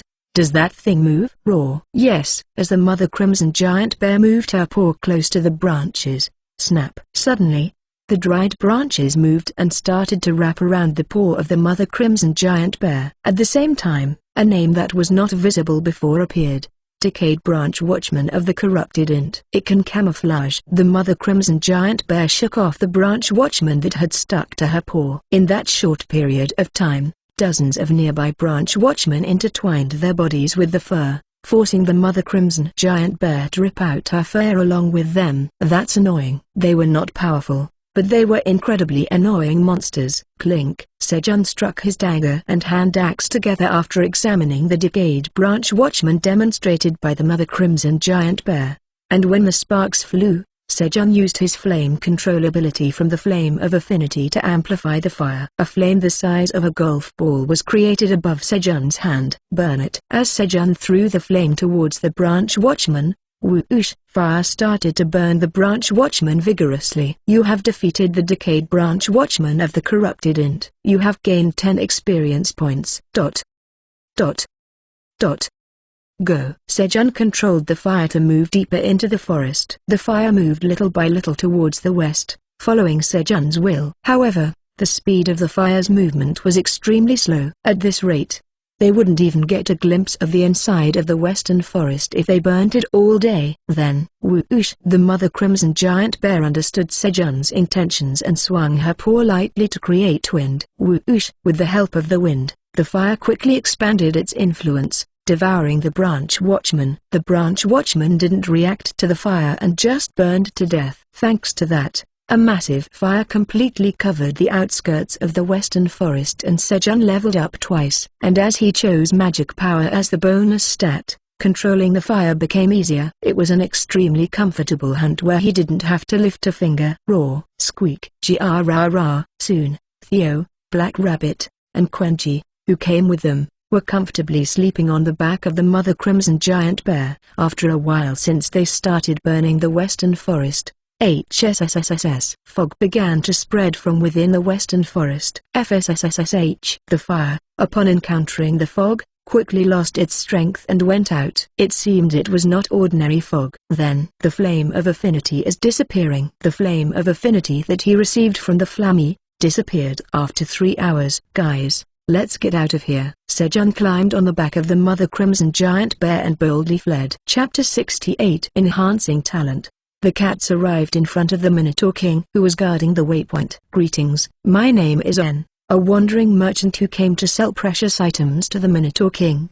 Tremble, tremble, tremble." Despite his trembling legs, N finished his speech. "Impressive, Mr. N." The other cats admired N, who had taken out Earth's items from his bag. Items like a lintroller, tumbler, pocket tissues, etc. were displayed. Items that the Minotaur King didn't need at all. He could have just sent them away, but thanks to Sejun's request, the Minotaur King continued the conversation. "What's that?" "Ah, this is called a lintroller. It's imbued with adhesive magic on it so it can remove dust and fur. And the price?" "The price? It's 50 tower coins." N called a price almost 10 times what he had paid. The Minotaur King, who had asked about a few more items, "I want to verify if the items you are selling are truly valuable." Minotaur 3000. "Take these cats to an expert." Minotaur 3000 obeyed the Minotaur King's order and led the cats away. When Sejun came back after setting fire to the western forest, buzz, buzz, a single poisonous honeybee landed on Sejun's hand. In its grip was a transparent square jelly with a yellowish glow. Its size was about the same as a caramel from the outside tower. "Is this the honey jelly?" Buzz, buzz. "Yes, it's honey jelly made from cherry tomatoes." Plop. The poisonous honeybee placed the honey jelly on Sejun's palm in response to his question. "You have obtained 1 poisonous honeybee's cherry tomato honey jelly. Your proficiency in beekeeping LV 4 has increased slightly." The texture was soft and squishy. "Let's take a look." Sejun examined the honey jelly. Poisonous honeybee's cherry tomato honey jelly. It's a special blend of the pollen and honey from cherry tomatoes that have grown in the tower, absorbing lots of nutrients. The poisonous honeybees have processed it with their unique method, enhancing its aroma and taste. The honey has been concentrated to maximize sweetness. Upon consumption, it slightly enhances your magic-related talent. Cultivator, Tower Farmer Park Sejun. Expiration date, 1 year. Grade, C. Incredible. It's difficult to awaken a talent, but enhancing a talent is another realm. Many hunters strive to enhance their talents. This is because as talents are enhanced, they can grow into higher grade talents. However, the number of hunters who can enhance their talent is really few. That's because it requires intense, bone-grinding effort. But just eating this will enhance magic-related talent. As Sejun was startled by the option of the honey jelly, at that moment, someone was even more astonished than Sejun. Krung, Krung. Quenji, intoxicated by the sweet scent of honey jelly that he had never smelled before in his life, clung to Sejun. "Dad, give me." "Quenji, sit down," Sejun said firmly, calming down the excited Quenji. Krung. At Sejun's words, Quenji hurriedly sat in front of Sejun and stretched out his hands. "Give me that." However, Squeak the black rabbit also wanted to eat the honey jelly and urged Sejun not to forget him. "I want to eat it too." Apostrophe. Just when Sejun was contemplating what to do with the honey jelly, buzz, buzz. Fortunately, dozens of poisonous honeybees started to fly over, each carrying a piece of honey jelly. The honey jelly in Sejun's palm seemed to be the first one made. "You have obtained 1 poisonous honeybee's cherry tomato honey jelly. Your proficiency in beekeeping LV 4 has increased slightly. ...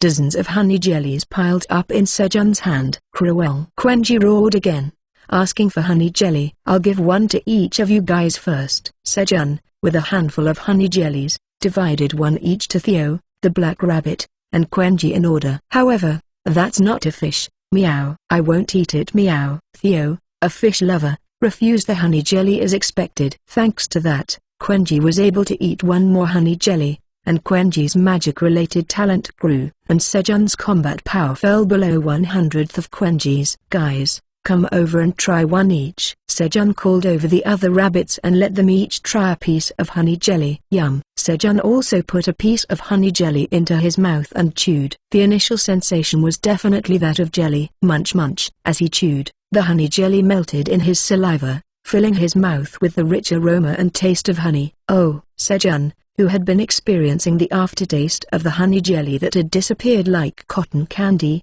came to his senses and exclaimed. Since Sejun had no magic-related talent, there was no talent enhancement. "Alien!" Sejun looked at the remaining 10 pieces of honey jelly in his hand and called Alien. He thought Alien, who loves cherry tomatoes, would also like this. "Alien, but there was no answer. Asleep, Sejun put the remaining honey jelly in Theo's bag for the time being, did some work, and then had lunch. And just when he was about to take a break, Aileen Pratani, administrator of the tower, is dying due to Dragonheart's rampage. What? A quest of the Black Tower has been activated. Black Tower quest, calm Aileen Pratani's Dragonheart rampage. Reward, Aileen Pratani regains consciousness. Failure, Aileen Pratani dies due to Dragonheart rampage. He. Burn it all, human. Aileen watched Sejun as usual through the crystal orb. As Sejun, who gained the ability to control fire from Apple Tree, set fire to the western forest and leveled up,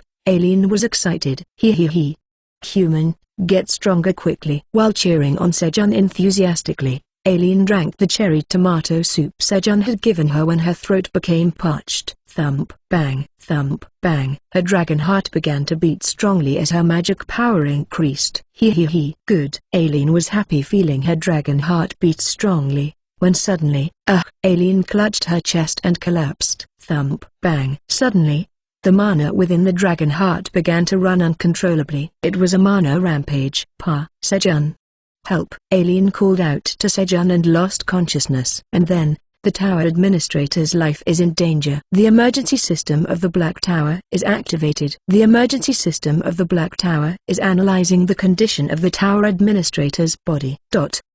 The emergency system of the Black Tower is requesting help from the last entity the tower administrator called out to. Choose an item to help tower administrator Aileen Pratani. But why did Aileen's dragon heart go berserk? Sejun, who didn't know what to do to help, asked urgently. Tower administrator Aileen Pratani's dragon heart rampaged because of their talent, Hardened Dragon Heart, which absorbed more mana than it could handle. Hardened Dragon Heart talent absorbed more mana than it could handle? So if I enhance their talent, it should be fine, right? Sejun happened to have such an item. Yes, that would be the best solution. Sejun, who was planning to give Aileen some honey jelly, smiled. It was a good thing he saved it. It was really lucky. Theo, take out the honey jelly. Got it, meow. In the meantime, the poisonous honeybees had brought more honey jelly, so there were 12 pieces. Feed this to Aileen. Understood. The honey jelly in Sejun's hand disappeared. Tower's administrator Aileen Pratani has been provided with 12 pieces of poisonous honeybees cherry tomato honey jelly. How is it?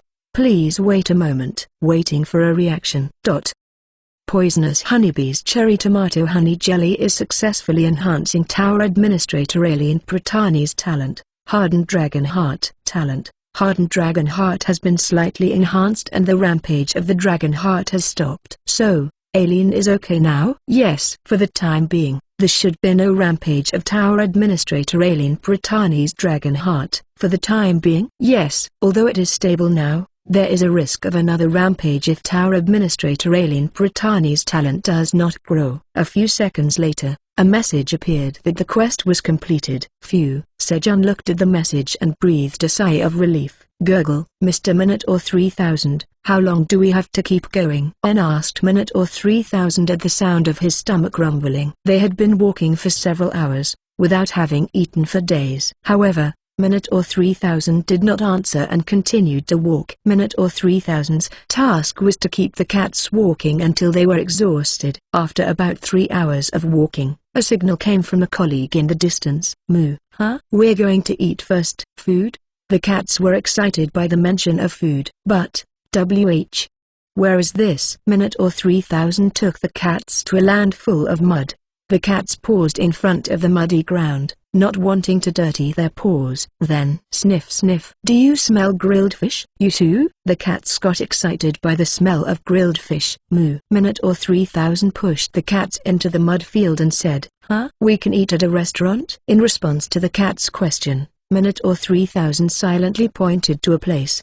There was a restaurant at the end of the mud field on the opposite side, and the smell of grilled fish was coming from the restaurant. It's grilled fish.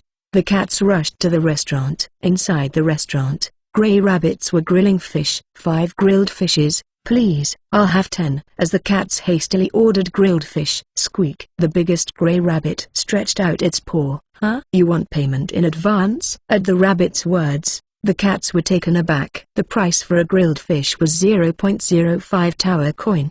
but they were penniless beggars. Then, Flick the Grey Rabbit presented a contract. "Ah, you're letting us eat on credit. Thank you." When the cats stamped their paws on the contract promising to pay back later, squeak, squeak, squeak. The Grey Rabbits busily grilled piranhas and served them to the cats. Although there was a condition that if they didn't pay back within 3 days, they had to make 1,000 mud bricks for each grilled fish. They could afford to pay back just by selling what they had, so they ate the grilled fish heartily without any burden. And if all else failed, they thought they would just have to make 1,000 mud bricks. The fact that the size of the mud bricks was based on the size of a black minotaur was a secret. A while later, "I'm so full, I'm full." The cats lay down with happy expressions from feasting after a long time. The cats, drowsy with fatigue, fell asleep. "Why isn't the tower opening yet?" Kaiser Pradani, who wanted to see his lovely granddaughter, looked at the portal in annoyance. "Lord, calm down. Isn't it a sign that Aileen's life is not in danger?"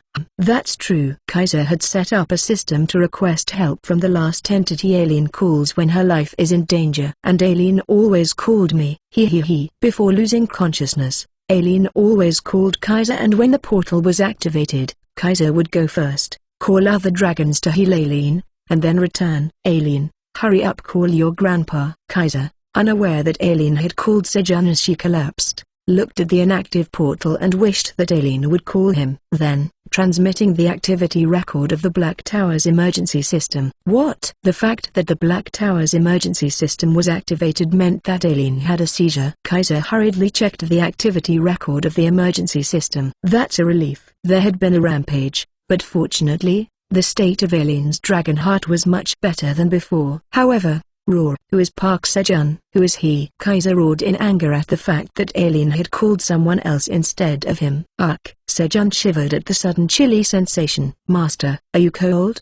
Flammy quickly created flames around Sejun to warm him up, and the chilly feeling quickly subsided. Chapter 69 Being Hated. Aileen, who had fallen to the ground due to the dragon heart rampage, opened her eyes. "Am I still alive?" Aileen moved her arms, legs, and wings to check her condition. Her body was fine. "What about the dragon heart?" Aileen, who had just started to recover from her dragon heart condition, focused on its beat with a nervous heart. Thump, thump. The heartbeat of the dragon heart felt rhythmic. The heartbeat of the dragon heart was better than expected. It was much better than before it went berserk. How did this happen? Aileen checked the messages through the crystal orb to find out what had happened when she had passed out. Then, seeing the message, "Tao Farmer Park Sejun has completed the quest," Aileen remembered that she had lost consciousness calling out Sejun's name at the end. It's a bit embarrassing. Aileen, even though she was not feeling hot, fluttered her wings and arms for no reason and checked the messages. "It seems like the remarkable human saved me after all." Aileen felt happy thinking that Sejun had saved her. She felt sorry for her grandfather, but she was glad Sejun had saved her. She couldn't help but laugh. "But what is honey jelly?" Aileen tried to remember the taste of honey jelly, but I ate it when I fainted, so I don't know what it tastes like. Aileen decided to get honey jelly from Sejun later to check its taste. No, but soon. She thought that she shouldn't do that. As a great black dragon, I owe him my life and am trying to get honey jelly as well. It was not something a great black dragon would do to get something else without paying off a life debt. Then I'll just repay him. Bang! Pratani Collection Warehouse open. Aileen kicked open the door of the collection warehouse and started looking for a gift for Sejun, examining the items collected by her ancestors. But a piece, the magic sword, Gaebolg, Excalibur, the holy sword. Hey! It's disappointing. There's nothing Sejun can use. There was no item that Sejun could use with his level and stats among the items on display in the collection warehouse. Then, a thing came to Aileen's mind. Wait for me, Sejun. Aileen, who came out of the collection warehouse, ran to the garden of the tower administrator's area. Sejun, who had prevented Aileen's dragon heart rampage, was eating dinner after finishing the harvest of cherry tomatoes, when the tower's administrator thanks you for saving their life. Aileen woke up. Aileen, are you okay? The tower's administrator says they are better thanks to you. That's a relief. Eat this. It'll help Aileen. Sejun handed over 3 honey jellies. Originally, there were 5, but he gave one each to the Mother Crimson Giant Bear and Quenji. The tower's administrator says it's too shameful to keep receiving things. Shameful? What about till now? The tower's administrator says they will at least repay the life debt. A quest has been generated. Quest. Shout Aileen loudly to the sky. Reward. Something very big and good. Refusal. Refusal is rejected. Something very big and good? What could that be? While Sejun was reading the reward and wondering, Pewit, I know what that very big and good thing is. Meow. Theo, who was enjoying cherry from Sejun's lap, shouted. What is it? Pewit, President Park still doesn't know the world of adults. Meow. Theo got down from Sejun's lap. Hey. Sejun quickly tried to stop Theo, sensing a crisis that he might see something unpleasant. But this is it. Meow. Theo quickly pulled it out before Sejun could stop him. Huh? Is that the world of adults? Yes. Meow. Only adults can eat such big fish. Meow. Theo proudly shouted while lifting a giant fish from a box on the floor with both hands. It was a yellowtail fish that appeared a few times outside the pond these days. Theo, have you ever been in a relationship? Why? Why are you suddenly asking that? Meow? Exclamation mark. Meow.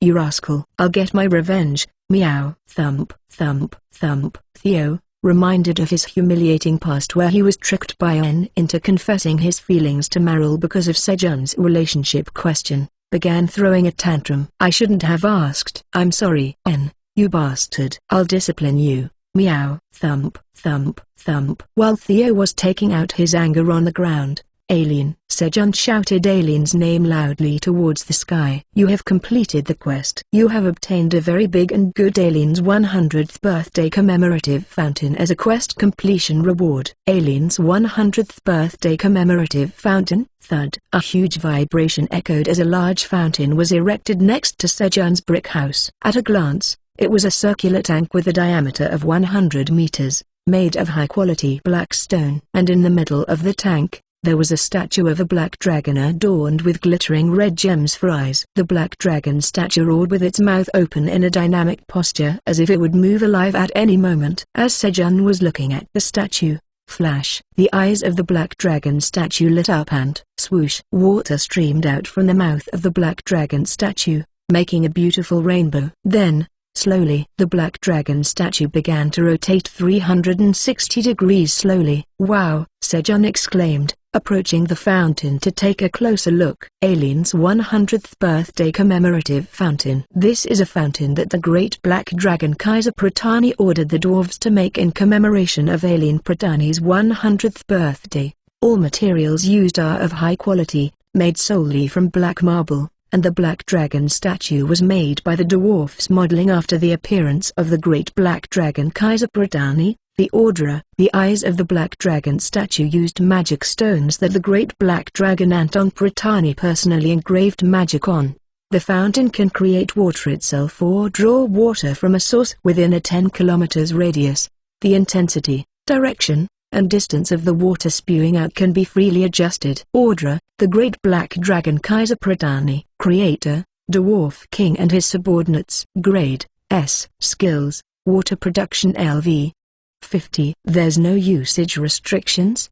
The tower's administrator says that since it's an installation type item, there is no usage restrictions. An installation type item? Sejun had only heard about such items. The tower's administrator says that now you can reduce the time spent on watering. Aileen, but why are the other skills?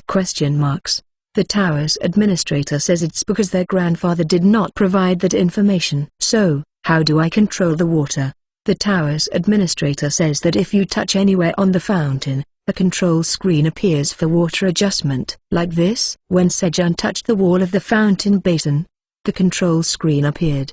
I don't like it. The more Kaiser thought about Sejun, the more uneasy he felt. It was because his opportunity to see his granddaughter, which only came once every 10 years, had disappeared because of this guy named Park Sejun. Father, calm down. Thanks to this human named Park Sejun, Aileen's condition improved, didn't it? Anton Pratani, Aileen's father, smiled and said to Kaiser. Anton was greatly hopeful after viewing the emergency system's activity records. It was the first time Aileen's dragon heart improved rather than deteriorated after its rampage. However, it's also annoying. Really annoying. Kaiser did not like the fact that Aileen's dragon heart, which had shown no improvement even when he intervened, had improved with Sejun's help. He wanted to resent him, but he owed him. Yet, he didn't like that either. Like a pendulum, Kaiser's heart swung between gratitude and resentment. I still need to give him a reward. As Kaiser was contemplating what to give Sejun as a reward for saving Aileen,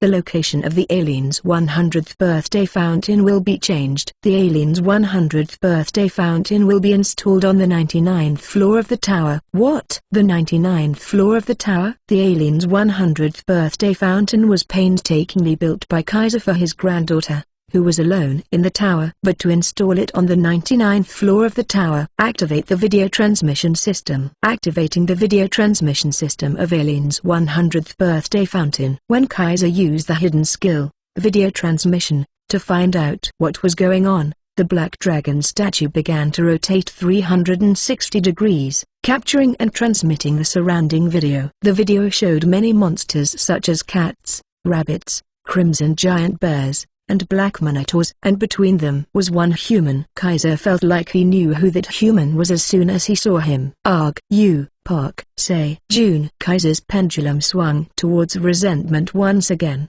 and he became angry at Sejun, who had monopolized his granddaughter's attention. Alien, this guy. Is he really that great? Great enough to give him the gift I gave? Black Dragon statue. Show him what you're capable of. With Kaiser's outcry, the gaze of the Black Dragon statue turned towards Sejun.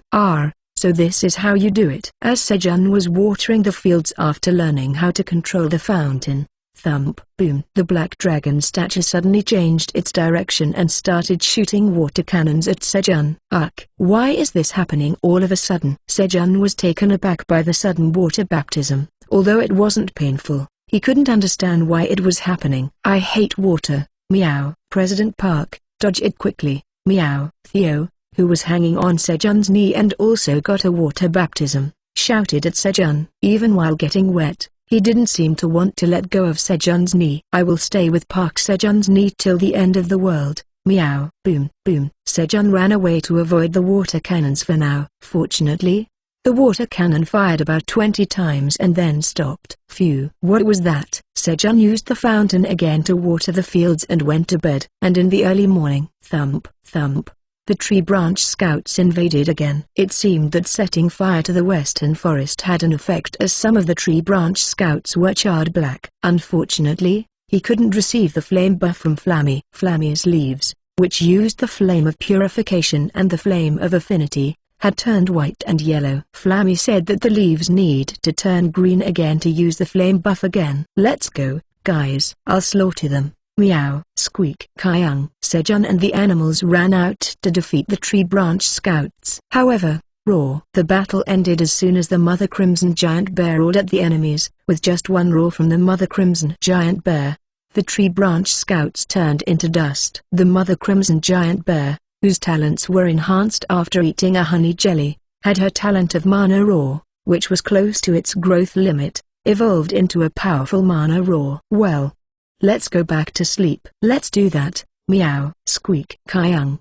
The four who could not make a move trudged back into the house. And roar. The Mother Crimson Giant Bear lay back down, scratching her head, wondering if she had killed the enemies too quickly. And Sejun, who didn't have to fight in the morning, woke up early for the first time in a while. Alright, Alien, tonight's going to be fine, right? The tower's administrator tells you to trust them. On the 241st day of being stranded, Sejun's 9th blue moon was approaching. Chapter 70. The interns arrive. As midnight approached, everyone, to your posts. Squeak, squeak, squeak. At Sejun's command, the rabbits scattered throughout the field. This was because the field had grown too large for Sejun to check the crops imbued with the energy of the blue moon alone. Shortly after, roar. As the blue moon rose, the Mother Crimson Giant Bear was the first to be affected and began to get excited. Alien. As Sejun hurriedly called for Alien, the tower's administrator says confidently that you trust them. With Alien's message, a black dragon appeared in the sky. And then, roar. The roar of the black dragon echoed, and the monsters on the 99th floor of the tower came to their senses.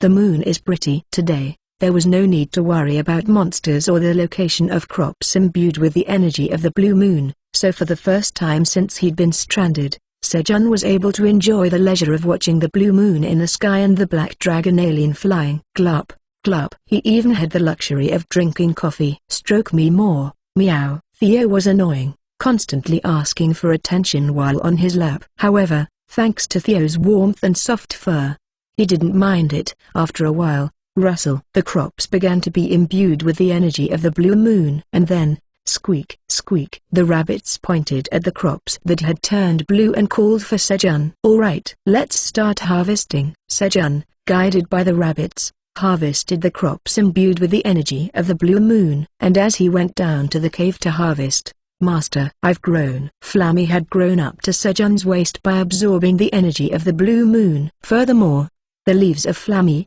which had turned to white and yellow by using the flames of purification and affinity, had absorbed the energy of the blue moon and turned half green. What happened? When I received the energy of the blue moon, I felt my strength growing.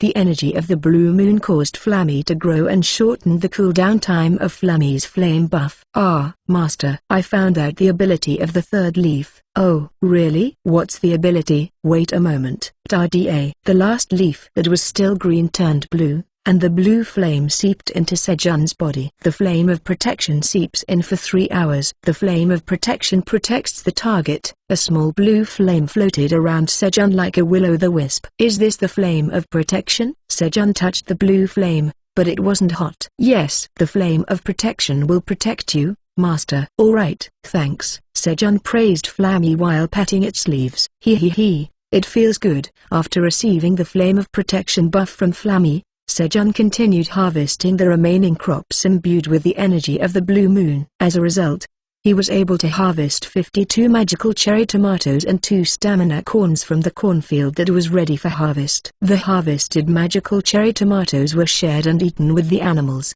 and Sejun took all the corns as he was low on stamina. Alien, take the corn. Sejun gave one of the 2 corns to Alien, who could not eat the crops that increased her magic power for a while for the sake of stabilizing the dragon heart. The tower's administrator is moved by your thoughtfulness to remember and take care of them. After sharing the harvested crops, I should eat too. Sejun ate the last remaining 10 magical cherry tomatoes imbued with blue moon's energy and 1 corn imbued with blue moon's energy. As a result, his magic power increased by 3 and his stamina by 0.3. Huh? The blue moon has ended. Before they knew it, the blue moonlight had disappeared and the sunlight was shining again on the ground. Thanks to Alien, they safely got through the 9th blue moon. Alien, thank you.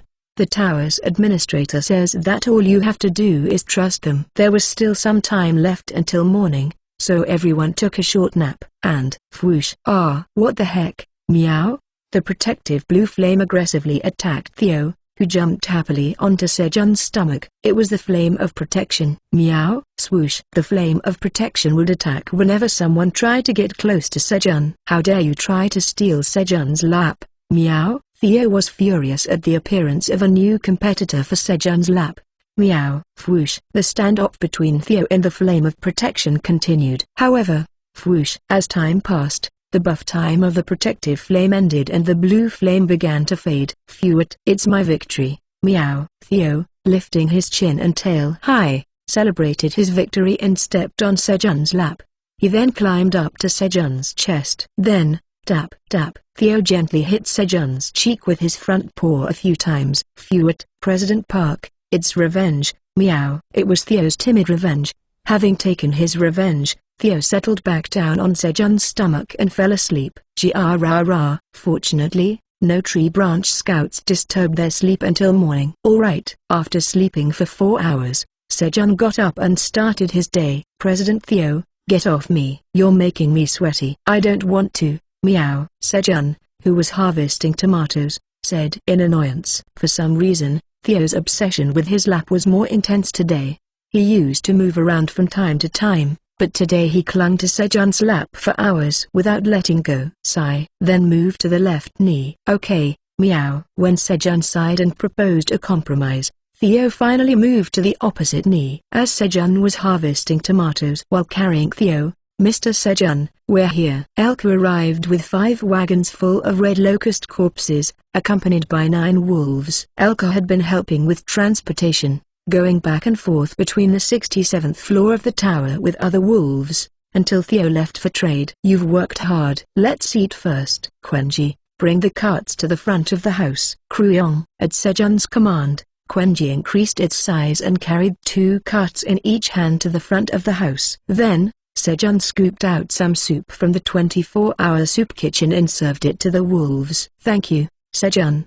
We will enjoy the meal. While the wolves were having their meal, how's the 67th floor of the tower lately? Sejun asked about the situation on the 67th floor of the tower. Well, lately, the red locusts have changed their movement patterns, causing the lizardmen and the free mercenaries to struggle. The red locusts had been deploying many more troops than before, as most of their kind had been killed by sturdy blade onion leaves before they could even fight, and the red locusts covered the sturdy blade onion leaves with their own corpses. It was a mass battle tactic that the red locusts specialized in. This made the red locusts unbothered by the sturdy blade onion leaves, and the allied forces of the 67th floor of the tower had to fight a tough battle again. Due to this, the demand for sturdy blade onion leaves increased, and recently, the wolves were bringing in red locust corpses in carts in the morning and evening, and taking away sturdy blade onion leaves and seps soup, creating a cycle. Here's the money for selling the sturdy blade onion leaves and seps soup. Elka handed Sejun the money. Even when Theo was not trading,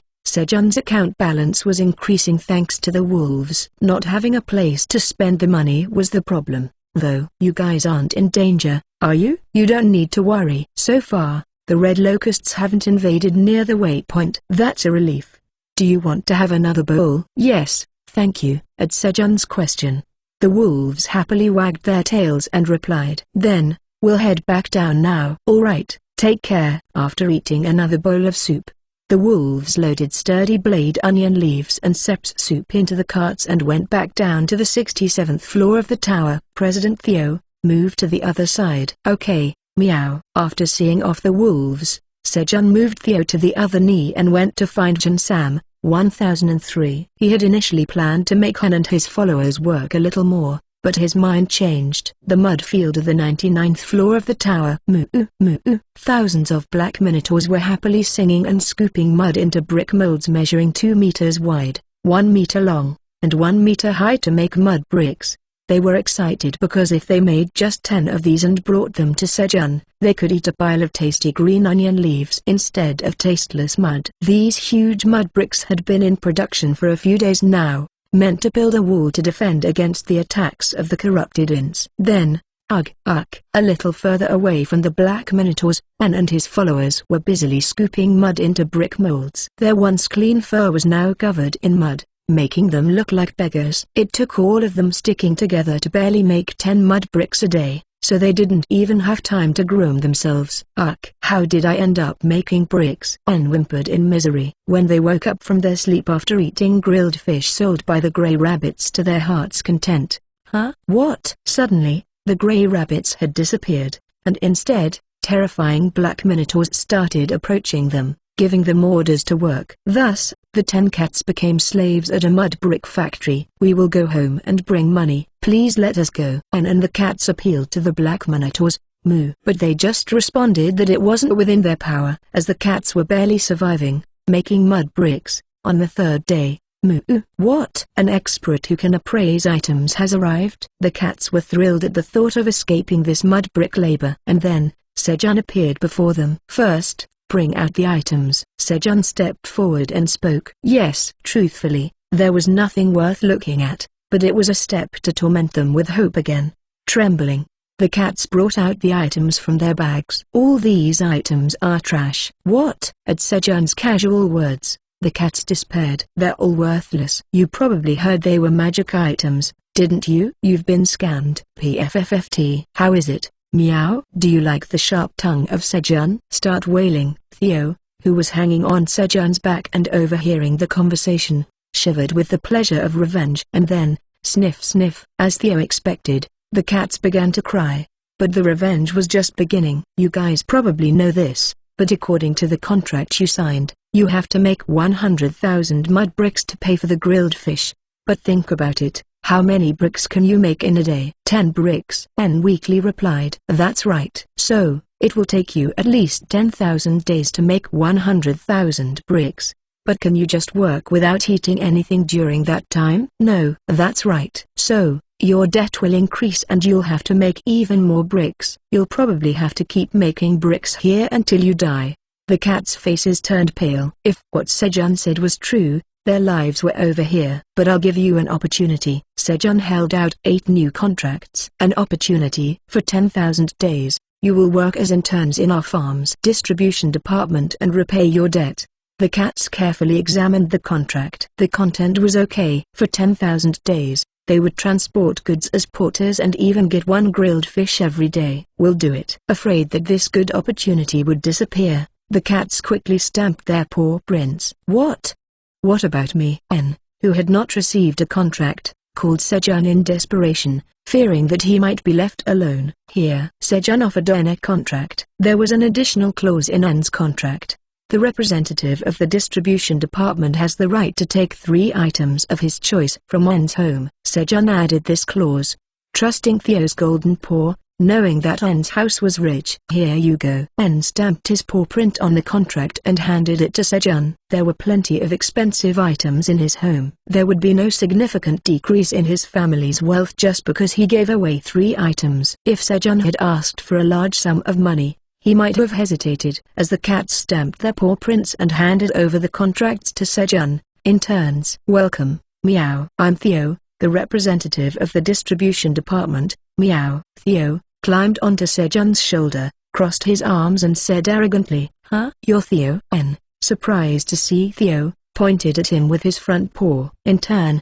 don't you know how to behave in front of the representative? Meow. Whack, whack, whack. Theo hit N with his front paw, getting angry. Interns, follow me. Meow. We have a lot of work to do. Meow. Theo's exciting revenge had begun, and Sejun was able to escape from his drooping knees. Chapter 71 Planting Hope for the Bald. Interns, this is the field where the crops we're going to sell grow. Meow. Theo led the interns, introduced them to Sejun's field, and went down to the cave's storage. 4 of you interns, empty your bags. We're going to fill the bags with cherry tomatoes. Meow. However, thump. Only one cat immediately emptied his bag at Theo's command. Intern Jeff, who moved first, will have his contract period shortened by 10 days. Meow.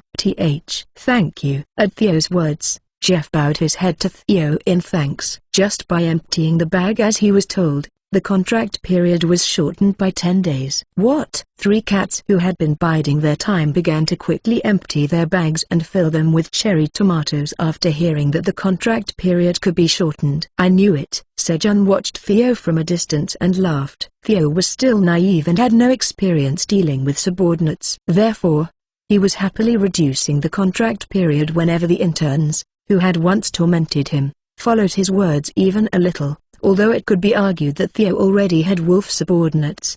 But frankly, the wolves followed him on their own, and it wasn't an exaggeration to say they were looking after Theo. It was wise to set a maximum of 10 days for the reductions. Sejun thought it was a good idea for Theo to use the method of reducing the contract period as a means to control the cats. That way, the cats had no choice but to listen to Theo's words, even if only to reduce their contract periods. That's why he deliberately imposed a huge contract period of 10,000 days on the cats. 10,000 days was enough for Theo to generously cut down the contract period and still maintain it for half a year. However, intern Mark filled the bag with cherry tomatoes the fastest. Meow. Intern Mark's contract period reduced by 10 days. Intern Eric just responded the loudest. Meow. Intern Eric's contract period reduced by 10 days. The period for maintaining the contract might be shorter than Sejun thought. Theo was rewarding the interns for their behaviors, finding advantages in nanoscale details. After watching for about 3 hours, Sejun decided, this won't do. In that short time, most of the interns' contract periods had been reduced by about 300 days each. At this rate, it was only a matter of time before 10,000 days became 0. Maintaining the contract period for a week, let alone half a year, seemed challenging. President Theo, can we talk for a bit? Sejun, who was just going to watch, finally couldn't stand it and stepped forward. Okay, Meow. At Sejun's call, Theo ran over quickly. What's up, Meow? Is it time for churro? Theo climbed onto Sejun's lap and asked. Yeah. Unable to say no to Theo's expectant gaze, Sejun first ripped open a churro and handed it to Theo. Chomp chomp chomp. And then, from now on, Theo, only reduce the intern's contract periods by 1 day. Got it, meow. Sejun limited Theo's authority to reduce the contract periods to 1 day, and he agreed to consult with Sejun if Theo wanted to reduce it more. The next morning, President Park, we're off. Mr. Sejun, we're leaving. Alright. Take care. Sejun waved Theo and Delka off. The cats were divided into 2 groups. Anne and 3 other cats, who had filled their bags with cherry tomatoes, followed Theo down to the 38th floor of the tower. The remaining 5 cats, with their bags full of sturdy blade onion leaves and seps soup, moved to the 67th floor of the tower with the wolves. The faces of the interns moving to the 38th floor with Theo were bright, but the faces of the interns going to the 67th floor with the wolves were dark. It was because the interns who were separated from Theo were upset as they were not able to get their contract periods reduced. As the 2 groups with different destinations left all at once, the sudden emptiness of the entire area made Sejun feel a sense of void. At that moment, Quenji approached Sejun. Are you trying to console me? However, I want a snack. Contrary to Sejun's thoughts, Quenji handed him a glass bottle filled with honey. Despite the fact that honey jelly enhanced abilities, Quenji still preferred the taste of pure honey. I can't. You've gained too much weight. Sejun wanted to say, but he couldn't bring himself to say it to Quenji. Alright. Click. Sejun fetched Quenji's honey bowl from the kitchen, opened the glass bottle, and poured in a dollop of honey. Slurp, slurp. Now I should get to work. Leaving Quenji licking the honey from his bowl, Sejun started his morning farm work. Today was the day to harvest the corn he had planted previously. Sejun began to harvest the corn planted in the cave. Thud, thud. As he was picking the cobs covered in green leaves, he spotted the corn that was different from the others. Its leaves were red. Snap. When he plucked the red corn, you harvested exploding stamina corn. Your job experience increases slightly. Your proficiency in harvesting LV4 increases slightly. You gain 30 experience points. Exploding stamina corn. Just by its name, it felt like it would be used for combat. You have achieved the achievement of creating a new variety in the tower. The tower acknowledges your exclusive cultivation rights for the new variety. Without your permission, no one can cultivate the exploding stamina corn. Your job experience increases greatly. You have achieved the achievement of creating 3 new variety in the tower. Rumors about you spread in the Food Association. Food Association? The Food Association was an association that even Theo hadn't heard of before. Sejun decided to first examine the corn in his hand. Exploding stamina corn. This corn, grown inside the tower, inflates to dozens of times its original size when heat is applied, and its seeds explode. When consumed, it breaks down 30 grams of body fat and increases stamina by 0.5 for 10 minutes. The effect can be stacked up to 10 times within an hour. When consumed, it makes your hair voluminous. Cultivator, Tower Farmer Park Sejun. Expiration date, 90 days. Grade, C. It inflates and explodes when heated. The explosion didn't seem to mean in terms of stamina. Sejun imagined the corn kernels swelling up. Then, what naturally came to mind was, no way. Is this popcorn? Sejun hurriedly stripped the red husk from the exploding stamina corn. The kernels inside were also red like the husk. Pop. Sejun took off one red kernel. You have obtained a seed of exploding stamina corn. Your job experience has increased slightly. Your proficiency of seed sowing LV2 has increased slightly. And he had Flammy heat up the corn kernel. Be careful. You shouldn't burn it. Yes, master. A moment later, as Flammy began to heat the corn kernel with fire, crack. With a popping sound, the red kernel's outer shell burst open, and the white pulp inside swelled and popped out. Here you go. When Flammy moved the flame away, warm popcorn fell onto Sejun's hand. Sprinkle. Sejun sprinkled some salt on the popcorn in his palm and cautiously put it in his mouth. Crunch. The crispy texture, the savory and slightly salty taste. Oh, Sejun was delighted by the taste, similar to the popcorn he used to buy outside. This isn't the time. The sooner he planted it, the sooner he could harvest it. Each kernel of corn he had now would become a bag of popcorn later. Thud thud. Sejun sowed 199 kernels of exploding stamina corn in the field. You have created a 50 square meter cornfield. You have gained 100 experience points. Grow well. Sejun cheered for the corn seeds planted in the field. In this way, the crop that would become the hope for bald people all over the world began to grow on the 99th floor of the tower. 244th day of being stranded. Dawn. Thud, thud. The branch scouts invaded again. Krung, krung. At Sejun's request for a chance to grow, the mother Crimson Giant Bear watched from a distance this time, revealing only her presence to the branch scouts. Guys, let's go. Squeak. Kweong. With a shout, Sejun, Black Rabbit, and Quenji rushed forward.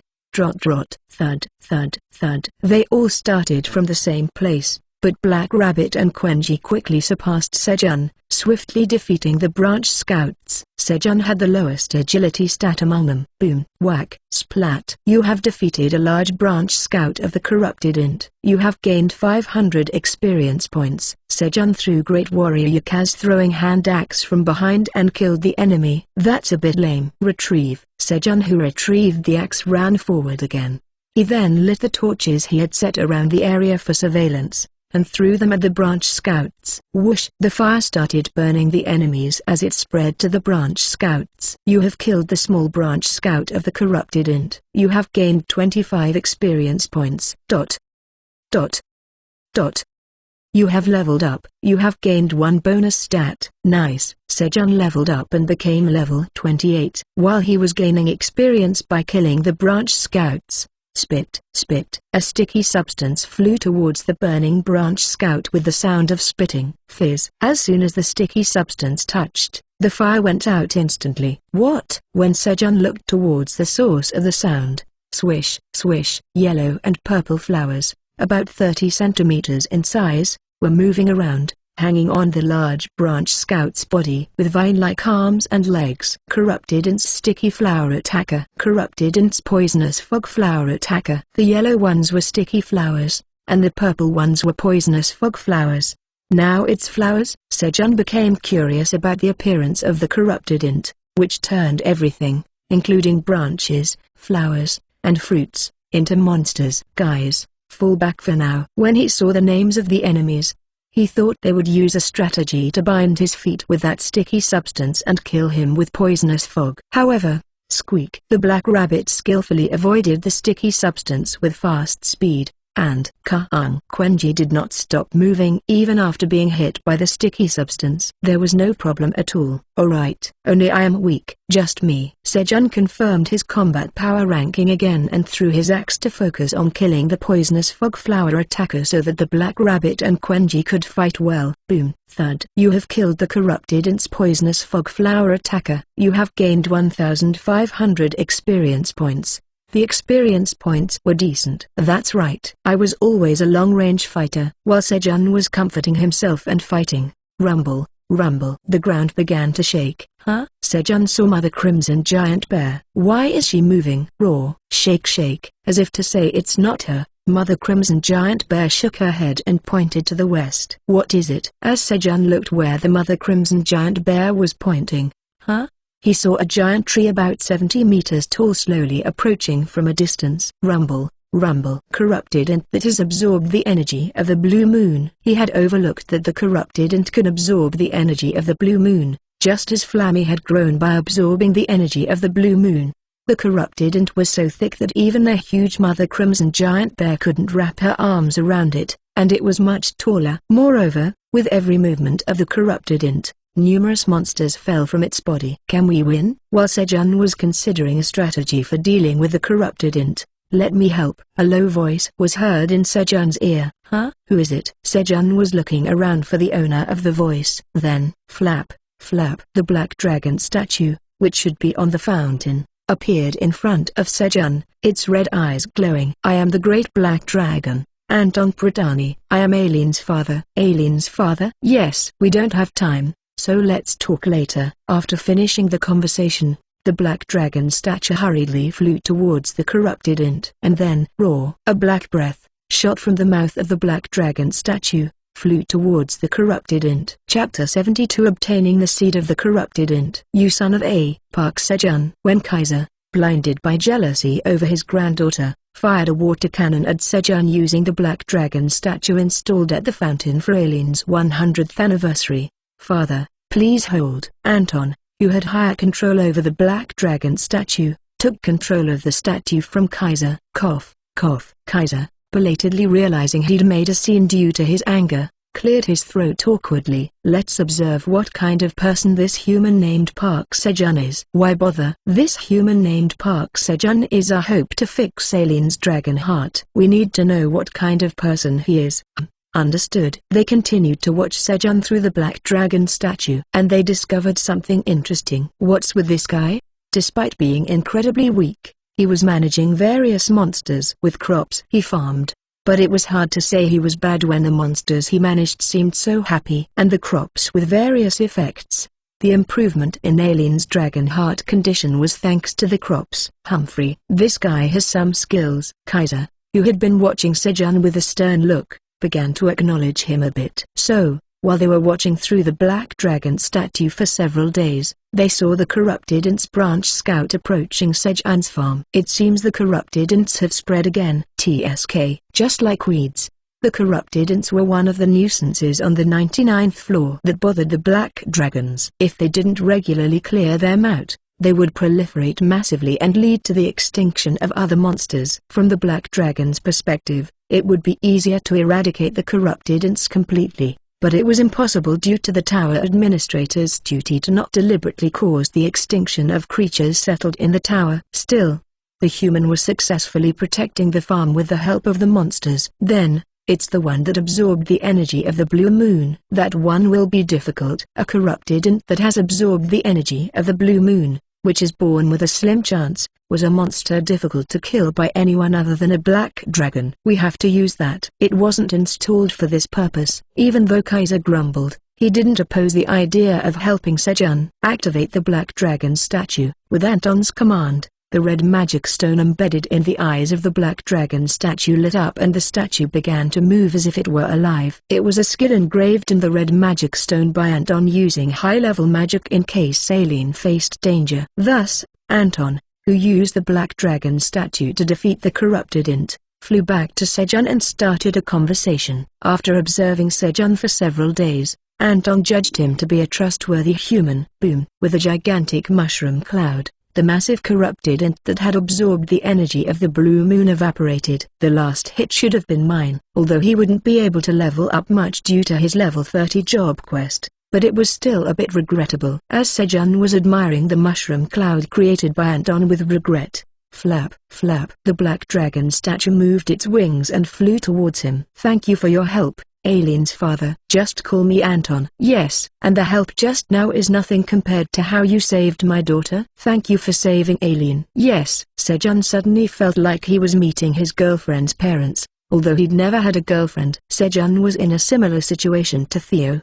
He just didn't show it. I'd like to have your help in the future. Help? Are you referring to healing Aileen's dragon heart? That's part of it. But I would also like you to manage the Black Tower on behalf of Aileen. The Black Tower had not been properly managed because Aileen could not leave her administrator area. Additionally, Kaiser, who usually took care of urgent matters every 10 years, couldn't do so this time. As time passed, various problems would begin to occur on different floors. This was a concern for both Kaiser and Anton. Then, what's that? Red locusts. When did they infiltrate? They, who didn't know that red locusts had invaded the Black Tower, were greatly surprised to see the wolves carrying full carts of red locust corpses. Red locusts, once their numbers began to increase, were unstoppable. This was one of the key reasons the tower was built. Fortunately, they were relieved to hear from the wolves and Sejun that they were containing the spread of the red locusts that had infiltrated the 67th floor of the tower. They believed that Sejun had the ability to solve some of the tower's problems. Thinking about it, he has the ability to move the monsters of the 99th floor of the tower, which would solve most of the problems. Therefore, Anton decided to assign Sejun the role of acting administrator of the tower on behalf of Aileen. Managing the Black Tower? Yes. It won't be too hard. We'll support you. Yes. Park Sejun. I am Kaiser Pradani, Aileen's grandfather. Suddenly, a boisterous voice came from the Black Dragon statue. Ah, hello, Mr. Kaiser. I'm Park Sejun. Well, at least you know your manners. Kaiser, who had previously disliked Sejun, was a little appeased by Sejun's 90-degree bow. But I can't leave this floor. There's always a way. Really? Indeed. For now, put the magical cherry tomato into the mouth of the Black Dragon statue. What? Ahem. It has its uses. I'm not asking because I want to eat it. Feeling somewhat guilty, Kaiser became very angry. He definitely was Aileen's grandfather. Insistent first before seeing the result. Understood. When Sejun picked a few tomatoes and put them into the mouth of the Black Dragon statue, flash. The tomatoes disappeared with a flash of light. And then, we need to recharge our energy for now, so let's talk again later. Hurry to where the corrupted ant died. There should be something helpful for someone weak like you. Flap, flap. The Black Dragon statue left those words and flew back up to the fountain again and started spitting out water. Thud, thud. Sejun was riding on the back of Mother Crimson Giant Bear with the Black Rabbit and Quenji, heading towards the place where the corrupted ant had died. What's supposed to be the roar? There's a bead that makes you stronger near where the corrupted ant died. Mother Crimson Giant Bear answered his curiosity. A bead that makes you stronger when eaten. Roar, roar. Yes, it's a blue bead. While they were talking, they arrived at the place where the corrupted ant had died. And in the middle of the giant crater, there was one fist-sized blue bead and a branch about 10 meters long, about as thick as a log. Sejun picked up the blue bead and the branch. You have acquired the enhanced seed of the corrupted ant. You have acquired the enhanced branch of the corrupted ant. Wow! Sejun, delighted by the message, first looked at the options of the seed. Enhanced seed of the corrupted ant. It's a seed of the corrupted ant that has absorbed the energy of the blue moon. The seed has been enhanced by the energy of the blue moon. When consumed, all stats increase permanently by 10. If left on the ground, the seed will sprout and grow into a powerful corrupted ant. Expiration date, 100 years. Grade, A. Consuming it increases all stats permanently by 10. It was quite a good option. Is this what he meant? It seemed that what Kaiser had referred to as something helpful was the seed. However, the idea of planting the seed, which would multiply by dozens at the least when sown, came to Sejun's mind before the idea of eating it. He was a Tao farmer who believed in the truth of multiplication. What if I get Flammy to give it a flame of purification buff here? Even though it was corrupted, purification might be possible. If not, he could eat it then. The expiration date was long, so there was no need to worry about spoilage. I'll keep it for now. So Sejun put the seed in his pocket and looked at the options of the branch. Enhanced branch of the corrupted ant. It's a branch of the corrupted ant that has absorbed the energy of the blue moon. The hardness of the branch has been greatly enhanced by the energy of the blue moon. If mana is inserted, its size can be adjusted at will, making it a good material for a transforming weapon. Usage restrictions: LV 35 or higher, Strength 50 or higher, Magic Power 30 or higher. Grade A. I can't use it. Sejun did not meet all the usage restrictions. It was demanding for a mere branch. Then, Quang, Dad, I want to use that. Quenji, who had always envied the Black Rabbit's hammer, coveted the enhanced branch of the corrupted ant. Okay, you can use it for now. Quang. Quenji was delighted to receive the branch. After collecting the items and returning home, squeak, squeak. The rabbits were up, preparing for the morning farming. It's a bit tricky. After a moment of contemplation, Sejun decided to start the morning farming with the rabbits. Tower's 75th floor shopping district. Hurry up and follow. Meow. Yes. Oh, intern Jeff, your answer is quite confident. Meow. I'm reducing your contract period by 1 day. Meow. Thank you. Theo did not immediately go to the 38th floor of the tower, but led his group to the headquarters of the Wandering Merchant Association. The reason was to apply for the use of the Express Merchant Route. The intermediate Wandering Merchant is eligible to apply for the Express Merchant Route if they have the application fee of 10,000 tower coins. While it typically takes about a day to move 10 floors using the General Merchant Route, it's possible to do so in half a day using the Express Merchant Route. So, Theo, who wanted to quickly finish the trade and return to Sejun's lap, always wanted to use the Express Merchant Route but couldn't apply due to lack of money. But this time, receiving 20,000 tower coins as a trade incentive from Sejun, Theo was finally able to apply for the use of the express merchant route. We received 10,000 tower coins. Intermediate wandering merchant Theo, you can now use the express merchant route. Here's your new pass. An employee of the Wandering Merchant Association handed Theo a silver pass. Thank you, meow. Pewit. Finally, I can use the express merchant route too. Meow. Just as Theo received the new pass and was about to walk out of the building of the Wandering Merchant Association with pride, Iona passed by, humming a tune. Iona, nice to see you. Meow. Representative Theo, hello. They chatted briefly. Are you heading down to the lower floors, Representative Theo? No, meow. I'm going to Grania Village. Meow. Oh, really? That's great. I'm also going to Grania Village. Let's go together. Iona climbed onto the head of Elka, who was waiting outside, excited. Originally, Theo intended to quickly descend to the 38th floor of the tower through the express merchant route, but I have an urgent message to deliver to my father. In exchange, I'll pay you 1,000 tower coins to take me to Grania Village. Deal. Let's go. Meow. Theo changed the destination to Grania Village due to On's proposal. More than the money, he was eager to show his successful self to his hometown cats. Pewit. I'll show them my success. Meow. Representative Theo, who's this? Anne looked at Iona and asked. This is Iona. Meow. We're going to Grania Village together. Meow. Let's get moving. Meow. With Theo's shout,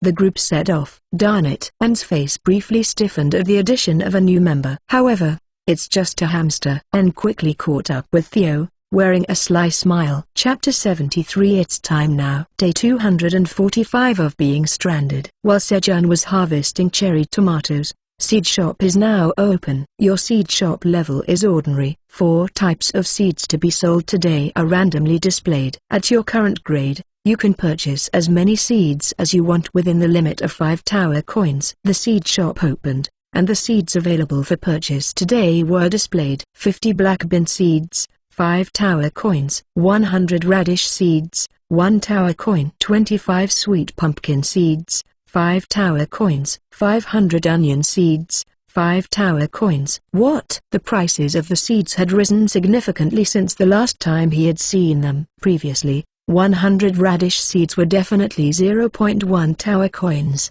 But now the price had increased tenfold to 1 tower coin for 100 seeds. Is this because of the increase in food prices? The wolves brought various news from the 67th floor of the tower. One of them was that food prices in the tower were skyrocketing due to the red locusts. At first, it didn't make sense. The red locusts caused an abundance of food, so how could that lead to an increase in prices? But it made sense when he thought about a few months from now. Even if plants start growing now, it will take several months before they can be eaten. But currently, the 67th floor of the tower was practically a wasteland. This meant that an entire floor of the tower had completely stopped food production. Furthermore, the news of the red locusts had caused other floors of the tower that had experienced a great famine 100 years ago to hoard food in large quantities. Moreover, the price of food had sharply risen as the landowner of the 55th floor, the largest granary of the Black Tower, Grid, did not release the food. Remembering how the wolves wagged their tails and looked at him with admiration, he felt proud. But what should I buy? Sejun was considering the seeds. The price was tricky. If he bought 2, it would inevitably exceed 5 tower coins, so he could only buy 1. After much deliberation, Sejun decided to buy onions. Onions remove the bad smell and provide sweetness, making them suitable for most dishes. And recently, due to limited ingredients, the rabbits had been scorning his cooking. But he felt that with these onions, he could restore his pride. Hey, I'll show those rabbit bastards what real taste is. Sejun purchased the onions, speaking like a villain. You have purchased 500 onion seeds. A total of 5 tower coins have been deducted from Mr. Park Sejun's seed bank account. You have earned 50 seed shop loyalty points. You now have a total of 106 seed shop loyalty points. Ching. A small leather pouch filled with onion seeds appeared in Sejun's hand. Thank you for using the seed shop. You can use seed shop LV. To again after 30 days, Sejun planted the 500 onion seeds in the remaining field in the cave and started harvesting cherry tomatoes again. Then, the tower's administrator asks what conversation you had with their grandfather and father. For the first time since the blue moon, Aileen initiated a conversation.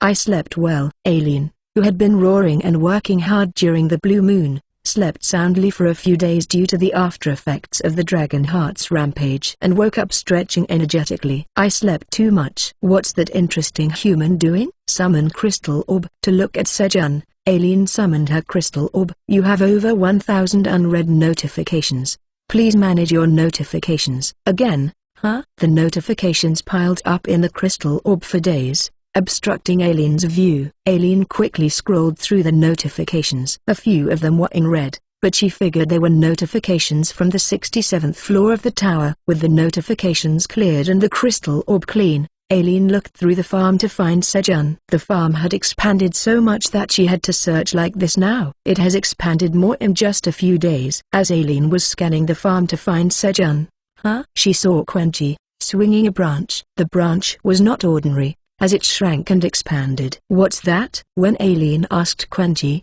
the Crimson Giant Honey Bear says it's a corruptant's branch that absorbed the energy of the blue moon. A corrupted ant that absorbed the energy of the blue moon? It's an extremely strong creature. Where did that come from? The Crimson Giant Honey Bear proudly says that Daddy gave it. The interesting human? It was clear that something had happened while she was asleep. Aileen asked the Crimson Giant Honey Bear mother for more details. What?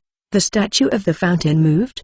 They said they were my grandfather and father. She found out that her grandfather and father had spoken to Sejun through the Black Dragon statue. What did you talk about with my grandfather and father? Tower Farmer Park. Sejun says that Aileen's father and grandfather asked him to continue taking good care of Aileen and help manage the tower. They asked him to take good care of me? Aileen was surprised by Sejun's words. They asked him to take care of her? Did I get permission to get married? Tower Farmer Park. Sejun vehemently denies it by waving his hand. Tower Farmer Park. Sejun quickly corrects his words, saying that asking him to take good care of her meant to continue helping with Aileen's Dragonheart treatment in the future. However, then just wait for exactly 300 years. Aileen didn't look at Sejun's message as she was indulging in her own imagination. When he arrived at the 75th floor of the tower following Theo, All remembered what his father had said before he left Grania village. He mentioned that the entire Black Wolf tribe would stay in the village for about a month to hunt something, starting in 5 days. It was due to a request from the Wizards Association. The Black Wolf tribe mercenaries were beings from the 89th floor of the tower. They were stronger wolves than the Silver Wolf tribe on the 85th floor. That's why he suggested to Theo to go to Grania village, and thought that hiring just 3 Black Wolf tribe members would be enough to suppress Theo and the Silver Wolf tribe wolves, and snatch the contract. And once I snatch the contract, he planned to use the contract nullification potion at home to invalidate the contract. When that time comes, Theo, I won't leave you alone. While Len was vowing revenge, Theo and his party arrived at the entrance of the Grania village. I will go home first to deliver the news to my father and prepare to welcome Representative Theo. Sounds good, meow. Upon hearing that Len would prepare to welcome him, Theo happily agreed. Rah. Elka watched Len rush home and quietly growled. It seemed Theo hadn't noticed yet, but Len's schemes were clearly visible to Elka. Throughout the journey to Grania village, watching Len glare at Theo, it was more amazing that Theo didn't notice. However, Elka stayed silent. In fact, he was thankful if Len plotted something. Then I can get more money for his life. Elka, influenced by Sejun and Theo, connected everything to money. But Iona hummed as she watched Len walk away, making Elka a little uneasy. Then, let's go, meow. Theo confidently entered the village. Almost a year after his fleeing from the village at night, it was a homecoming for Theo. However, seeing a lifeless village, unlike when he left, Theo was puzzled. Why is everyone like this, meow? The cats looked emaciated as if they had starved for days, and they seemed to lack energy. Most of them responded lukewarmly or not at all to seeing Theo. He couldn't announce his glorious return to the village like this. What, meow? Why do the cats lack energy, meow? In turn, Jeff, what happened to the Grania village, meow? Theo grabbed Jeff's collar and asked. Well, it wasn't like this when I left. From the looks of Jeff and other cats, they seemed to have no idea. Instead, their eyes showed anxiety and worry. It was because of their families. Go home and find out what's happening, meow. Theo, who had become soft-hearted, Send the interns home. Thank you, Representative Theo. If you run away, I will double the contract period. Meow. Yes, and take this too. Meow. Theo took out grilled fish from his bag and distributed it to the interns. Thank you. The cats gratefully and quickly ran home at Theo's consideration. And then Theo entered his favorite grilled fish shop. Welcome, Theo. Meow. Boss, it's been a while. Meow. But why is the village like this? Meow. Theo asked the fish shop owner. Asking the interns to find out what happened was just an excuse. He was a dear cat, Theo. Recently, frog-like monsters have appeared in Zenka Lake, so we can't even get a glimpse of the fish. Meow. Frog-like monsters. Meow. That's right. Meow. So all the village cats are starving now. Meow. According to the grilled fish shop owner, about 70% of the fish that the cats in Grania village eat came from Zenka Lake. But a week ago, the frog-like monsters, appeared and now no fish can be caught. For now, eat this. Meow. Theo had a few instances where he got fish from the grilled fish shop owner when he was out of money. Wishing to repay this kindness, he handed over 50 grilled fish and then stepped outside. Let's head to En's house first. Meow. Theo took the remaining party members and headed to En's house. Father. En. Why are you so late? En's father, Israel, greeted En and asked. Well, En twisted the story of being deceived by Scarum to hide his wrongdoing. He said that he was threatened by Theo, who took all his money and made him sign a contract to work for him for 10,000 days. What? Theo hired Silver Wolf Tribe mercenaries to threaten you and make you sign a contract? Yes. Theo will be here soon. Please ask the Black Wolf Tribe to help get the contract back from Theo. Alright. Just trust me. Actually, we are hosting Hagel, the chief of the Black Wolf Tribe, at our home. If I ask him, he'll help us. With that, Israel led En to the room where Hagel was staying. Fine. I can handle 3 members of the Silver Wolf Tribe alone. Hagel, who had been indebted during his stay here, willingly agreed to Israel's request. Then, En. Where are you? Meow. Theo arrived at En's house. I have a good idea. If you act after I've taken action, Hagel, you will be able to suppress them more comfortably. There's no need for that. But fine. Hagel was a bit reluctant at En's confident words, but as En was the son of his host, he agreed for the time being. Let's go. Understood. Hagel followed Israel and on towards where Theo's party was. And then, everyone, don't move, or this hamster dies. Hagel, it's time now. As En approached Theo, he suddenly grabbed Iona, who was on Elka's head, threatened her with his claw, and shouted at Hagel. Hey, you crazy guy. Hagel was taken aback to see En threatening Iona, the chairman of the Wizards Association and his employer, with his claw. Chapter 74 Becoming a mid-level administrator of the tower. Bang. Mum. I'm home. Bill, one of the interns in the distribution department of Sejan's farm, roughly opened his home door and shouted. Bill? You're just now home? Bill's mother, sitting on the sofa, greeted him in a lifeless voice. Mum. Why have you become so thin? Bill was shocked to see his mother looking as gaunt as the other people on the street. Here, eat this for now. Bill took out the grilled fish that Theo had given him and handed it to his mother. Bill, what is this? You didn't steal it from somewhere, did you? Despite not being able to take her eyes off the grilled fish, Bill's mother first asked whether her son had stolen it from somewhere. No, Mum. I got a job. Representative Theo gave me the grilled fish. You can eat it. Really? Yes. When her son, who had been rotting inside following En around every day, told her he had found a job, Bill's mother was moved. Mom, I just stopped by. I'm going back.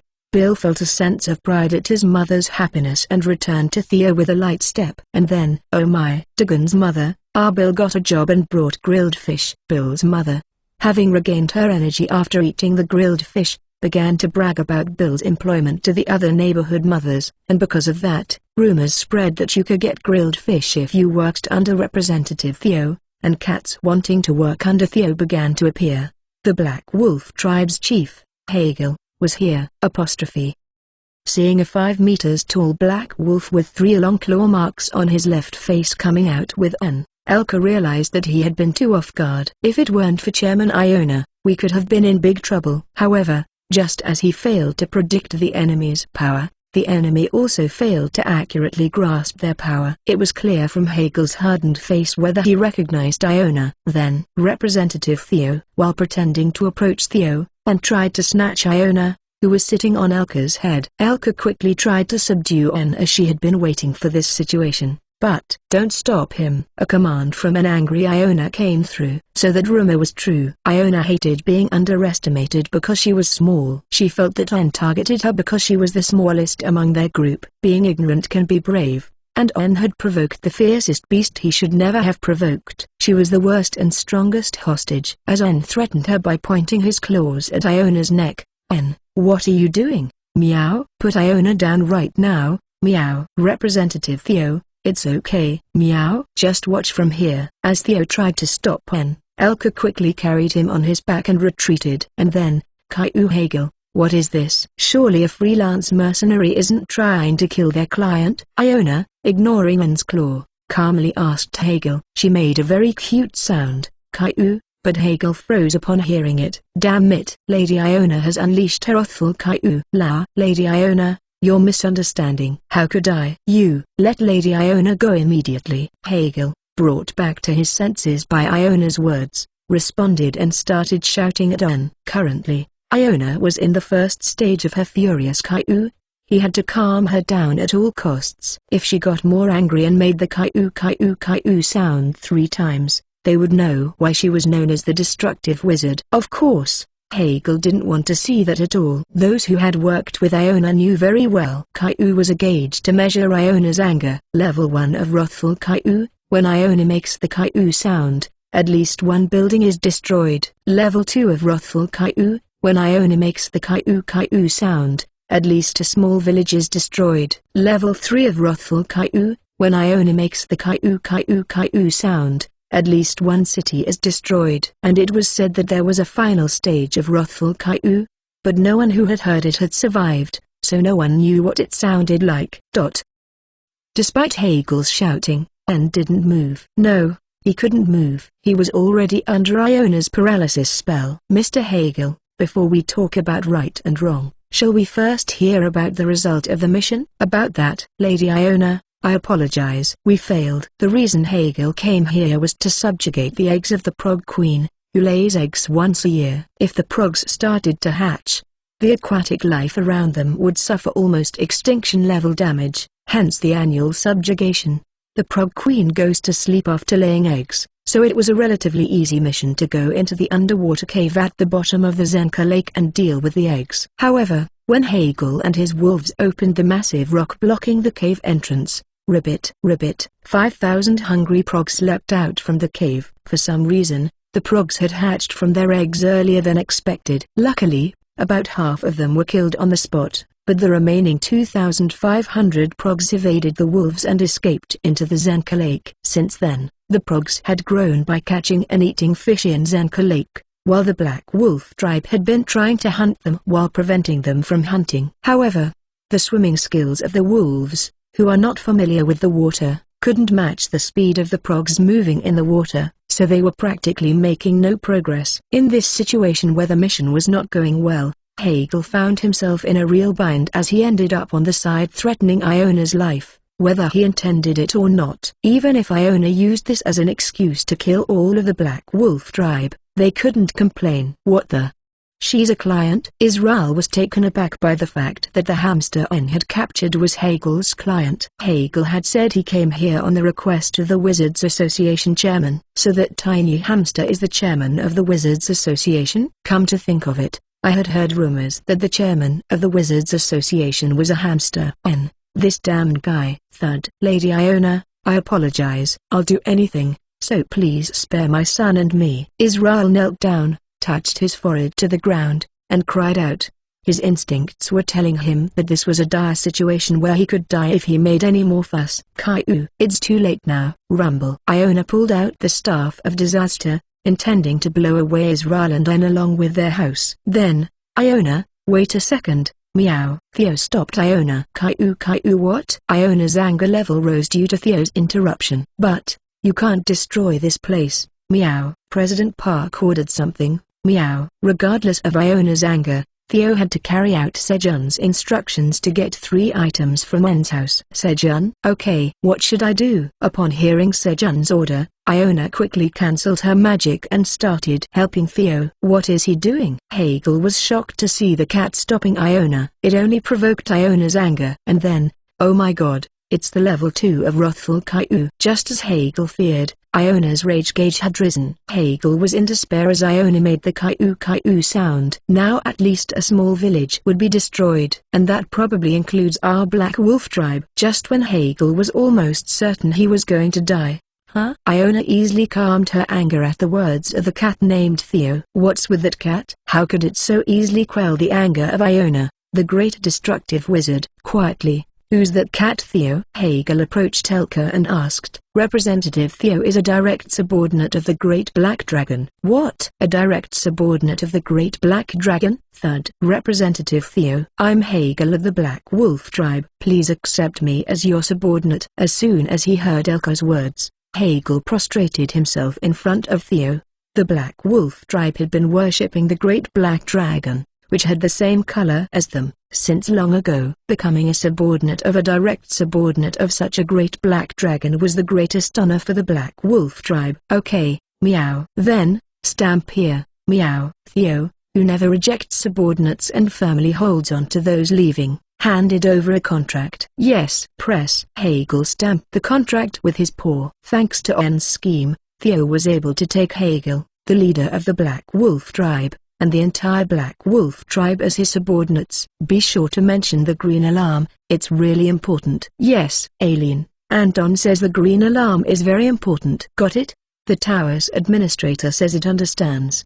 The tower's administrator is asking what a green alarm is. Alien is asking what a green alarm is. The green alarm is the alert that appears in the tower when a monster at risk of extinction appears. Yes, Alien. Sejun was relaying messages between Anton and Alien, receiving training as a tower administrator together. After about an hour of administrator training, Sejun came down to the cave for tomato harvesting. Master, I can use the flame again. Seeing Sejun descend into the cave, Flammy waved its green leaves and cheerfully exclaimed, really? Then use the flame of purification here. Sejun took out a blue bead from his pocket. It was a corruptedance enhanced seed. Yes. Ear up. With Flammy's cheer, one of Flammy's leaves turned white, and a white flame seeped into the corruptedance enhanced seed. Oh, fortunately, the effect was as Sejun anticipated. The name of the seed changed. Corruptedance enhanced seed, purification rate 1%. Flammy, good job. Hee. Flames blushed at Sejun's praise, pretending to scratch its head with its leaves. Whoosh! Sejun put the corruptedance enhanced seed back in his pocket. As he approached the tomato field, the tower's administrator says a green alarm has appeared. Alien sent Sejun a message that a green alarm had appeared. And then, the tower's administrator appoints you as the tower's mid-level administrator to prevent the extinction of the blue cup in the Zenka Lake on the 75th floor of the tower. Alien began handling the green alarm as she had learned from her father. You have obtained the mark of the tower's mid-level administrator. A black dragon tattoo appeared on Sejun's hand. You will be moved to Zenka Lake on the 75th floor of the tower in 30 seconds. You can bring your subordinates with you. Please designate who to bring. Sejun chose all of his subordinates, including Mother Crimson Giant Bear, Quenji, Black Rabbit, and the other Black Minotaurs. As he was uncertain about where he was going, he intended to bring as many as possible for safety. However, the tower's administrator's mana is insufficient. Subordinates will be automatically selected within the limit of the tower's administrator's mana. Squeak. Kuong. On the left shoulder of the Black Rabbit and Quenji, the numbers 1 and 2 appeared. It was a relief that at least 2 were there. Shortly after, you will be moved to Zenka Lake on the 75th floor of the tower. Your activities cannot exceed the boundaries of Zenka Lake. Sejun, Black Rabbit, and Quenji disappeared. On the 246th day of being stranded. For the first time since Sejun had been stranded, he left the 99th floor of the tower. Chapter 75. Having a contest. Inside a warehouse full of treasures collected by Israel throughout his lifetime. Swoosh. Theo was scanning the items in the warehouse with his front paw. Representative Theo, what are you doing? Iona asked, watching Theo moving his front paw around. I'm looking for something that attracts me. Meow. Attracts you? That's right. Meow. I'm searching for an item that my front paw is attracted to. Meow. Iona remembered what Sejun had told her about Theo's golden front paw. And then, Humphrey, it's just an intuition after all. It's no match for my high-dimensional magic. Feeling jealous of Theo receiving Sejun's praises, Iona's competitive spirit as a wizard was aroused. Representative Theo, let's have a contest. What kind of contest? Meow. The one who finds a higher grade item wins. Alright, Meow. Even though his opponent was the chairman of the Wizards Association, Theo was not intimidated at all. The source of Theo's confidence was not himself but Sejun. Pewit. The victory will be mine, Meow, because Park Sejun said my front paw is amazing, Meow. And so, the treasure hunting competition between Theo and Iona began. Tower 75th floor, Zenka Lake. Swoosh. You have arrived at the Zenka Lake on the 75th floor of the tower. From now on, find and eliminate the cause that threatens the extinction of the blue carp. Sejun, Black Rabbit, and Quenji appeared. Wow, it's a different floor. Squeak. Kuong. Neither Sejun, Black Rabbit, nor Quenji were paying any attention to their mission. All three of them were newbies who had just left the 99th floor of the tower for the first time. Everything was fascinating to them. What's this? Sejun began to examine the grass around the lake. Squeak. Kuong. The Black Rabbit and Quenji, intrigued by the wide, blue lake they had never seen before, jumped right into the lake. While Sejun was strolling around the lake and exploring the plants, he noticed a plant with a very familiar appearance, a fruit shaped like a giant bell in the middle of widespread leaves, and a green crown growing above it. It was a pineapple. He. Why is there a pineapple here? Snip. Sejun, excited, drew his dagger and cut the pineapple. And then, thud, he removed the crown and stored it in his bag. He planned to plant the crown back at the 99th floor of the tower, which would allow him to grow more pineapples. Sukyuk. He quartered the pineapple and took a bite from one of the slices. Initially, the sour taste sent shivers down his spine, but the more he chewed on the pulp, the less sour it became and the sweetness intensified. Wow, it's delicious. Sejun, who had quickly devoured a whole pineapple, rose from his seat in admiration. He got up to count how many pineapples were there. However, there are only 12 in total. There weren't that many. Snip, snip. Sejun harvested all the pineapples first. And while he was enjoying the second pineapple, thud, thud, something was approaching from behind Sejun.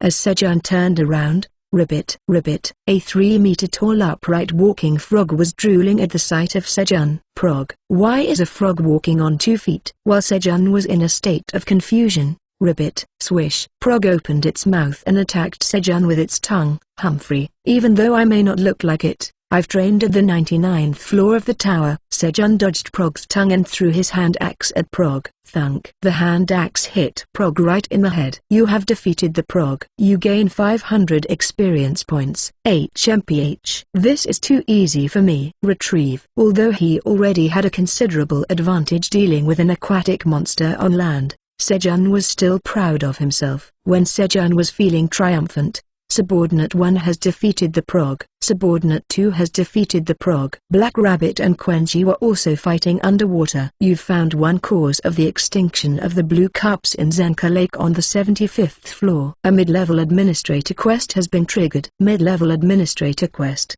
Kill all 2,291 progs in Zenka Lake. Prog 0 2,291. Reward, 10,000 experience points. 1,000 tower coins. Failure. You cannot return to the original location until the quest is completed. Are there over 2,000 of these frogs? Sejun hurried to Zenka Lake, plunged his face into the water, and examined the underwater scene. Underwater, he could see Black Rabbit and Quenji energetically chasing fleeing progs. The pair, trained in the pond, were great swimmers, but progs were aquatic creatures. Despite their numbers, it took a lot of effort to hunt down a single prog. When will they ever catch them all? While watching the battle between Black Rabbit and Quenji. But what do these guys taste like? Suddenly, Sejun was curious about the taste of prog meat. So, he started a fire and began preparing a dish using prog meat. When Theo and Iona were having a contest in the warehouse, a black wolf, who had been observing Zenka Lake, ran towards them. Chief Hagel, we have a big problem. What is it? Hagel, who had already had a near-death experience with Iona, wasn't particularly interested in his subordinate's report. There are some suspicious guys appearing in Zenka Lake. Suspicious guys? Yes. They're roasting progs. What? They're roasting progs? Yes. And it tastes so good. Slurp. The Black Wolf reported, relishing the memory of the taste. Taste? What are you talking about? Did you eat prog meat? He seemed to think his subordinate was out of his mind. Prog meat was poisonous and inedible. Let's just go. The wolf, eager to return to Zenka Lake, urged Hagel. Elka, I'll be back from Zenka Lake soon. Please let Representative Theo know. Yes, understood. Hagel hurriedly ran towards Zenka Lake. Here it is, Mr. Sejun. The wolves that came out of the water dragged the fainted progs by their necks to Sejun. Thanks. Thud, thud. You have defeated the prog. You have gained 500 experience points. You have defeated the prog. You have gained 500 experience points. Sejun slaughtered 2 progs with his hand axe and handed the progs skewers to the wolves. Chew. Chew. It's really chewy. It's delicious. The wolves ate the food and went back into the water. An hour earlier, curious about the taste of prog, Sejun started roasting the prog meat, which he prepared by wrapping it around a detoxifying green onion. For safety, Sejun always brought a detoxifying green onions, just like a regular medicine, because he didn't know what kind of poison might be in the ingredients. When the dish was ready, you have achieved the achievement of making prog green onion rolls for the first time in the tower. The recipe for prog green onion rolls is registered in Cooking LV. 3. Your proficiency in Cooking LV. 3 increases significantly. Your proficiency in Cooking LV.